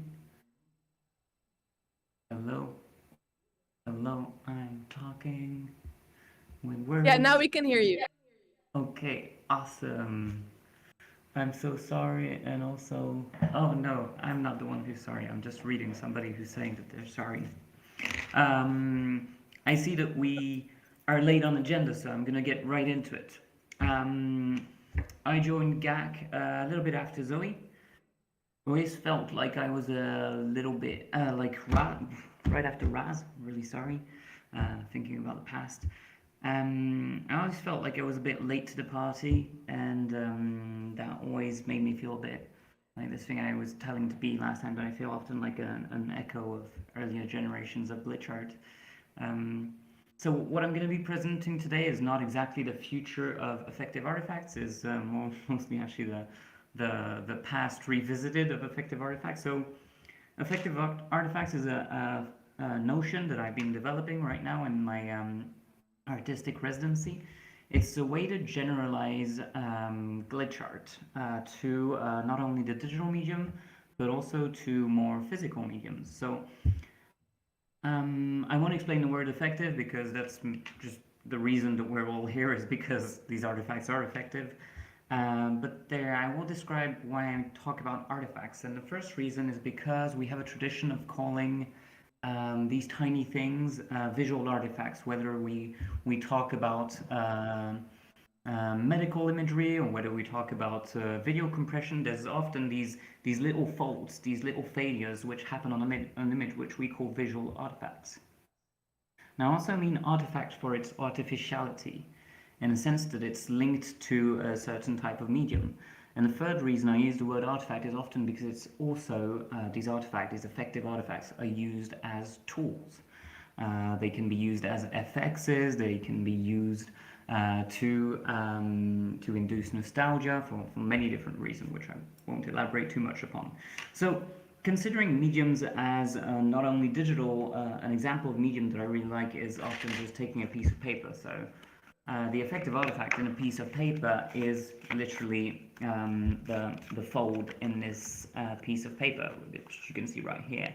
And what's interesting about that and what I'm studying is I'm trying to imagine a universe which doesn't have an elementary unit which is, how do I put this, measurable but more topological. So in our world, the elementary unit is the atom, but if we had a topological elementary unit, then maybe we could start considering something as the fold.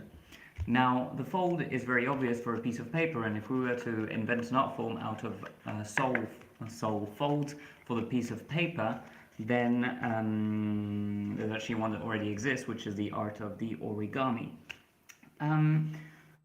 But I'm not just interested in paper, I'm interested in the concept of image as a wider concept. And for this, I like to understand a little bit more and try to invent my own metaphysics. So what I do is I try to redefine what an image is. And what I was asking myself recently, I was reading the Deleuzian Fold, and he was saying inside of it that an image is actually a point of view, and a point of view on the world. And the best way to grasp this is literally to take the whole of the universe, so which you have here, and to fold it here, and look at it from an angle, and suddenly you have an image. And what's interesting with this universe is, of course, you're not going to see every part of it because you're seeing it through a point of view. So if you're looking at a screen, well, you will see what's happening on the screen, but you won't see what's happening behind the screen. So that's because there's something in front of something else. But there's also something else which is really interesting in these folds, and that's what I call singularity points.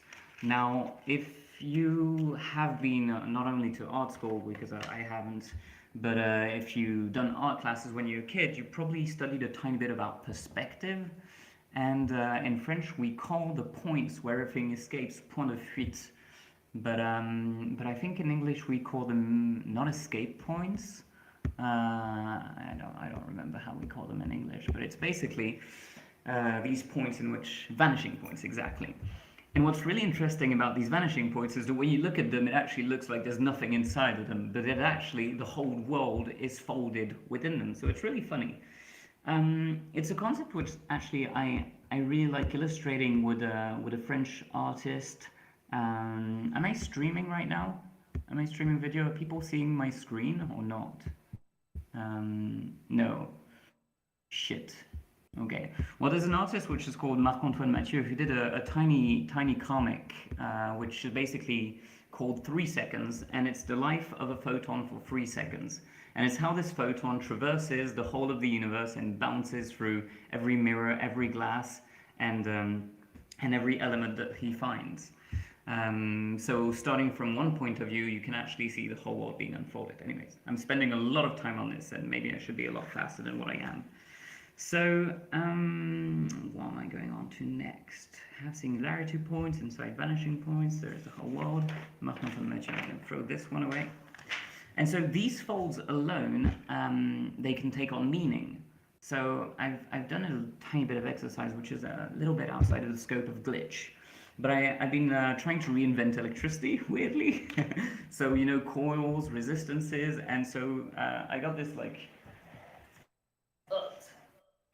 7 meters of coil that I stole from the Home Depot, and I've been cutting it recently and trying to make these shapes. So if actually you put like the crocodile jabby things on this, and you calculate you calculate the inductance, then you can actually see that this little just copper wire, which is folded in an interesting way, acts like a coil, just as this folded wire acts as a resistance. So you see Kaspar on YouTube, but not on my screen. Oh yeah, gotcha. I'll keep these here. So the point here is that I'm using one medium and one way of acting on this medium. So I'm not putting any message inside of it. Is that what I'm saying? Is I'm just using the artifacts of the medium in itself. And I think that's really important, not only for electricity, because it makes sense here, but it also makes sense in writing, for instance, because writing, especially cursive writing, which is not the language of curses, I mean cursive writing, so the fact of writing with your hand and everything being joined up, is also, if you come to think of it, one line which is folded in many different ways. And in this way, the cursive writing does not hold an initial message. It holds folds if you look at it from a non-human perspective, of course. And where I'm going with this is, I made a logical link somewhere in this, which is that these folds can become small elements that slowly shape up and help build some sort of language, or maybe become a culture. And I like to think of Nick Fries. You have a really good quote, which I never remember, to talk about mediums becoming, or being the environment within which a culture grows. And there's something really, how do I say? That there's no pre-existing message. That it's basically these folds which make up the message, and these folds which create the culture. And in a sense, if a medium is an environment within which a culture grows, then a compression algorithm is, or becomes, what I'd like to think of as a cultural decoder. Now, this might be really long to elaborate on, so I won't really elaborate on this, but it all comes a lot more obvious when you think of ChatGPT. As asking something to ChatGPT, and ChatGPT having a logical answer and actually decompressing through its cultural knowledge. So to maybe backpedal a tiny bit to glitch and to glitch art, if we just go back to these tiny singularity points, these tiny points where there's actually some sort of blurred data that usually don't make any sense. What's interesting with glitch is that it's actually these moments, these geographical moments within the image that give you the techno, social, historical context of any type of medium, and that's why I think glitches are important and that they speak their own language. Thank you very much for coming to my talk, and we will talk maybe in the Q&A. Ta-da!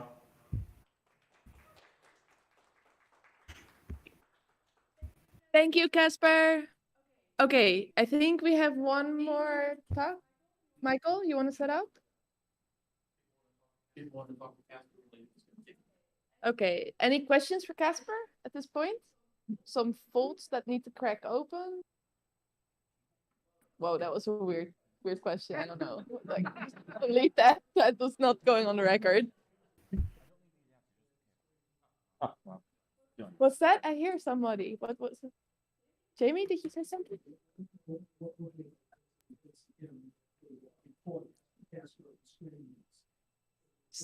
Kaspar was screaming? I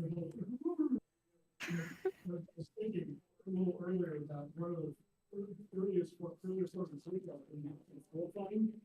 Oh, yes. I whisper in your ear, you whisper in theirs, and just what you get back is a form of, at the other end, you get something completely different. And then that's effectively a form of glitch art on language. Yeah. that kids have been doing probably eternity, but. Sort of exquisite corpse also. Yeah. We've done that in like the glitch stuff too, like the kind of corpse kind of stuff of like, I give you this thing, you glitch it, and then you all like weave all these glitches that have nothing to do together. But then you can make them together by just glitching the whole thing, and then it's all the same data. Any other thoughts? We're ready? Okay, well, we're getting there. I have to mute myself.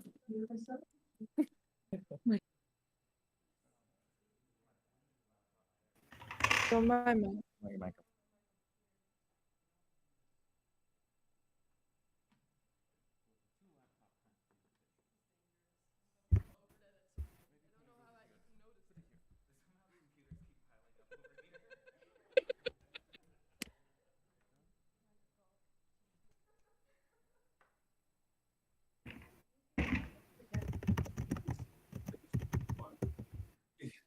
Right. Okay. Get started? Okay, I'm gonna get started.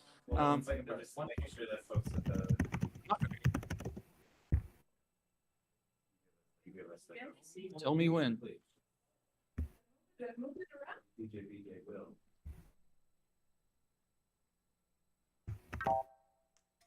I think this looks perfect.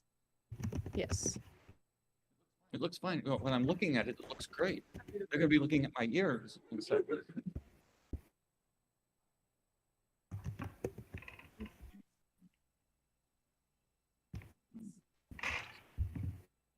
Does this thing have sound? If I play a video, will it have sound? Yeah, If I play a video with sound, will it have sound? Let me put it that way. Can we do a quick test just to make sure? We should have earlier.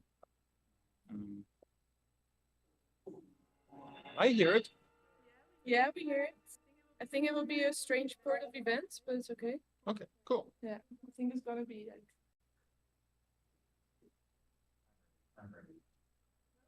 No, I have exciting things. That's not true. Okay. Are we ready now? I have a thumbs up, so okay, I'm going to start. All right. My name's Michael Betancourt. I'm going to be talking about something that I think of as being kind of important to my own way of thinking about and looking at glitches. But I want to explain a couple of things because if I don't, what I'm talking about isn't really going to make any sense. And after I explain them, I promise it won't make any sense either. So it'll work out fine. I write things. This is some of the things I've written. It's a mixture of stuff. Some of this is games. Some of this is artwork. Some of this is critical theory. Some of this is historical stuff. As an artist, I'm very definitely a glitch artist. I do things with glitch. I've been doing things with glitch for a really, really long time. But while I break everything, you give me something, I'm going to break it. My interest in breaking it is not to break something, not to make it not work, but rather to look at it and see how it works. And for a lot of these things, you only really learn what they're doing by dealing with what happens when they stop working, when they break. So my entire approach to all of this, while it began with breaking things, has in the last, I don't know, a while, become very much about semiotics. My approach is a semiotic engagement with media, with glitch, with language, with things that are not language, that act like language, like images. So in a way, I'm the token academic at this conference. So I'm going to begin by defining some terms. That way we all know what I'm talking about, because I know we've talked about a lot of things today, and everybody seems to have their own meaning. So these are my meanings for things.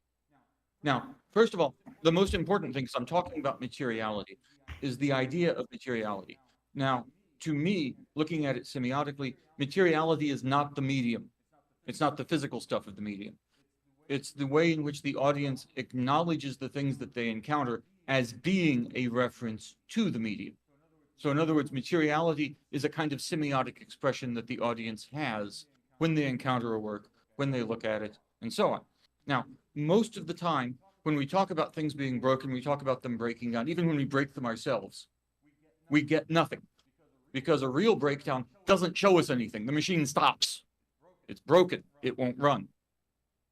So when we're dealing with stuff that is actually glitched, most of our engagements with it are what I would call a diagnostic recognition. We look at the products of the breakdown as being some kind of reference to something having gone wrong, but not so completely wrong that we have nothing left over. This is why these kinds of errors have been used technically like this, as a means of repairing these systems since the 1950s and even earlier. We have a whole range of things that we would call glitch that fit into a scope. And since I'm an academic, I like scopes. Like here's one of my scopes that I like. This gives us a range of ways to thinking about the ways these materialities are references to something having gone wrong, but that reference to something having gone wrong is entirely a construction by us, the audience. It requires us to invent that relationship, and it's invention based on our past experiences. I love this piece. And it's such an important issue that even from the beginning, do not attempt to adjust the picture. We are controlling transmission. We will control the horizontal. We will control the vertical. We can check. And the reason they have to say this is so people do not get up out of their seats, walk up to their TV set and start twiddling the knobs because it's broken. Because these kinds of problems are actually very common. No, we don't want to watch that. Which brings us to the glitch. Now, my understanding of the glitch, and this is in some ways in accordance with things that people have been saying, in some ways it's different. I'm not really going to talk about that. I'm just going to talk about what I mean by it. When I talk about glitch, what I mean is this interface moment between something that is broken and is a diagnostic engagement and something that is broken as a symbolic engagement in which we encounter whatever it is and we have to understand it simultaneously as both. So in other words, glitch is the line up the middle here in this diagram. It's that indecidability between something being a symbolic, expressive thing, we're expressing it being broken, and it being an actual breakdown. And in practice, this is very often ambiguous or ambivalent. When we encounter something that's broken, when we encounter something that's expressive, we don't necessarily know which we're looking at. And we have to make a decision about that. And in making that decision, it then determines how we approach it and how we engage it, the kinds of meaning we perhaps ascribe to it, or whether we get up out of our seat and walk up to the TV and start fiddling the knobs. What happens in all of this is that the audience is always going to be ignoring the medium, the physicality, because we don't want to look at the medium. And glitch art doesn't make us look at the medium. Glitch art gives us this moment where we become aware that what we're looking at is a medium. And that's always been the case. There are instances of this going back to the earliest days of media. Here's a piece from 1924 in which, in order to do some kind of weird special effect, they melt the film. Citizen Kane does the same thing. All of the scratches are fake. They are glitches. You have a scratch in your film, it's glitched. It's being used in contemporary media in exactly the same ways as a way of directing the audience to the physicality of what they're looking at. What they're looking at is a digital medium, that it is in fact a series of numbers that is being generated by a machine. But all of those understandings are an invention of the audience. This is a symbolic use. These are not real glitches. This is from a piece by Banksy. And what we get when we start looking at this, particularly in the popular domain, like advertisements, some of the things we were looking at, some of the things I'm going to show you in a minute, which are appalling and amazing, and you're going to cringe, and it'll be wonderful. So I'll just show them to you, and then I'll talk some more. I stole these from Instagram.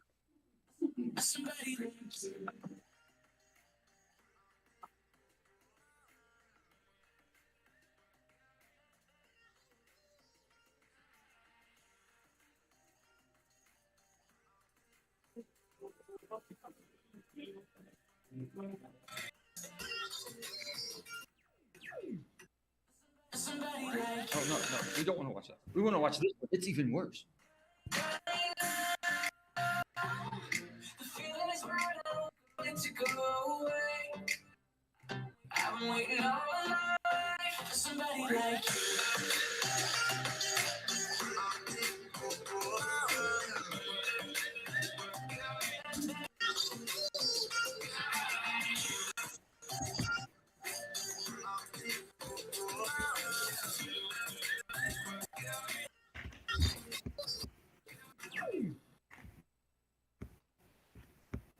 There is more. I'm not done yet.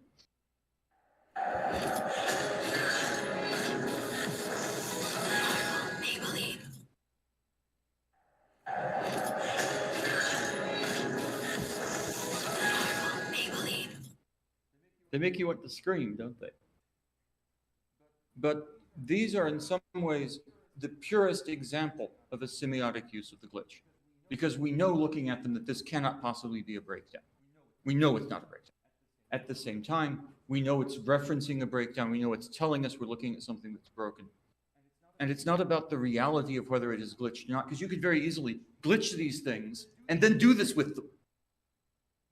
These two things are not mutually exclusive. The reality of the glitch has nothing to do with its meaning. And instead, it's about how we as the audience engage it and understand it semiotically, how we interpret it as a reference to the medium, how we understand it as a kind of meeting of our expectations. And in this case, the expectation that we're meeting is the expectation for what something looks like when it's broken. Because we all have a lot of experience with breakdowns in media, and breakdowns in media are not new. We encounter them both when something goes wrong with the hardware, as well as when something goes wrong with the software, when something decodes it wrong, whether we make it ourselves or not. We encounter these all the time. And what glitch art is doing as an art movement is exploiting this ambivalence, this instability between diagnostic and symbolic engagements, to make us deal with those kinds of expressions.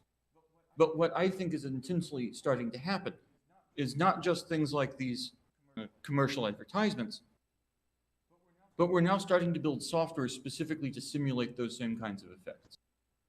And some of them, this is the Touch.GL app. I grabbed the still from the video where they're demoing it. It's really obviously designed to create exactly the kinds of glitch effects that we expect a certain kind of glitch to look like.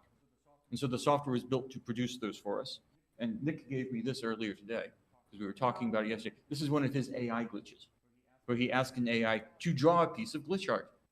And it spit out this, which looks a lot like glitch art, except there is no glitch here at all. What this shows us, like all of the other pieces that we've been looking at, is just how much this is a semiotic product of our own engagements with the media, and how the glitch is really happening in our minds in response to what we expect glitches to be like, in response to how we expect glitches to be, in response to how we expect them to be material. And so all of those things come together for us, and it's not so much about the object as what the object tells us about us and our own expectations. Thank you.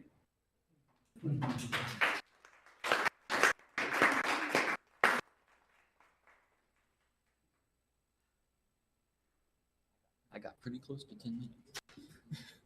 30 seconds over. Any thoughts? Remark on first with Michael? I check the chat because I couldn't check the chat. I'm sure there's stuff in the chat. I was trying There's not to look claps. at it. Hand claps. A lot of claps. No, that's good. Are there any questions from the audience in the chat? Mom said I'm about to go hang online. You can put some in. Good line day. We don't have to use dryer too much. That referred to what they call the television hijack. Yeah. Which is when somebody got in there and probably broke into a studio to transmit a link, I'm guessing. Because there was They hacked one of the transmitter modules. yeah, because there's another hack where they took over something that was in Chicago, and I was just glad I wasn't living in town because I would have been a very prime suspect. Amateur television license, all this crazy stuff. But so anyway, yeah, that was the first time. Max Headroom, the first time it like really got on. I'm not sure. I know that the Max Headroom one is the one that got a lot of press because it was Max Headroom. Yeah. I'm not talking about the break-in. I'm just talking about Max Headroom in general. Oh, I don't think so. There's stuff with glitches that looks like the same kinds of glitches they have in Max Headroom before that. Speak clearly into the laptop. Okay. Particularly the title sequences for a number of TV shows. Outer Limits is from '61. I'm thinking more like the New Twilight Zone from 1985. The Amazing Stories title sequence, where there's so much very bad 3D in it. At least by today's standards, it's really bad 3D. But in 1985, it was $2 million worth of 3D. So it wasn't cheap back then. But it had also lots of really beautiful dynamic glitches. Now, Pete. Kaspar had a question of, can you expand real quick on the detachment you make between materiality and medium? I think it's a conventional relationship. This idea that medium is attached to materiality is something that the audience learns through experience. You know, you see it repeatedly, you eventually come to associate the two things together. But that association is still a cultural construct that you have to learn. So while you might say, oh, these things are inherently connected, look, I can do this and it will do that, that's why you make the association. But the product of it doesn't require you to do that for you to make that association, is my point. That you can push this button and that thing will happen over there, but there's other things that can make that thing happen over there too, that don't have anything to do with pushing that button. And so when you see that thing over there, you're going to say you pushed that button. That's the problem, really, for all of the stuff around the idea of materiality being connected to medium and medium specificity. Because it's a construct, you have to define the medium in advance to say, this is the materiality of the medium. And the way you do that is by falling back on all of your past experiences that precede and anticipate and create the expectations that you have that let you say this is the materiality. Yeah. I don't know how to put this into a question, but I've had trouble with this, like, trying, like, the filters and programs that are made to look like glitches now being the same as like actual glitches, because like there's a risk when you have things that are actually glitching that it may break, you know, and there's not that risk when the risk is for the audience. Well, no, the risk is for the artist, not for the audience. The audience doesn't have the risk at all. The audience simply encounters the artifact of whatever it is. And based on their experiences in the past, they interpret that artifact as being whatever it is they interpret as being. Right, but if you're an audience at like a show and there's a thing that you can glitch that is in front of you, right? Just you can interact with it, and you're actually glitching it, then there is this risk let that me it's stop you there for a second. How do you know you're actually glitching it? Because you're like you're turning a dial. manipulating. Let me approach this from the point of view of the audience member rather than the artist who knows, let's say, what's going on behind the curtain. When I walk up to it, I turn the dial, something happens over there. That's all I see. Now, if when I turn the dial, what happens over there looks like what I expect a glitch to look like, I'm going to say I'm glitching it. But if I turn the dial and what happens over there is a preset that I have programmed in advance, a filter in other words, it's going to have exactly the same response as if I turn the dial and there is a fault that generates something that looks like what that preset does. Unless, and for the audience, it makes no difference. The artist's intention is irrelevant, is what I'm saying. Intending it to be a glitch doesn't matter. The ontology of the thing does not matter to the interpretation of it, which I know is going to make a lot of people very unhappy with me. But speaking as a semiotician, that is what's happening, because everything happens in the mind of the interpreter. And what they encounter cues up how they interpret it. So I can easily imagine creating something that looks just like breakdown. That is not breakdown at all. I make it in Photoshop, for example. And when you encounter it, you're going to say that breakdown. You're going to say, oh, this is this sort of a glitch. It's not. But the thing is, it doesn't matter either. Because it's all about what the audience is interpreting. In a way, what I'm saying is we need to decenter ourselves from this work. We need to decenter our process from this work. We need to decenter our intentions. Yeah, B.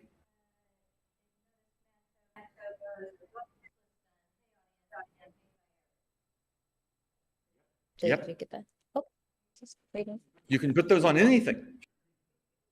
You can hang that next to the Mona Lisa, and it would mean just as much as hanging next to a glitch. I saw this as a question about this chat, but I am not because the chat is there. Can Oh, someone yeah. read it Glitch out? authenticity. Glitch equals everything is in the phenomenological reality of the interpreter. Yes. I can answer that very simply. Yes. That's what I'm saying. The concept of bricolage and autophage and linked and discussed here yet? Is that something that's for the group or for the specific chat? I'm not sure.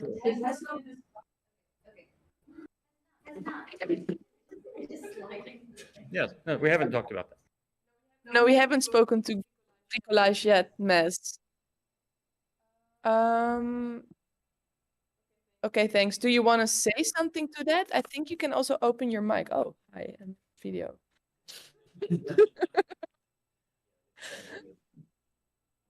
If you unmute it, Is there still an echo? I think this. Here's a slide laptop.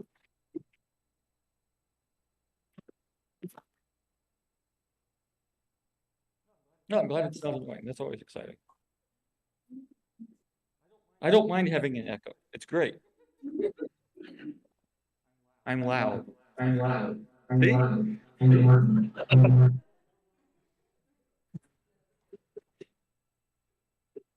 Are we, let's see if we need. And it wants Rosa to verify herself.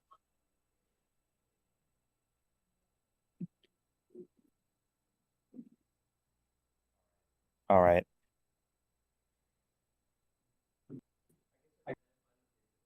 Is the opposite where you say if this was not done in error, but it looks like an error, I intentionally made a filter. I'm saying it doesn't make a difference. What I'm saying is your intentions don't matter. I think in performance and in glitch performance, there's something to the aspect of, like you're saying, where there's a risk, like in the failure. If something happens and it succeeds, you could say this was not done in error when you were kind of nervous all the time. And that You can always say that. I say that all the time, including the echo. That was definitely not an error.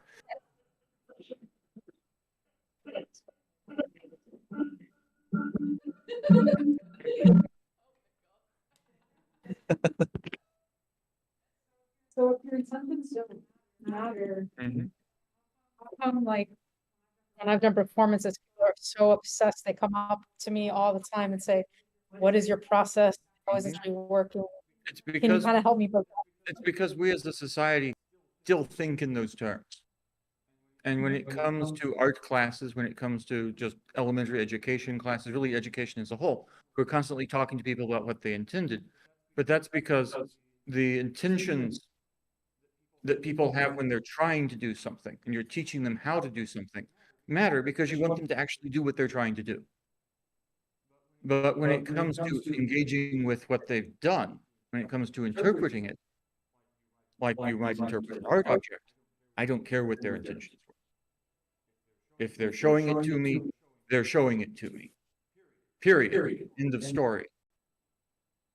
But that's my perspective. And there's a lot of semiotics that agrees with my perspective, which is why, that's why I'm saying it. It's not just me. I think it's starting to also Kaspar and Ras were looking into the new time. So I just want to see if you're still there. And also if there's like more of an overall question, thought. This was like the third chapter. I thought it was so interesting that don't you touch that thing. I think it's so interesting that don't leave me yet. What are you doing? That there's like these younger generations, right? And we invite them also to think about what happened after 2012. That they're actually also looking back instead of forward so much, right? And then we have Michael. I thought you might have a future perspective, but it's like we're all looking backwards, I feel, still. Yeah, you get a pass. But no, but I mean, really, this event was to look forward, but we keep looking backwards. And I find that interesting because, yes, okay, I get it. Like, a lot has happened. We've been around for a long time. I'm just curious why that is. No, but we can wish for Can stuff. I say no? something? I think, like, at least from Because my... exactly what I was saying, because never glitch mind. or breaks that we can recognize are only effective because we recognize them. And so when you talk, you can't talk about the future of glitch because we don't know what those errors will look like and become recognizable by people and then be used in a meaningful way. Yes, I totally recognize that technically you can talk about the future break of flow because that's something that is in a crystal ball. But I'm talking more about community-wise because that was also part of this panel, right? Yeah, that's another thing.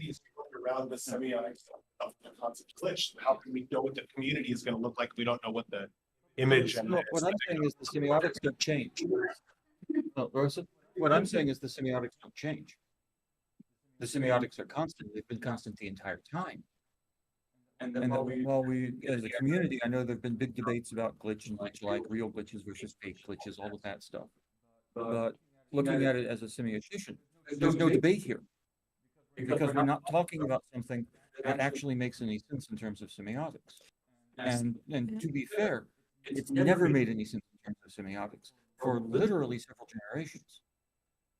So do we then have, Even before me. yeah, but do we then, like, is my next question is then, do you think that because what we've seen of branches of offshoots of communities, Glitch Artists Collective, now we have like all the Hicket Nunk, etc., Glitch NFT collectives. We have different types of platforms like maybe NOC also, newart.CITY, which we're gonna hear about later. But these are all offshoots that are slightly overlap, slightly change in aesthetic, maybe not, as you say, in semiotics, yes. But so is then the future always just the same type of, I don't know, or similar semiotics being ported into different communities on different platforms with glitches that we cannot yet know? Well, I think we're talking about two things here. Okay, yes, break it down. The semiotics where we recognize the glitch don't change because it still depends on our past experience of whatever it is we're calling glitch. That's going to remain a constant. We decide that when the screen is purple, it's a glitch, then it becomes when the screen is purple, it's a glitch. Right now, it's a blue screen of death. If it's a purple screen, it would be a purple screen of death. That's semiotics. But what that screen looks like is going to change. What those cues are going to change unless we start building things that simulate our expectations from the past. And which is what we're now starting to do. We're starting to build things that look like the data moshing, the codec failure, the macro blocking, whatever you want to pick, where you can flick a little switch and now you have that.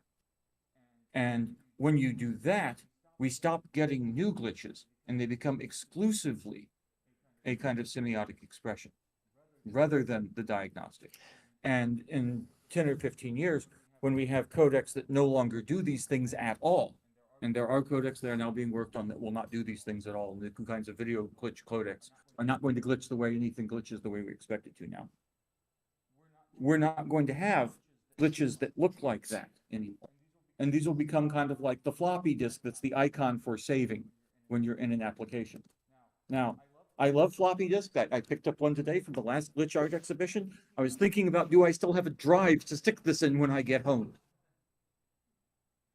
I think this is really great.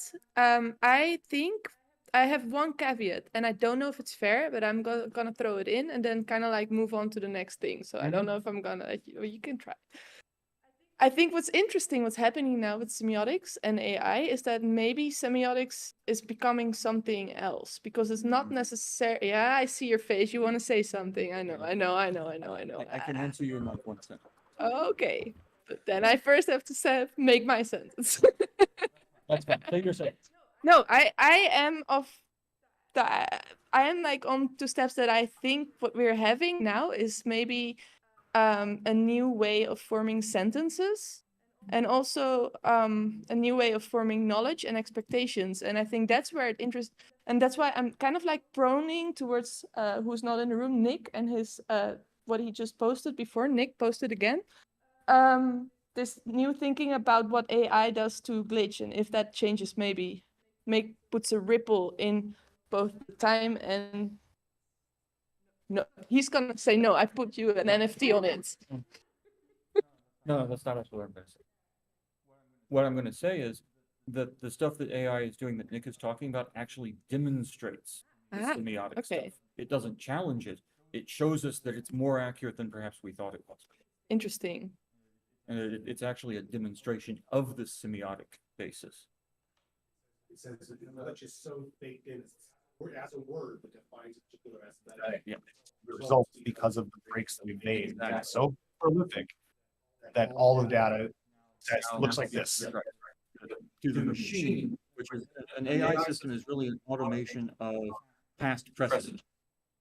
And all you get when you type in your cues is a statistically likely result of that past precedent, based on how things are tagged in the data. Because of how glitch has been tagged, it's showing us what that past precedent looks like in a way that was not previously possible. So that's really exciting, but it doesn't invalidate semiotics. It demonstrates them even more precisely. I don't actually wonder if like at some point we'll be able to get to the point where an AI will be able to specify a time frame in which the meaning has been devised. So you could say like glitch now in 2023 looks, when I use that word, it means this. But if I say, I want to know what somebody in 1985 thought the word glitch meant, and can AI have that? That's philology. Well, yeah. We have here and then there, and then we have things going on.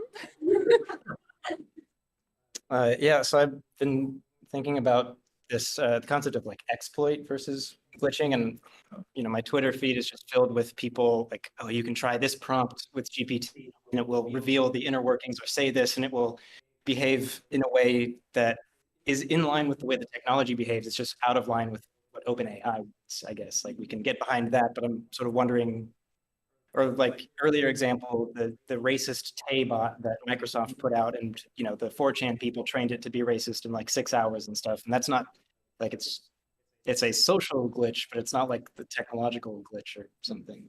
I don't even think it's necessarily a social glitch. It's doing exactly what it was built to do. There's nothing wrong with it, except what it's saying. We don't like what it to say these things, but it is doing exactly what it was built to do. It's operating exactly as Microsoft said it would, and that's the problem. Yeah. I think with new technology, you'd always get new glitches. I said, we'd stop getting new glitches with the semiotic, but when we get new technology, we'll have new glitches that will look pretty different. No, you don't. The semiotic doesn't stop you getting new glitches. Using the semiotic model to build your glitches stops you getting new glitches, which is what AI is doing. John, we have behind you a question. Yeah. I guess this is kind of perhaps a naive first position on it, but my question is sort of, how does this model of materiality or this model of the glitch account for maybe a danger of a over-inclusive we? Like there's a quality of like, there are people alive today who have not encountered, say, I think someone mentioned the maybe anachronistic like floppy disk that, you know, why have you 3D printed the save icon, et cetera, right? So there are things that are mechanical glitches that we can observe within maybe our bubble, and maybe this connects to the previous talks, right? Like there are different spaces that say, oh, this is the space of the semiotic glitch as we observe it, that we all speak about it as such. There are other people outside of that space. I'm not speaking of a semiotic glitch. Okay. I'm semiotic. I see. There is no such thing as semiotic.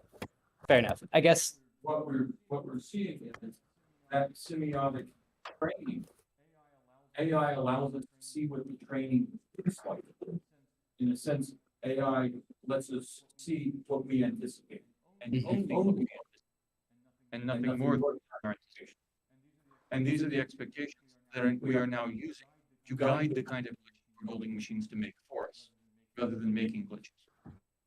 Yeah, I think that's a reasonable assessment. I guess my question is in a broader space. Like, there are folks who are encountering and observing glitches that we would not recognize as glitches because they're outside of their normal expectation of the operation of machines, which speaks to me or suggests to me that there's like a lively space for broader exploration of what glitch is that gradually increases until everything is slowly contained within like our understanding of it. Yeah. The term changes if we define, but it's still a semiotic process. Right. Yeah, fair. Thanks for the comprehension question. Do we have final thoughts? I thought I saw Nick's face go, but that's gone. Yeah, no. Okay, then I think it's also kind of time for us to move along as we have like we're halfway, we're nearly there. Yes. So we're moving on to B. B's here. Yes, B, you're here. That makes it so much easier. All the time. Careful with the thing. B is coming from Pittsburgh, all the way from Pittsburgh. Here's a little joke for people. April's Fool situation.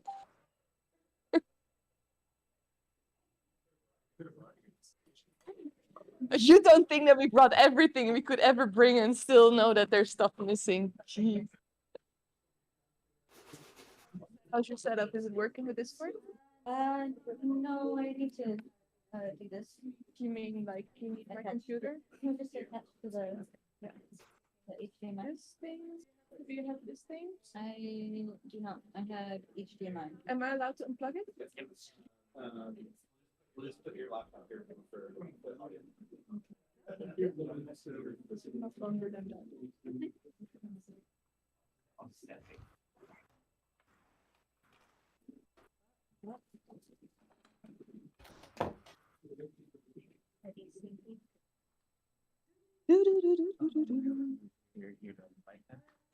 You know what I'm gonna do?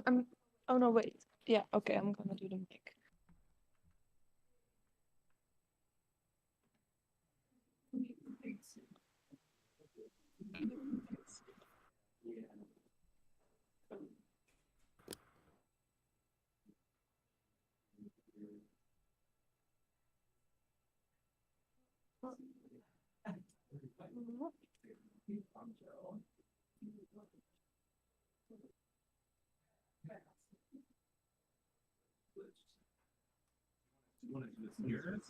Nope. No, okay. I want it to do exactly what I just had. Is it good? I see black. Okay, that's good. Can you hear, everyone can hear me though? Okay, I'm so small. Should I like stand on a thing? Yeah. I don't think I have great balance. Other options. If you really need. No, fine. Not have you die. Well, no, and also this is just too much chaos. This is plenty chaos. My God, what? I'm so happy I don't do this. Does this work? Now I'm too tall. That's okay. It'll be a first. Not tall enough. Not tall. Yeah. Everybody. Get back. Oh, that's fine. That's fine for me. Is this on? I don't know. Is it? You haven't, it haven't been on yet. Yes, okay, it's good. Okay, can I start then? Howdy y'all. This is simply wild to be here and have this opportunity to talk about some patterns of the online community from my perspective and experience, having been a part of Glitch Artist Collective. My name is B, though I often work under the guise Suture Blue, and I am many things, but primarily I am recognized in this community for my rotoscope glitch animations, which I'll show you a thing in a moment. For the past 7 years or so, I've been involved with Glitch Artist Collective, or GAC, if you will, which Ras, talked about a bit, as well as Kaspar, and how it's an international interweb community for glitch artists and those interested in such and things related. The group was started on Facebook during August of 2013 by Matthew St. Pierre, as Ross mentioned, though others obviously quickly got thrown into the waters. The group began to carry over into Tumblr about a year later in September 2014, and then Instagram a few months after that. I entered the group near the end of 2014, just a little after Kaspar did, with this piece titled There's a Void of Me. And for me, like everyone mentioned, Glitch was very new. I had no idea what I was doing. I just felt compelled, like so many of us have described. And, I didn't even know what glitch or glitch art really was, which is a question I don't even bother with anymore. But for me, and for so many of us, finding an already large and growing community of other glitchers from all around the world, well, it changed a great deal and enabled connections and events that otherwise likely would have never happened for me or most of us who are more involved with the group. At least they would have happened differently. I could give so much minutia, though what I care to focus on during this time is the ways in which I perceive glitch art to be experienced by people involved with the online community during these past few years, the significance of the changes witnessed in people's behavior in relation to technology and social media, and why I think GAC, or rather the glitch community, has and will continue to more or less thrive. And may I reiterate that I am speaking from my own perspective within this specific group, within a specific breadth of time, and I am naturally riddled with mostly positive bias. Things that I will mention have no doubt existed elsewhere before, and we've already touched base on a lot of things today. I'm going to be a little repetitive here, and a lot of things have been practiced, it's really cyclical, all of it. But allow me to present as though in a blob of a bubble with all of us knowing otherwise. So 2014, 2015, when I come in, the most prevalent glitch art being shared in the group of GAC at the time was pixel sorting by far, and then data bending, sonification, displacements, whether 3D or Photoshop, collage, 3D glitching with still a good bit of circuit bending, and other analog techniques such as scanner distortion. This, dare I say, I can scroll up a little bit, boom, of people creating glitch art and sharing it online wasn't just due to social media, but was also influenced heavily by the amount of tools and information that was made more and more available for people and glitchers who came in and even just like everybody like searching for it. But there are a few parameters, that GAC has continued to follow since it started. But accessibility is a huge one, an open source mentality, which has been mentioned many times already during the discussions we've had thus far. Obviously, not everyone creating and sharing tools is involved with GAC, nor is everyone who is involved with GAC open to sharing, but I'd like to relate this shift to the shift that affordable and accessible cameras had with photography, even down to the types of debates it initiated and the extension of self and or reality that people appear to begin having more and more with, techniques, tools, and aesthetics of glitch. When the public was enabled to start, taking and affordably processing their own photos, quickly arguments arose to what constituted artistic photography. professional photography. Worries grew from the fear that there'd be a watering down and a setting back of the progress that photography had made towards being considered a worthy form of art. All of these conversations were had ad nauseum, similar to discussions held during each onset of modernist movements, or generative art, or art that utilizes non-original sources, etc., you know, big change and less exclusivity gets certain kinds of people all worked up. Will say there are good reasons to be somewhat gatekeepy here and there, though in general it's a farce with an agenda to not lose some sort of coveted position. So what's so fun about glitch art, however, and the community thereof, is that all of these kinds of debatable things get mushed together in a way that's quite unique because of the nature of the art form, its error, its supportive experimentation and distortion, its use and reliance of technology.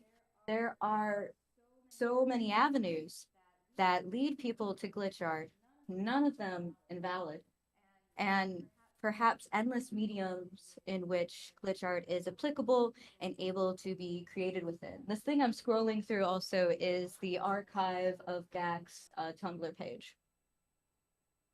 It seems a no-brainer to say that no avenue to glitch art is invalid, because what the heck kind of business does hierarchy or ideas of purity or right or wrong have in glitch art?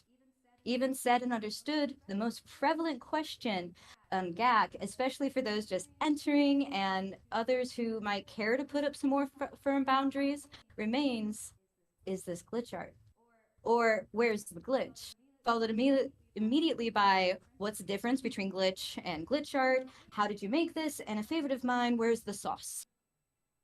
Truly, for the first couple of years I spent in this group, I saw these questions asked and discussed over and over again. And honestly, the conversations were rarely uninteresting. They always brought something somewhat new to the table. And each time the questions were asked, you got to see how the community's ideas were evolving and the difference of mindsets newcomers brought. I'd still say that the accessibility of tools and user-friendly techniques influenced the influx of glitch art creators in a substantial way, because it did. But of course, the influence of social media is undeniable, even more so when you look at how it no doubt directed the evolution of newcomer mindsets, myself included. There was an overall personification that rapidly developed, much different than what had been seen in earlier glitch works, where the separation of creator and technology was a bit more clearly visible. There wasn't as much of a desire to insert oneself into the glitch back then. And we all also were not as enmeshed with tech as we are now. The surge of personification was so great that in addition to the glitch music side group we had to make for GAP, Raza talked a bit about this too. We made a side group for Tool Time for GAC.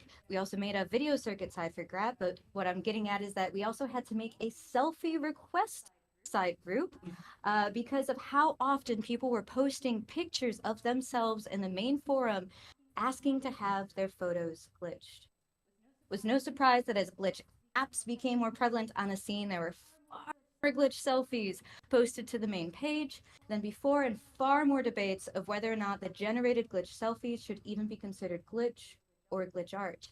Not entirely unlike the discussions held around AI-generated glitch works occurring today, though of course these days everyone's glitch parameter mindsets are quite different than 10, even 5 years ago, let alone the mindsets of that the public has these days and its considerations of what constitutes art in general, or their opinions on technology for that matter. It's all intertwined, after all, and we have all evolved, seemingly forcibly sometimes, as to adapt with the shifts of trend and technological advancement. And shifting with the trends, Tumblr faded out, and so did GAC's use of it. By 2018, we stopped bothering. By this time, also, the community on Facebook was still active, but much less so as Instagram took more of a center stage. However, within the 5 years of high activity on Facebook, people involved with GAC put together 3 notable events, which Ras also talked about: Glitch Art is Dead in Krakow 2015, Glitch Art is Dead Minneapolis 2017, and Blue X80 Paris 2018. With the addition of Fubar, which operates on its own, in Zagreb, but does connect with people of GAC. While these events ended up bonding many of us, Even further, because we downloaded each other from all over the world and connected with one another in person. The impact of establishing an AFK IRL connection cannot be overstated, as we all here certainly feel and have already stated several times. The thing I hear most from other online and offline communities I'm involved with or have an ear to is a struggle of getting people to show up and be involved.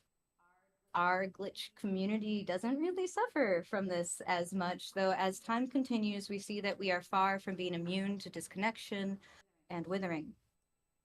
As I mentioned, accessibility is a huge component of GAC, so is the rule of being non-commercial online. Glitch Artist Collective pages are appreciation pages. Ads, self-promotion are not allowed, nor have we allowed the GAC title to be used for straight-up commercial purposes offline.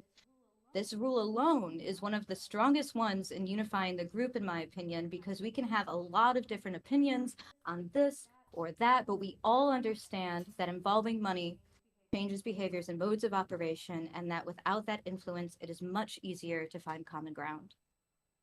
What this, of course, means is that the community relies on free labor to operate, and it is a lot to ask.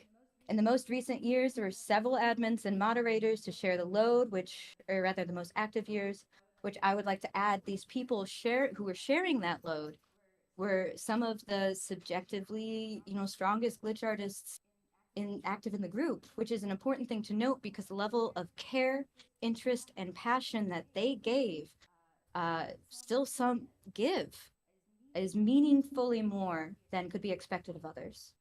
But again, it is still a lot of free labor to ask for, to curate, answer questions, moderate interactions, update the digital realms, make information available. It's a freaking lot.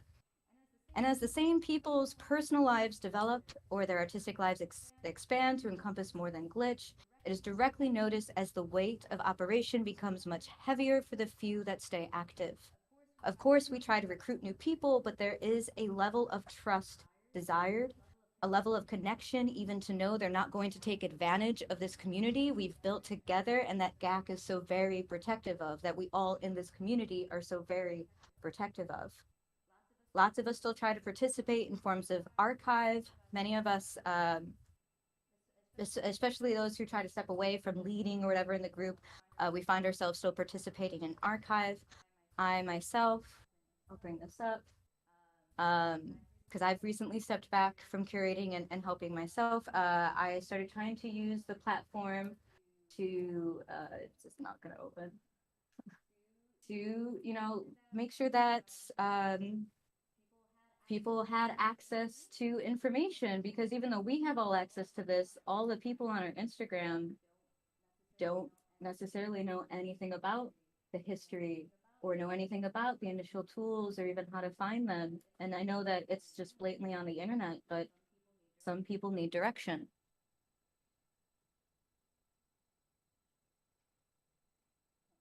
Come back, it's just gonna go.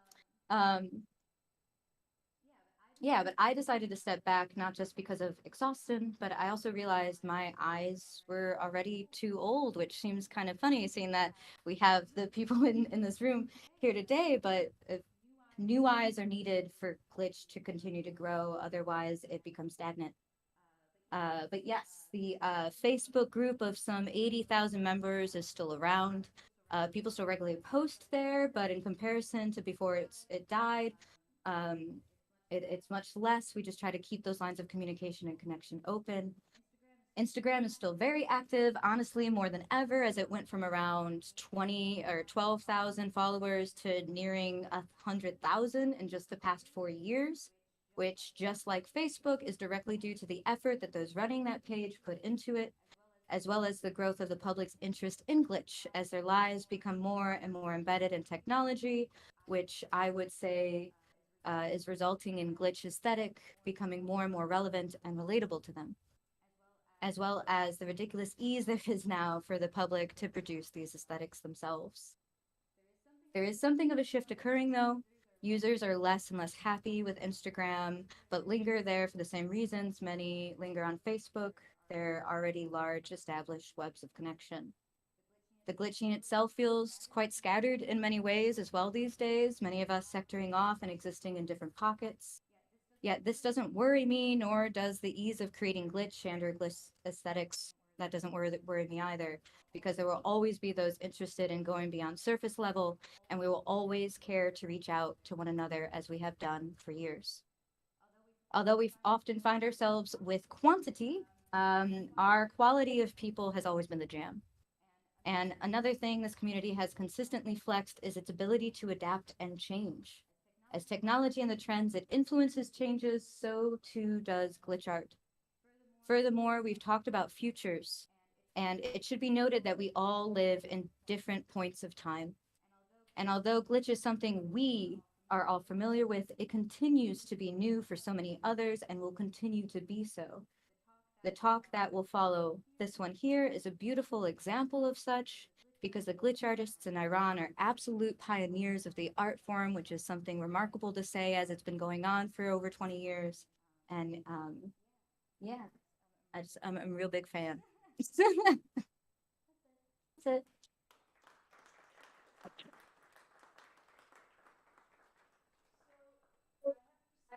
Say though, we will not go straight to Arezou because we have Dawnia who confirmed. Yeah, Dawnia will Okay. go after you. Also fits better that way, I think. Sorry. Oh, that's fine. So Dawnia, I need to find my computer, and I think I have to then put that on the thing.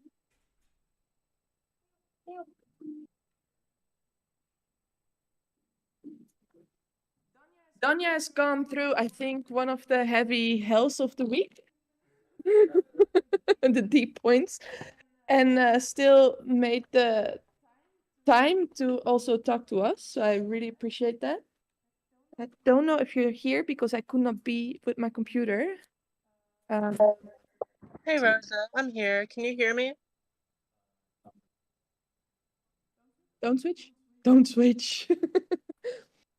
There. Oh my God. Dawnia, how do we get you on the screen? Unmuted. I'm still.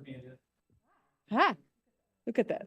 Testing, testing. 1, 2, 3. And how? Yeah, you're there, but I want you louder. 1 second. I can help with that. You can help with that. If you keep talking, Dawnia, we can help you. Mic check, mic check, mic check. 1, 2, 3. Hello, It sounds hello. better, but I want more. Is this what we're gonna get? Yeah? Okay. Just I a can little try bit to more? speak a little louder if that helps.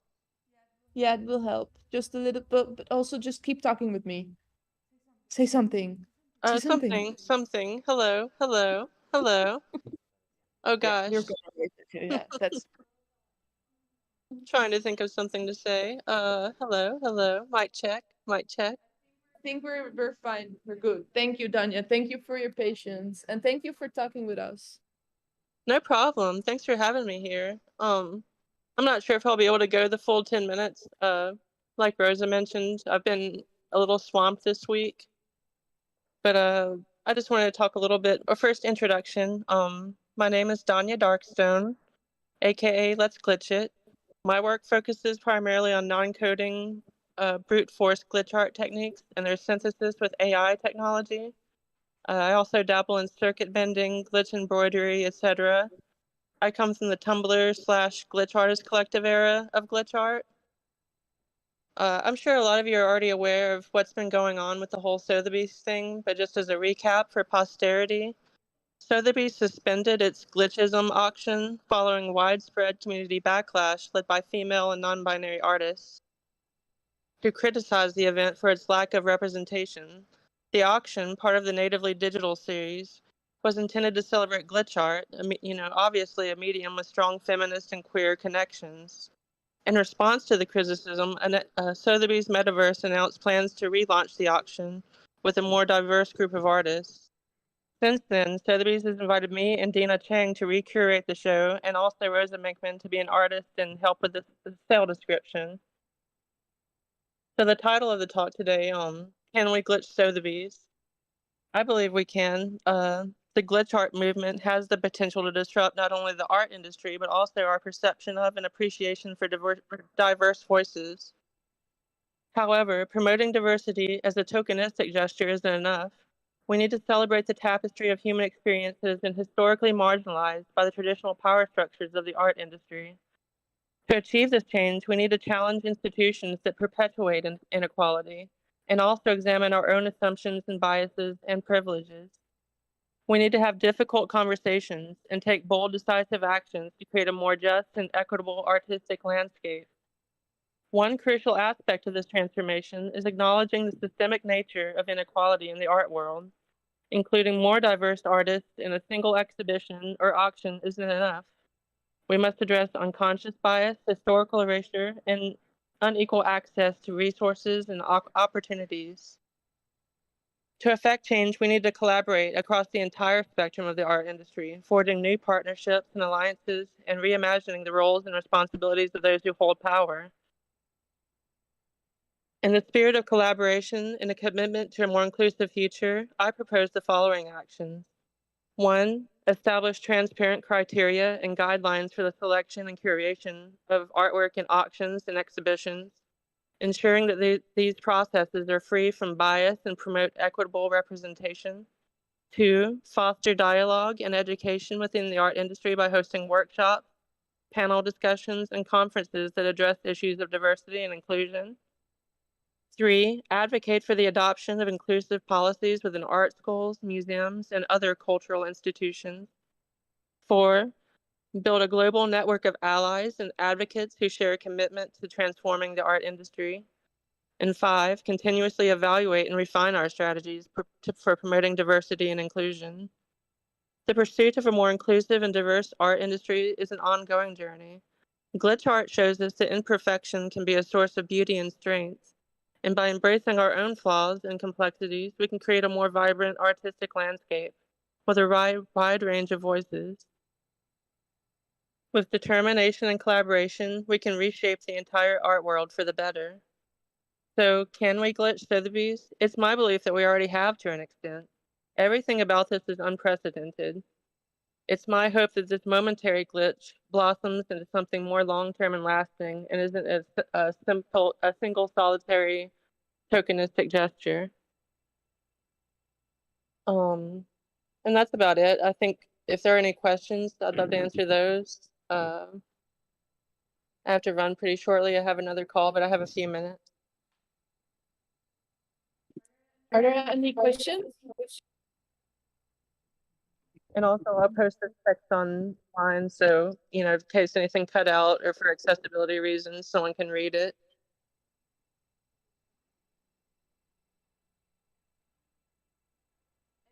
Any questions from the room or from the internet? I'm waiting. There's so many things I could imagine could be asked, but I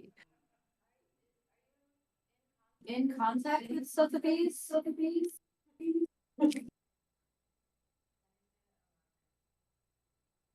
Sorry, what was that? There was an echo.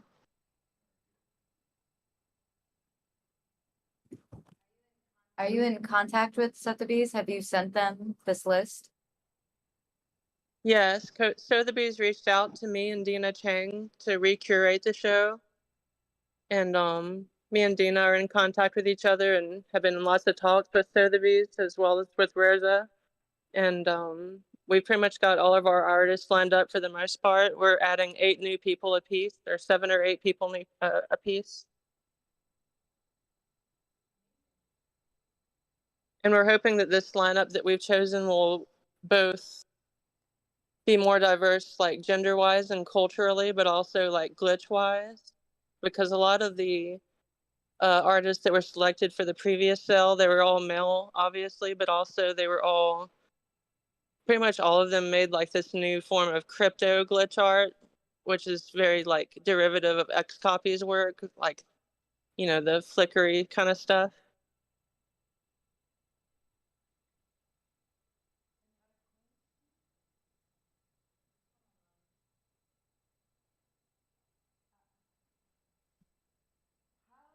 How are you selecting the artist, Dawnia? Is a question from Miss Breeze.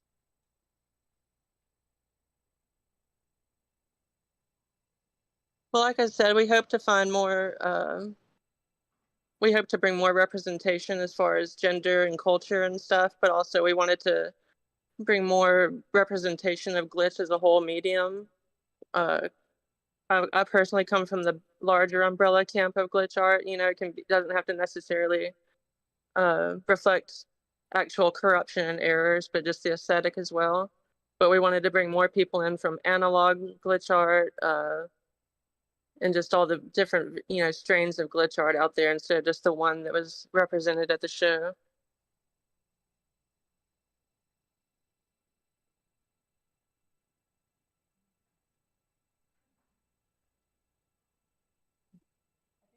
I think we're having mostly a lot of nods. People are happy.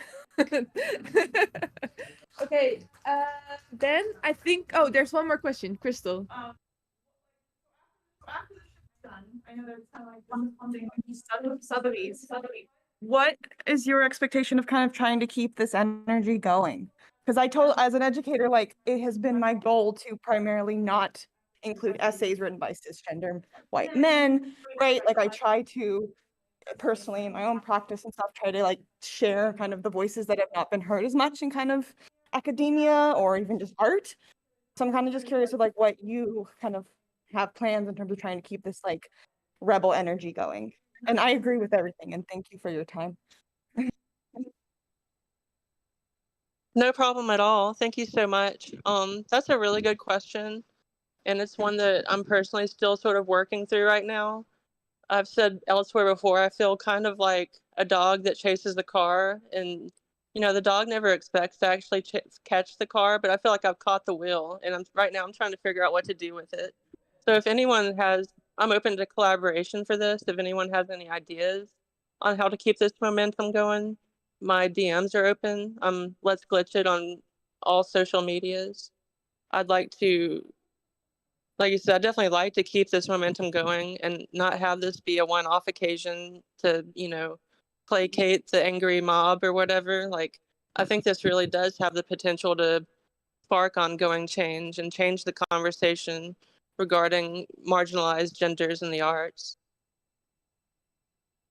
But as far as like actual actionable plans coming forth from here, I've been really busy like trying to just actually curate the show and, you know, tackle the task at hand. Great. Well, I think we're gonna thank you very much, Dawnia. And we're gonna move over to London, where Arezou is sitting, ready for us.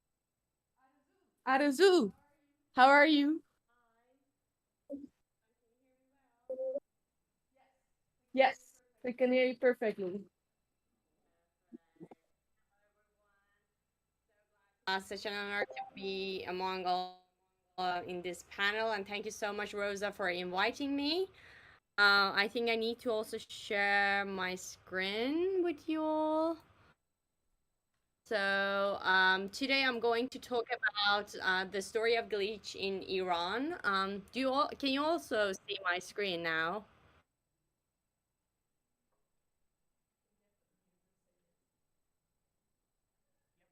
Yep, we see you. Okay, perfect.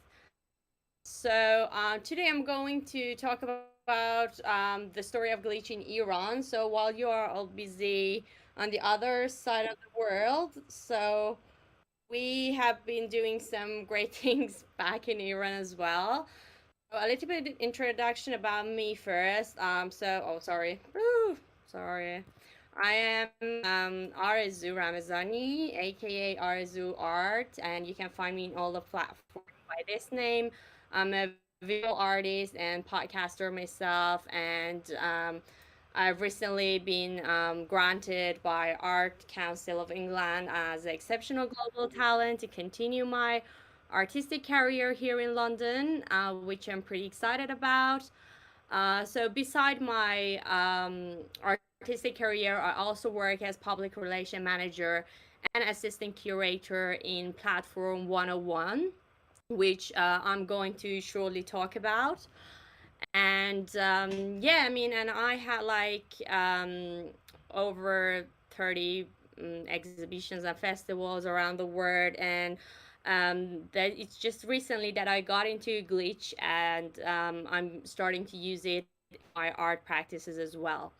So talking about platform, Platform 101 is a Tehran-based organization, and it's an independent nonprofit artistic institution support young emerging digital artists, and we are trying to create a solid foundation of digital art in Iran.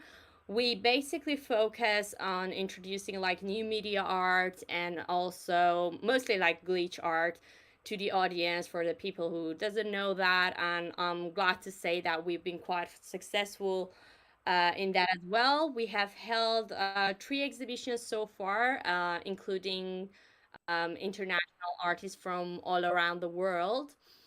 But I'm going to talk a little bit about how it all happened. So first we got like Sadegh Majlesipur. He's one of our curators for the first uh, glitch video art exhibition. He's the one that did like he had a solo exhibition back in 2015, and he used only glitch art for his solo exhibitions. Then later in 2019, we had the first manifesto of Iranian glitch art. Can you still hear me? Sorry. Yes. Okay. So in 2019, we had the first manifesto of Iranian glitch art, which was written by Muhammad Ali Famuri, entitled Glitch Pixel Language. And what it was written, and what is special about this is that it only focuses on pixel as a language, basically, and only black and white works. So it was removing the element of color in all the works to remove the works of being like too decorative. And that's the unique thing about this manifesto, that everything and all the works that we've been presenting so far was only black and white to kind of show the notion of glitch itself. And later on, based on this manifesto, a research-based audiovisual happened in Rash, which is a city in Iran. And then in 2022, a year after, we had the first Glitch Video Art Group exhibition in Iran, which was held for 11 weeks. It was like quite intense and very long, and we also have been invited 27 international artists, also Iranian artists as well, from 9 different countries, and it was held in Bavan Gallery in Tehran. So basically, in each week we've been showcasing 2 of the artists, and it was running for 11 weeks. And we not only focus on visual art, but also noise music and glitch music. So with by the time that we were having our volume 2 exhibition, we also released an EP by Farbod Hamedi, aka Noise Space. It's called 101 Erratic Glitch, and you can find it in Spotify, SoundCloud, and all the platforms, and you can listen to it.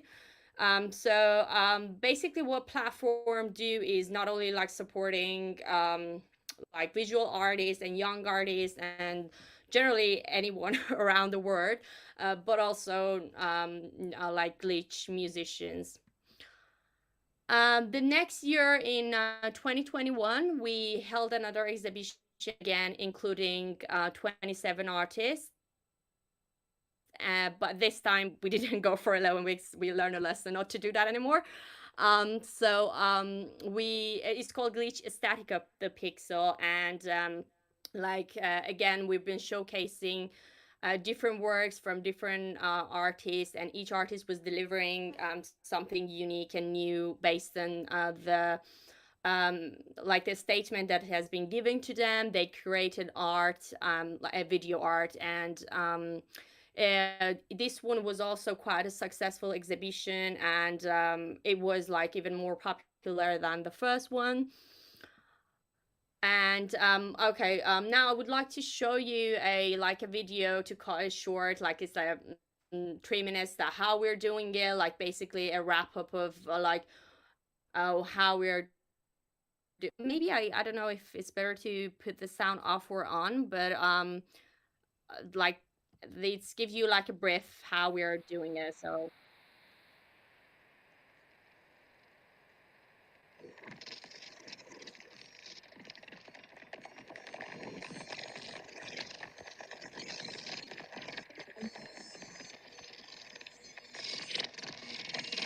I don't know if the sound is okay or.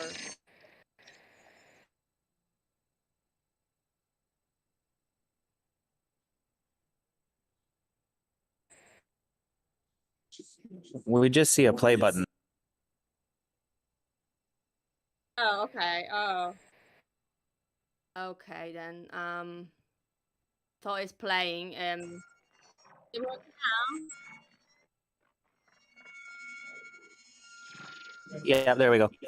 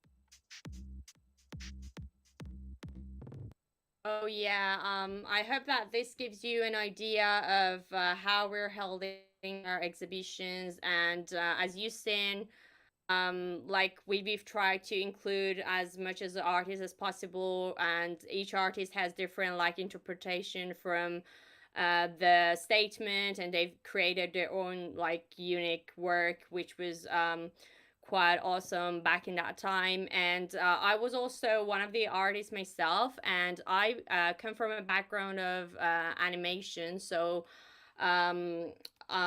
just want to talk a little bit about the work that I've been presenting back in that time and how basically I got into glitch. So sorry. So what I've done actually was actually creating glitch with animation and myself, and I create like 2 video arts starting with inner child videos that I started to like film a doll that I had. Like we were in the middle of moving our houses, and I had all these like childhood dolls that I had, and I just had one of them that was really creepy, and I just thought that I had to do something with it. And what I did was basically, because it was during Corona as well, and you know, like everyone was trapped at home, and we all was just overthinking, I guess. So I really was thinking about the fact that we were really bombarded by all the data and information in this world, and there are too many noises in this world, and we really need to just take care of an inner child somehow. And basically, yeah, I mean, just protecting ourselves, and that's how this video art came to life. And I like animation to like create this one and layered it on the top of the video, and that's like my first literally interaction with glitch. And following by that, I create another video art called Arraignment of Inner Child. And yeah, I mean, and I think I ran out of time, but you can watch them on Vimeo if you like, and you like to learn more about it. And that's about it. I think my around like 10 minutes, so I'll leave it to you guys. And thank you so much for listening. And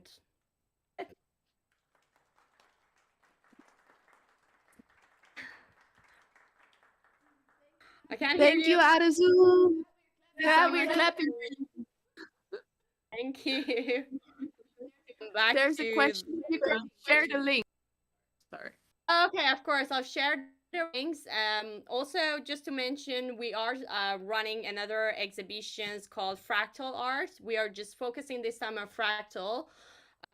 But just because of all the things happening in Iran at the moment, we had to pose it because all the galleries and everywhere was like, yeah, stopped working basically. And just in case you guys want to support, we really need a venue to showcase the next level of work. So yeah, hope you enjoy it. I'll share the links with you guys just now.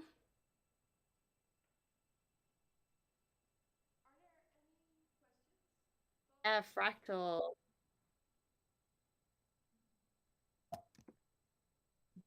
I'm just asking if there are any questions here in the room. I'm looking around. Anything in the chat? I didn't see anything in the chat, but let me know. Is there a Thank you for history all of glitch in Iran? Asks Bob. A history of glitch, influenced before glitch. I'm a 90s kid, so basically I think that's like what we can all refer to. Because like I remember glitch as like the time that we had like VHS and stuff. So I think we've all experienced glitch as a form of like glitch itself that we all know. Other than that, I'm not like quite sure if there were more, because basically what we've tried to do with our organization was to bring it into art and bring it into history of art basically. So, and submit it internationally as well for the world to know. Oh, who's that organized that said that his heritage is also Iranian? Very cool.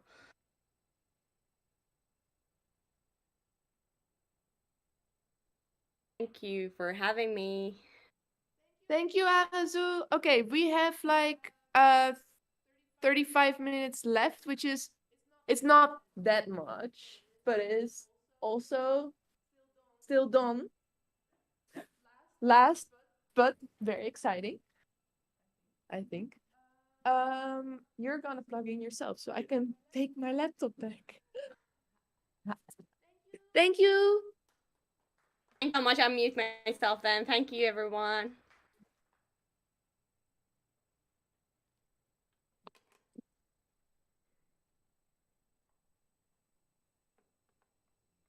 Need a mic. Oh, we need a mic. Again. No, that's fine.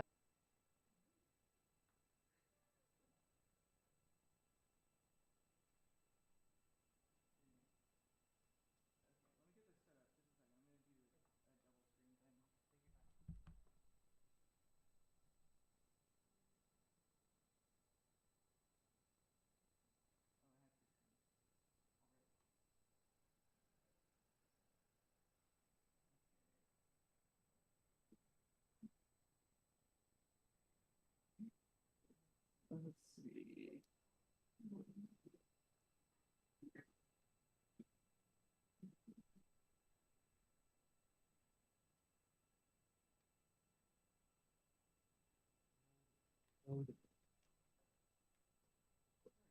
There we go. Hello. This is so awesome to be here, and so awesome to hear all of these conversations and these presentations. It's like such an amazing room full of talented, informed, awesome people. I'm so excited to be here. My name is Don Hansen. On the internet, I go by Don XYZ as an artist. I use that name. It's the same as my domain name, and I use it interchangeably because I'm an internet artist.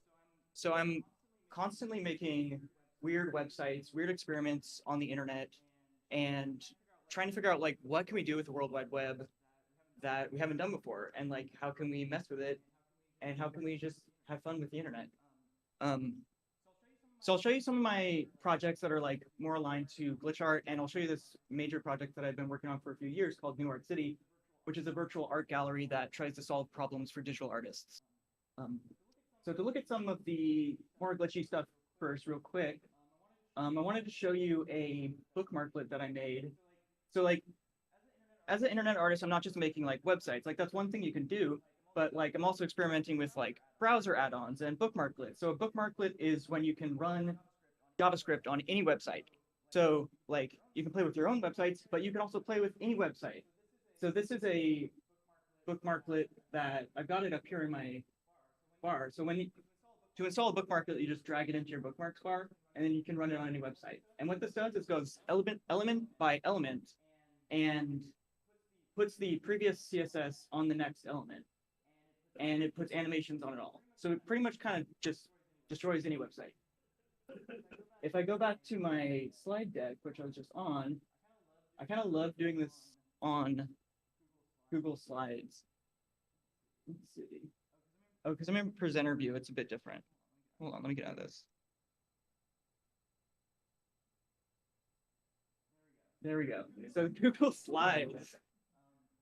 Yeah, I guess Google is optimizing this way with all these sprite sheets or something. And so when you start messing with the CSS, it kind of just throws up and it's just like icons everywhere. I'll do it again from the beginning. CSS scramble.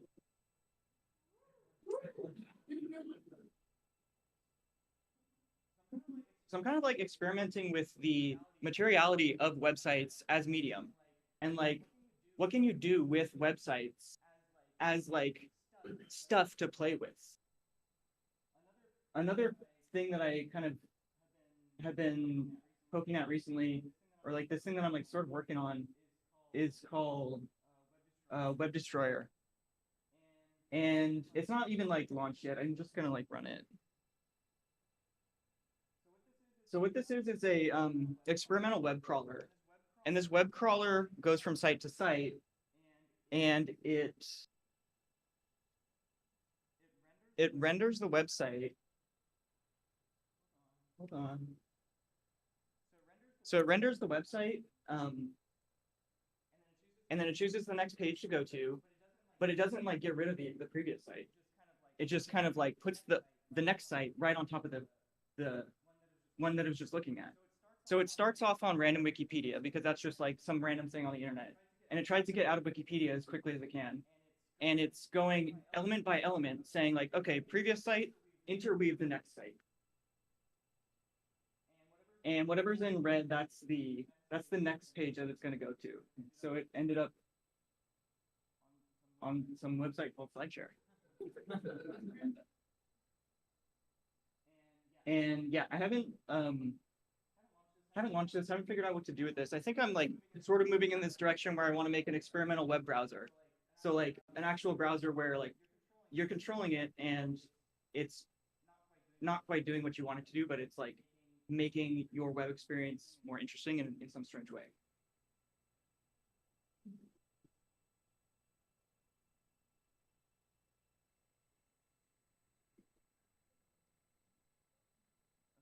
Okay, I'm gonna stop. And I gotta get back to this.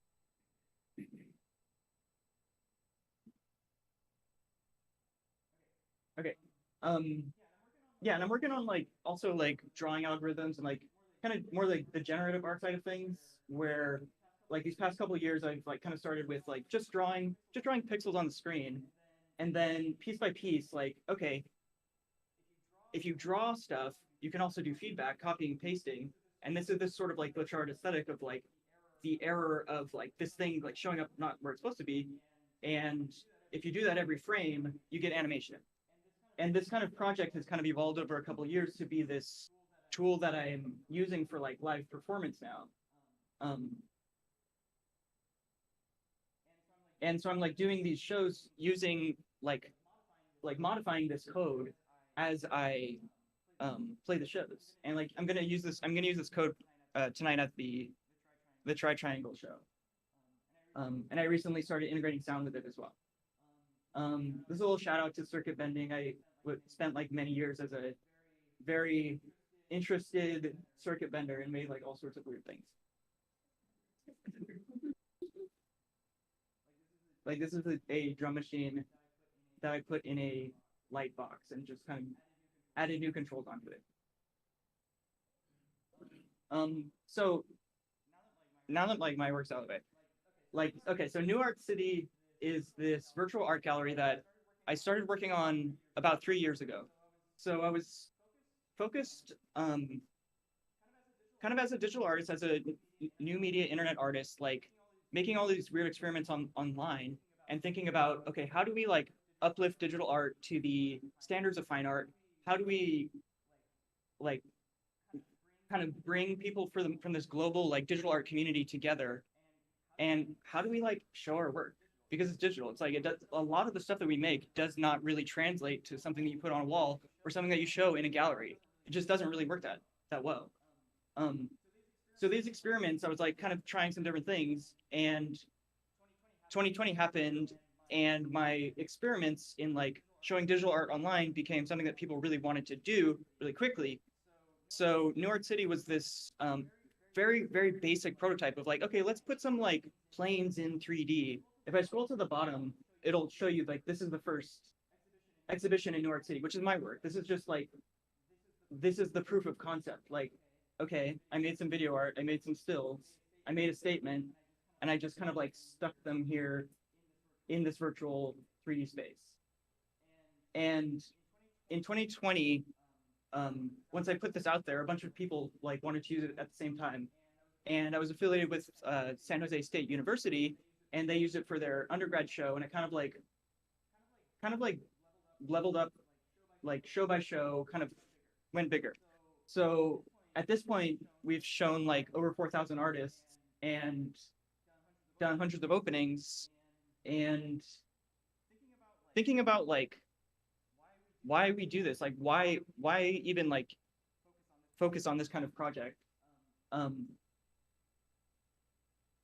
One, because there's not really a good space to show this digital art online for work that's made digitally, but also like trying to go around some of the problems that already exist for digital art. Like two of the main things that we're focusing on now and putting a lot of effort into are accessibility for digital art broadly and preservation of digital art. So with the accessibility part, let me go back to my slides because I've got information.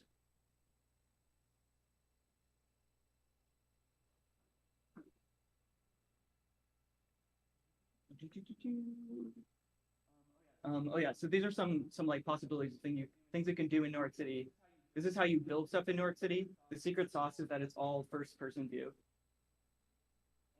And when you look at something, you can get a 2D view of that work. And all of the metadata is entered by the artist or by the person organizing the show. One of the most difficult parts of user-generated content is making sure that it's performant. So like, as soon as you give people tools to make things in virtual space, they want to like throw everything in there, which is awesome, but like that becomes a problem for like lower end devices and like things, or like phones and stuff like that. So like we try to make sure that people stay within the bounds of like what can actually load on a device. Yeah, a lot of artists, independent curators using it, students, teachers, universities, cultural institutions. Trying to get to the part that I was just talking about. But yeah, so accessibility. So with every 3D space, we also have a 2D space. So whatever you do in 3D, like that's your creative zone. And then to make it accessible for people who either like maybe need to use a screen reader or just aren't comfortable navigating a 3D environment. That 2D space with all of the metadata and all of the information that you've attached to your artwork is generated as like just like a regular website, including alt text for the artworks. And yeah, we work with an accessibility panel of people who are familiar with the needs of people who use screen readers or like people who need assistive technologies for their work. And another way to make it accessible is actually just accessing the work like as a visitor.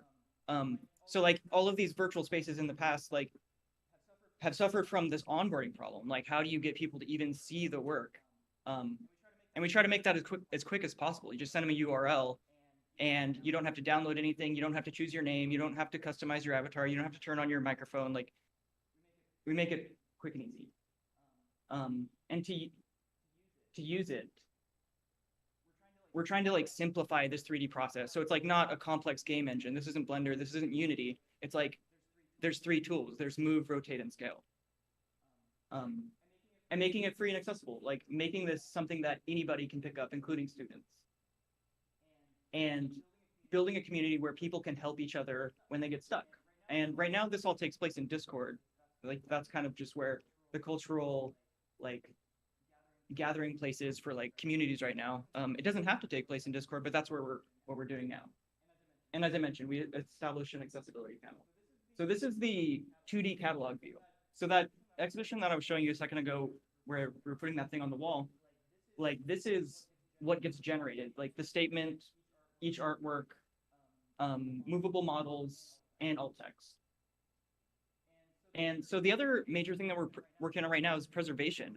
So like, I'm sure we're all familiar with this phenomenon of like artist platforms coming and like, oh, this is so awesome, let's all put our work there. And then the artist platform disappears.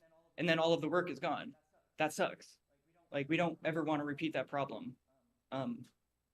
So with newart.CITY, we're saying like, okay, preservation is part of the mission. Like we want to keep this stuff online. So currently, all of the exhibitions on newart.CITY are hosted indefinitely. We haven't ever taken an exhibition down. And artworks can be re-downloaded. So if you want to get your art out, you can do that. And it's sort of unprecedented sort of like thing that we're trying to do is let you actually export your entire 3D gallery to take it with you. So like from like a business point of view, I think that would like most people would say like that's bad. Like you don't want people to like build something on your space and then just leave. But like as artists, we need to own our own data. Like, and because it's web, it's a stable platform. So anything that you build on the web is probably gonna work that way for a long time.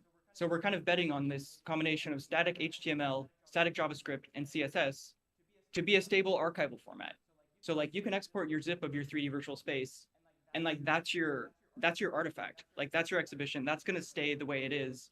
Like put it on your own website, put it in your like long-term storage, and that's something that can hopefully stay runnable in a browser for a long time. And in the future, we want to make it so like you can actually upload your archival footage or your archival quality work, and then we keep that file, and then we generate renditions of it that are like smaller for viewing in the 3D space. So this is actually an example of Rosa's work. So this is what the file structure looks like for our exports. So like this is just a website. This is a zip file that comes out with an index.html. There's no backend associated with it. And then all of the artworks that came up with it that were built like in the space on newart.CITY that were uploaded. And then it comes out as a kind of like a snapshot of the space. And so you can see like this is running on localhost. It's not on that actual site. So when it's local, these offline exports are suitable for making sure their work lives regardless of the success of newart.CITY as a platform. And yeah, like I mentioned, you can upload them, rehost them, do whatever you want. You can run it as an offline installation, which has been very helpful for certain like exhibition settings where you don't have internet, or like you don't know if it's gonna like go up or down. It's like it's better to have an offline version. And long-term preservation, and potentially, like, I don't know, you could sell your zip file, or like if somebody wanted to acquire your work as a digital file, like that's a thing you could do. Yeah, so New.York.City, like, been working on it for 3 years, want to continue working on it, and make it a really great place for digital artists to show their work. Bring down the barriers to just showing their work. Make sure we like provide a place that feels welcoming and feels like any digital artist can exist there and be part of a global community. And we want to solve problems for digital artists, make it inclusive. And we do this by our curation goals, the tools that we make, and the partners that we work with. Yeah, I mean, that's kind of it. Like, yeah. Thanks.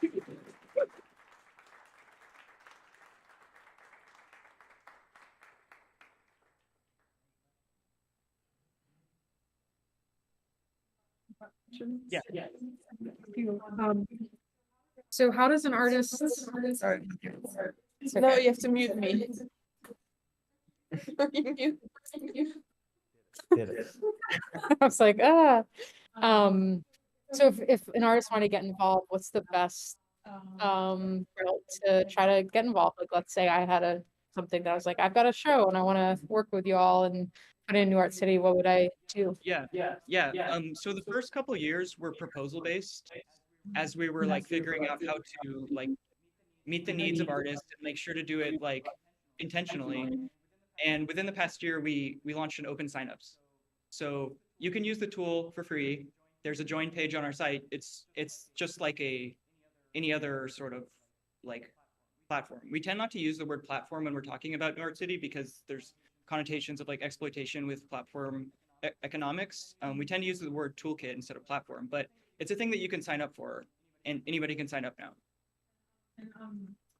What kind of files can be brought into New.York.City? Like, can you bring in OBJ or GLB files? Yeah, exactly. So the idea is that like digital artists create all sorts of different file types, and kind of whatever you throw at it, it's going to make a 3D rendition of that.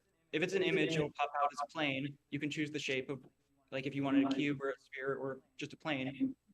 Videos, audio is multi-channel. So you could like make spatialized audio pieces if you wanted to. Video can be multi-channel too.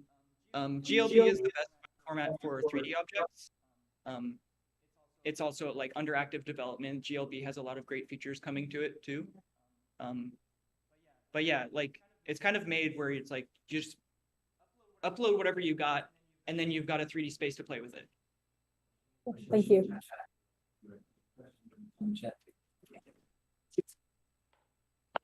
We'll hit a couple chat questions and then circle around here too. Let's see. Chat. Wondering about the impetus to recreate the gallery space on the web. In other words, why do we need a digital gallery? Why recreate the physical space as opposed to engaging another sense of space that could be created through the web? And that's from Peter J. Woods. Yeah, I love that question, because working on New.York.City, we have kind of encountered this question over and over. And it seems like the first attempt to make a 3D space for art ends up replicating a gallery. And that was one of the first spaces, or the second space that I showed you. Like, we've got walls, we've got stuff put on the walls, we've got pedestals. And that's the first attempt. But moving beyond that, that's when the imagination starts to like broaden. I'll show you another piece that I wanted to show as well. So this is also relevant to Glitch. This was a group show created by a collective called Glitch.Cool and curated by Raphael T. And in this space, this is not replicating a gallery. This is art inside of a giant model of a human body. So you're going through these things that look like tubes, but like really you're just like in a person. So like I think that's like the head, like going inside the head or something. And so they created this group show of 3D objects and 2D artworks that are arranged spatially inside of this abstract space. And I think when you get artists building their own spaces, you get really amazing ideas like this. When it is more of a institution, they're much more resistant to things like this because it's maybe wouldn't be taken as seriously, or maybe they're trying to like create a neutral space.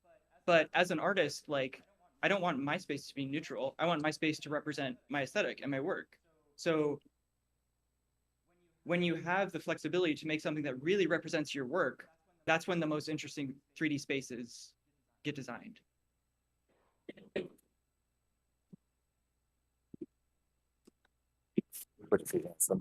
Go ahead. Yeah, hi. So, thank you so much also for New York City and for this work. Yeah, got to like make some student shows in there and show it to some friends who'll be a part of the festival coming up. So yeah, that's really cool. And one of the things that I was, a question that I have, which is kind of building off the previous question, is I think we're spatial creatures, and as artists, there's this studio space that we always had as a part of our practice, where we put up things on walls and kind of check things out. And I was wondering, you can share like if you have an idea of like what does your studio look like, or do you have a studio, or do you think about a digital art studio? Yeah. We've seen a lot of like these like portfolio spaces on newart.city where people are not making a group show, not making an exhibition. They're just saying, this is my 3D space and I'm just going to put my stuff in it. And those are interesting. That's actually like a site for like a virtual studio visit. And that kind of stuff has happened. And the portfolio spaces, those have happened where this is a more formal, like this is a presentation of my finished work. And for me personally, like I'm just working on my computer. I'm working on the internet. I'm working at home. I don't have a physical studio. I kind of like wish I did, but you know, money. But like kind of what I do with my files and stuff, I've got a folder called process, and I just put everything in there and it's chronological. Like if it doesn't belong to a project yet, it goes in process. And then once I have a project for it, I have a name for it, I put it in a different folder called project. So, and then projects, this is like stuff that actually has a name or has a like collection of like, this is a thing. So yeah, my studio is my computer, really. Awesome, thank you. Yeah. Okay, I have a couple of questions.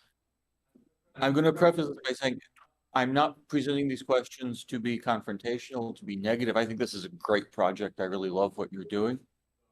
But I've also seen projects like this in the past, which is why I'm asking these questions. So these are not gotcha questions. I'm not trying to be rude or anything. I'm genuinely interested. How are you paying for this? Yeah. Okay.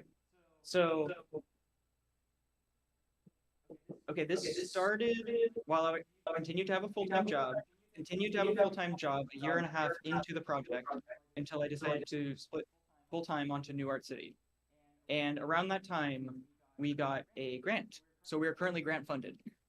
And the grant is for a project to present digital artworks made in the South Bay of California. And it's granted through the Knight Foundation.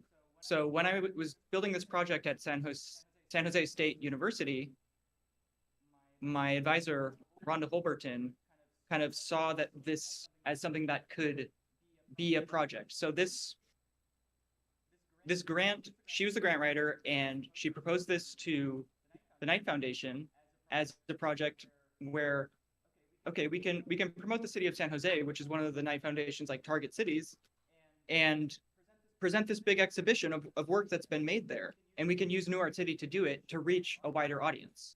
And so a portion of that grant money goes to newart.city to make it better.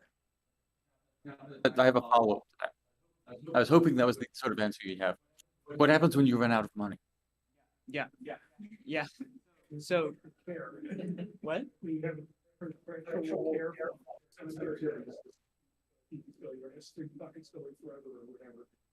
Right, we're figuring it out. So we're figuring out the business model right now.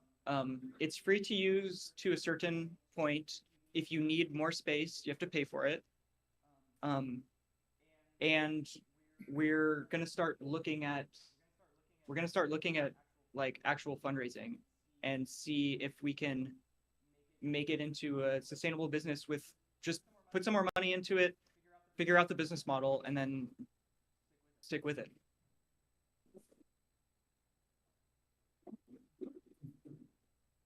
I would think something like that. This was your shot. I want to just do this as a gift to the world for eternity. So they certainly have a lot of money. Yeah. Okay. Similar parallel effort that's not quite as open as this, which is, I mean, it might be worth talking to Mozilla about merging this with hubs. We've sort of like the financial back business model stuff worked out. Right. Yeah, because hubs is sort of subsidized by the larger Mozilla Foundation.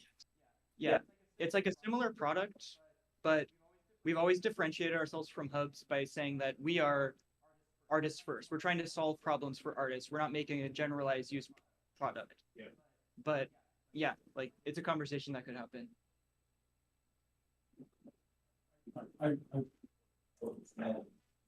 We can put Michael's Maybelline commercials in it. Then no. My question is: this thing conceived as an art project or as a way to help artists? This is a tool for artists. Personally, I'm a designer. I'm a software designer, and I'm a product designer, and all of my products are artist tools. So before this, I made a VJ software. Back when GIFs were like a major form of distributing art, I made the first VJ software that uses only GIFs. And that was kind of my first sort of product for artists. And I continue to make tools for artists. It's what I love.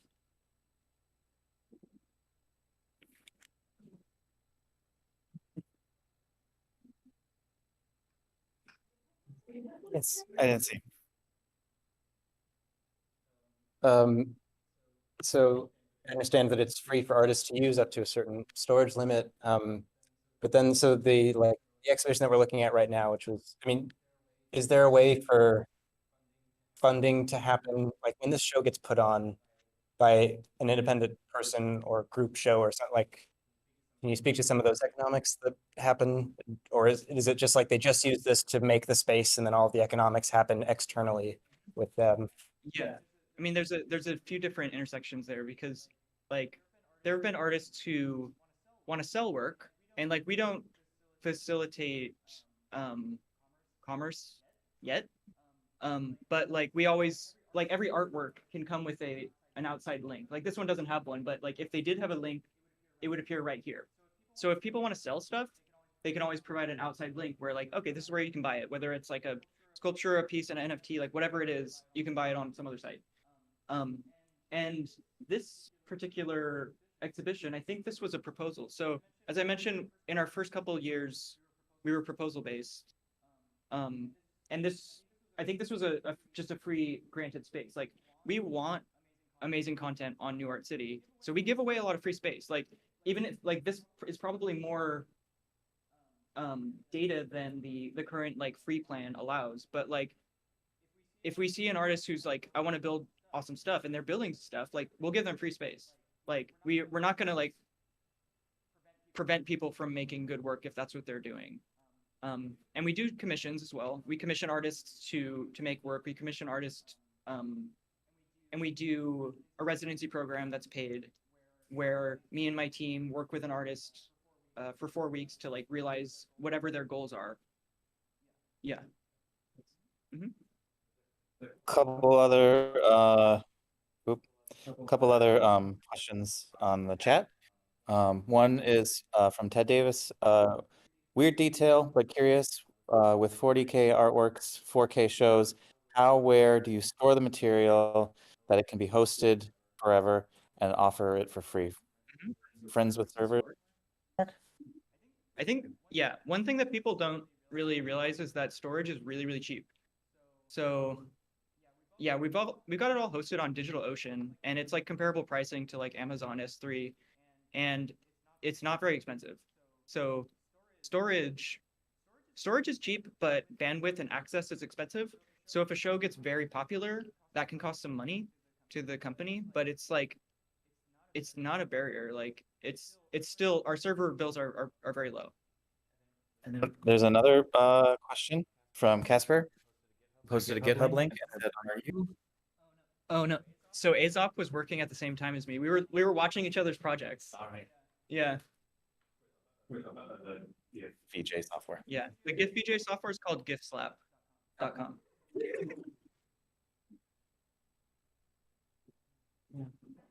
I'm interested to take it one step back to somehow glitch.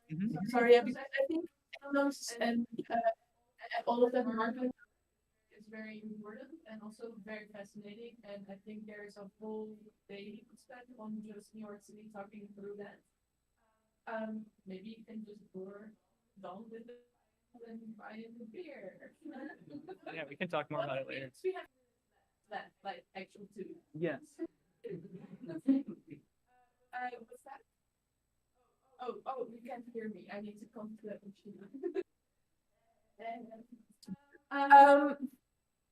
No, so to bring it back to glitch, because you're not necessarily, you're like kind of like on that liminal space. You're like, and for me that is also one space where maybe people don't even realize how cool newart.city is. Like, in my opinion, it's really one of the best things out there at the moment. I really think so, and I'm so happy that you came to show everything. I think it's just beyond expectations of how you think platforms are or toolkits are functioning at the moment online. I just want to stress that. But yeah, how do I bring it back to the glitch? Do you have any, like, I don't know. Yeah, confetti cannon. Have you had any glitches? Yeah, we had a. Yeah, CSS Scrambler on newart.city. I wanna like, so okay, I have some points, like, because one of them is obviously sustainability and how the glitch is always like, if something doesn't function, most platforms will kind of like put it into obsolescence and then you lose your glitchability, or like platforms move on and mutate and the people get dispersed and fractured. And so I mean, for me, there's a big community working in glitch on newart.city. They're also working with little exploits within how newart.city embeds stuff, both in audio and in video and in file formats specifically. Also, I'm not saying aesthetically, but also really technically. Still shaking the platform, and you have to deal with that all the time. I know I have made you a lot of problems, and I will make you problems again. So I mean, maybe that's also what we're speaking to. Like, newart.city is on that cusp of where you're trying to make something work and function for a mass. You're also trying to give people the space to exploit, shape, and break, and then sustain those shapes and breaks, because we've dealt with weird texture shit that you then have to sustain, but then also, so I think, I don't know if there's an answer there, but there's definitely an illustration of the problem that we've been thinking through for me. That's why I'm happy that you're also here at the end of a talk. Are there any thoughts to that? That's just how I think I wanted to wind it back from money. Take the money. The money we can always talk about.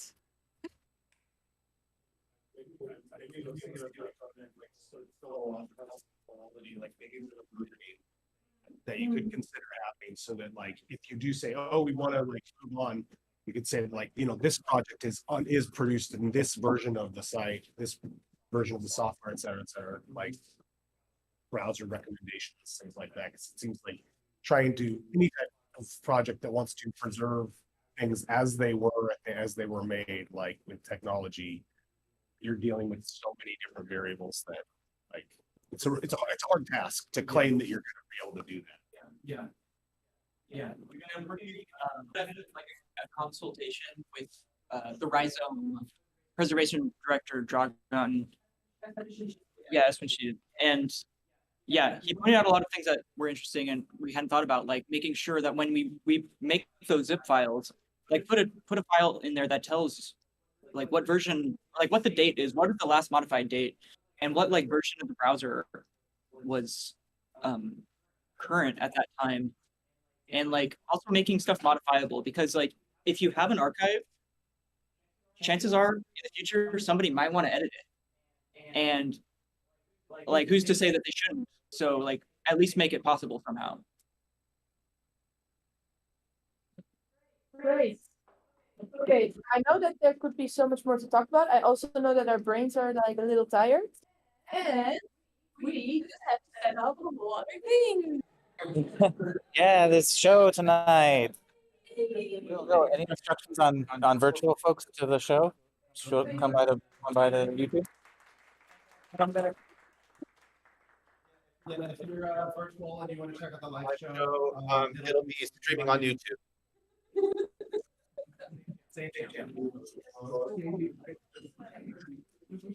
Thank you, guys. Awesome to see everybody.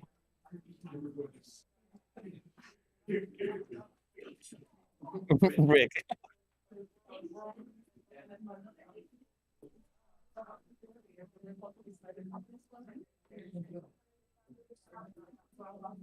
Yeah. Oh, and we'll go over to, I think the speed shows sort of still up. Sort of? No. Some. There's some students here. But I think people are doing their homework on those computers now more than art.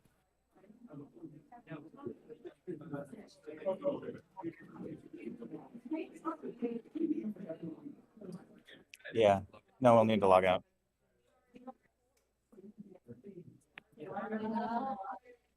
We did do a dent in the donuts.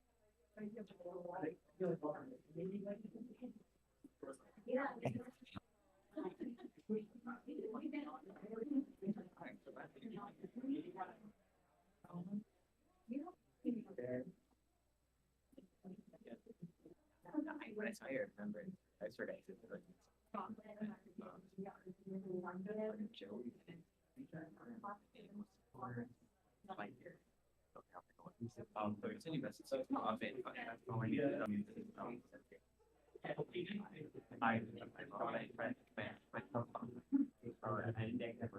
no, okay.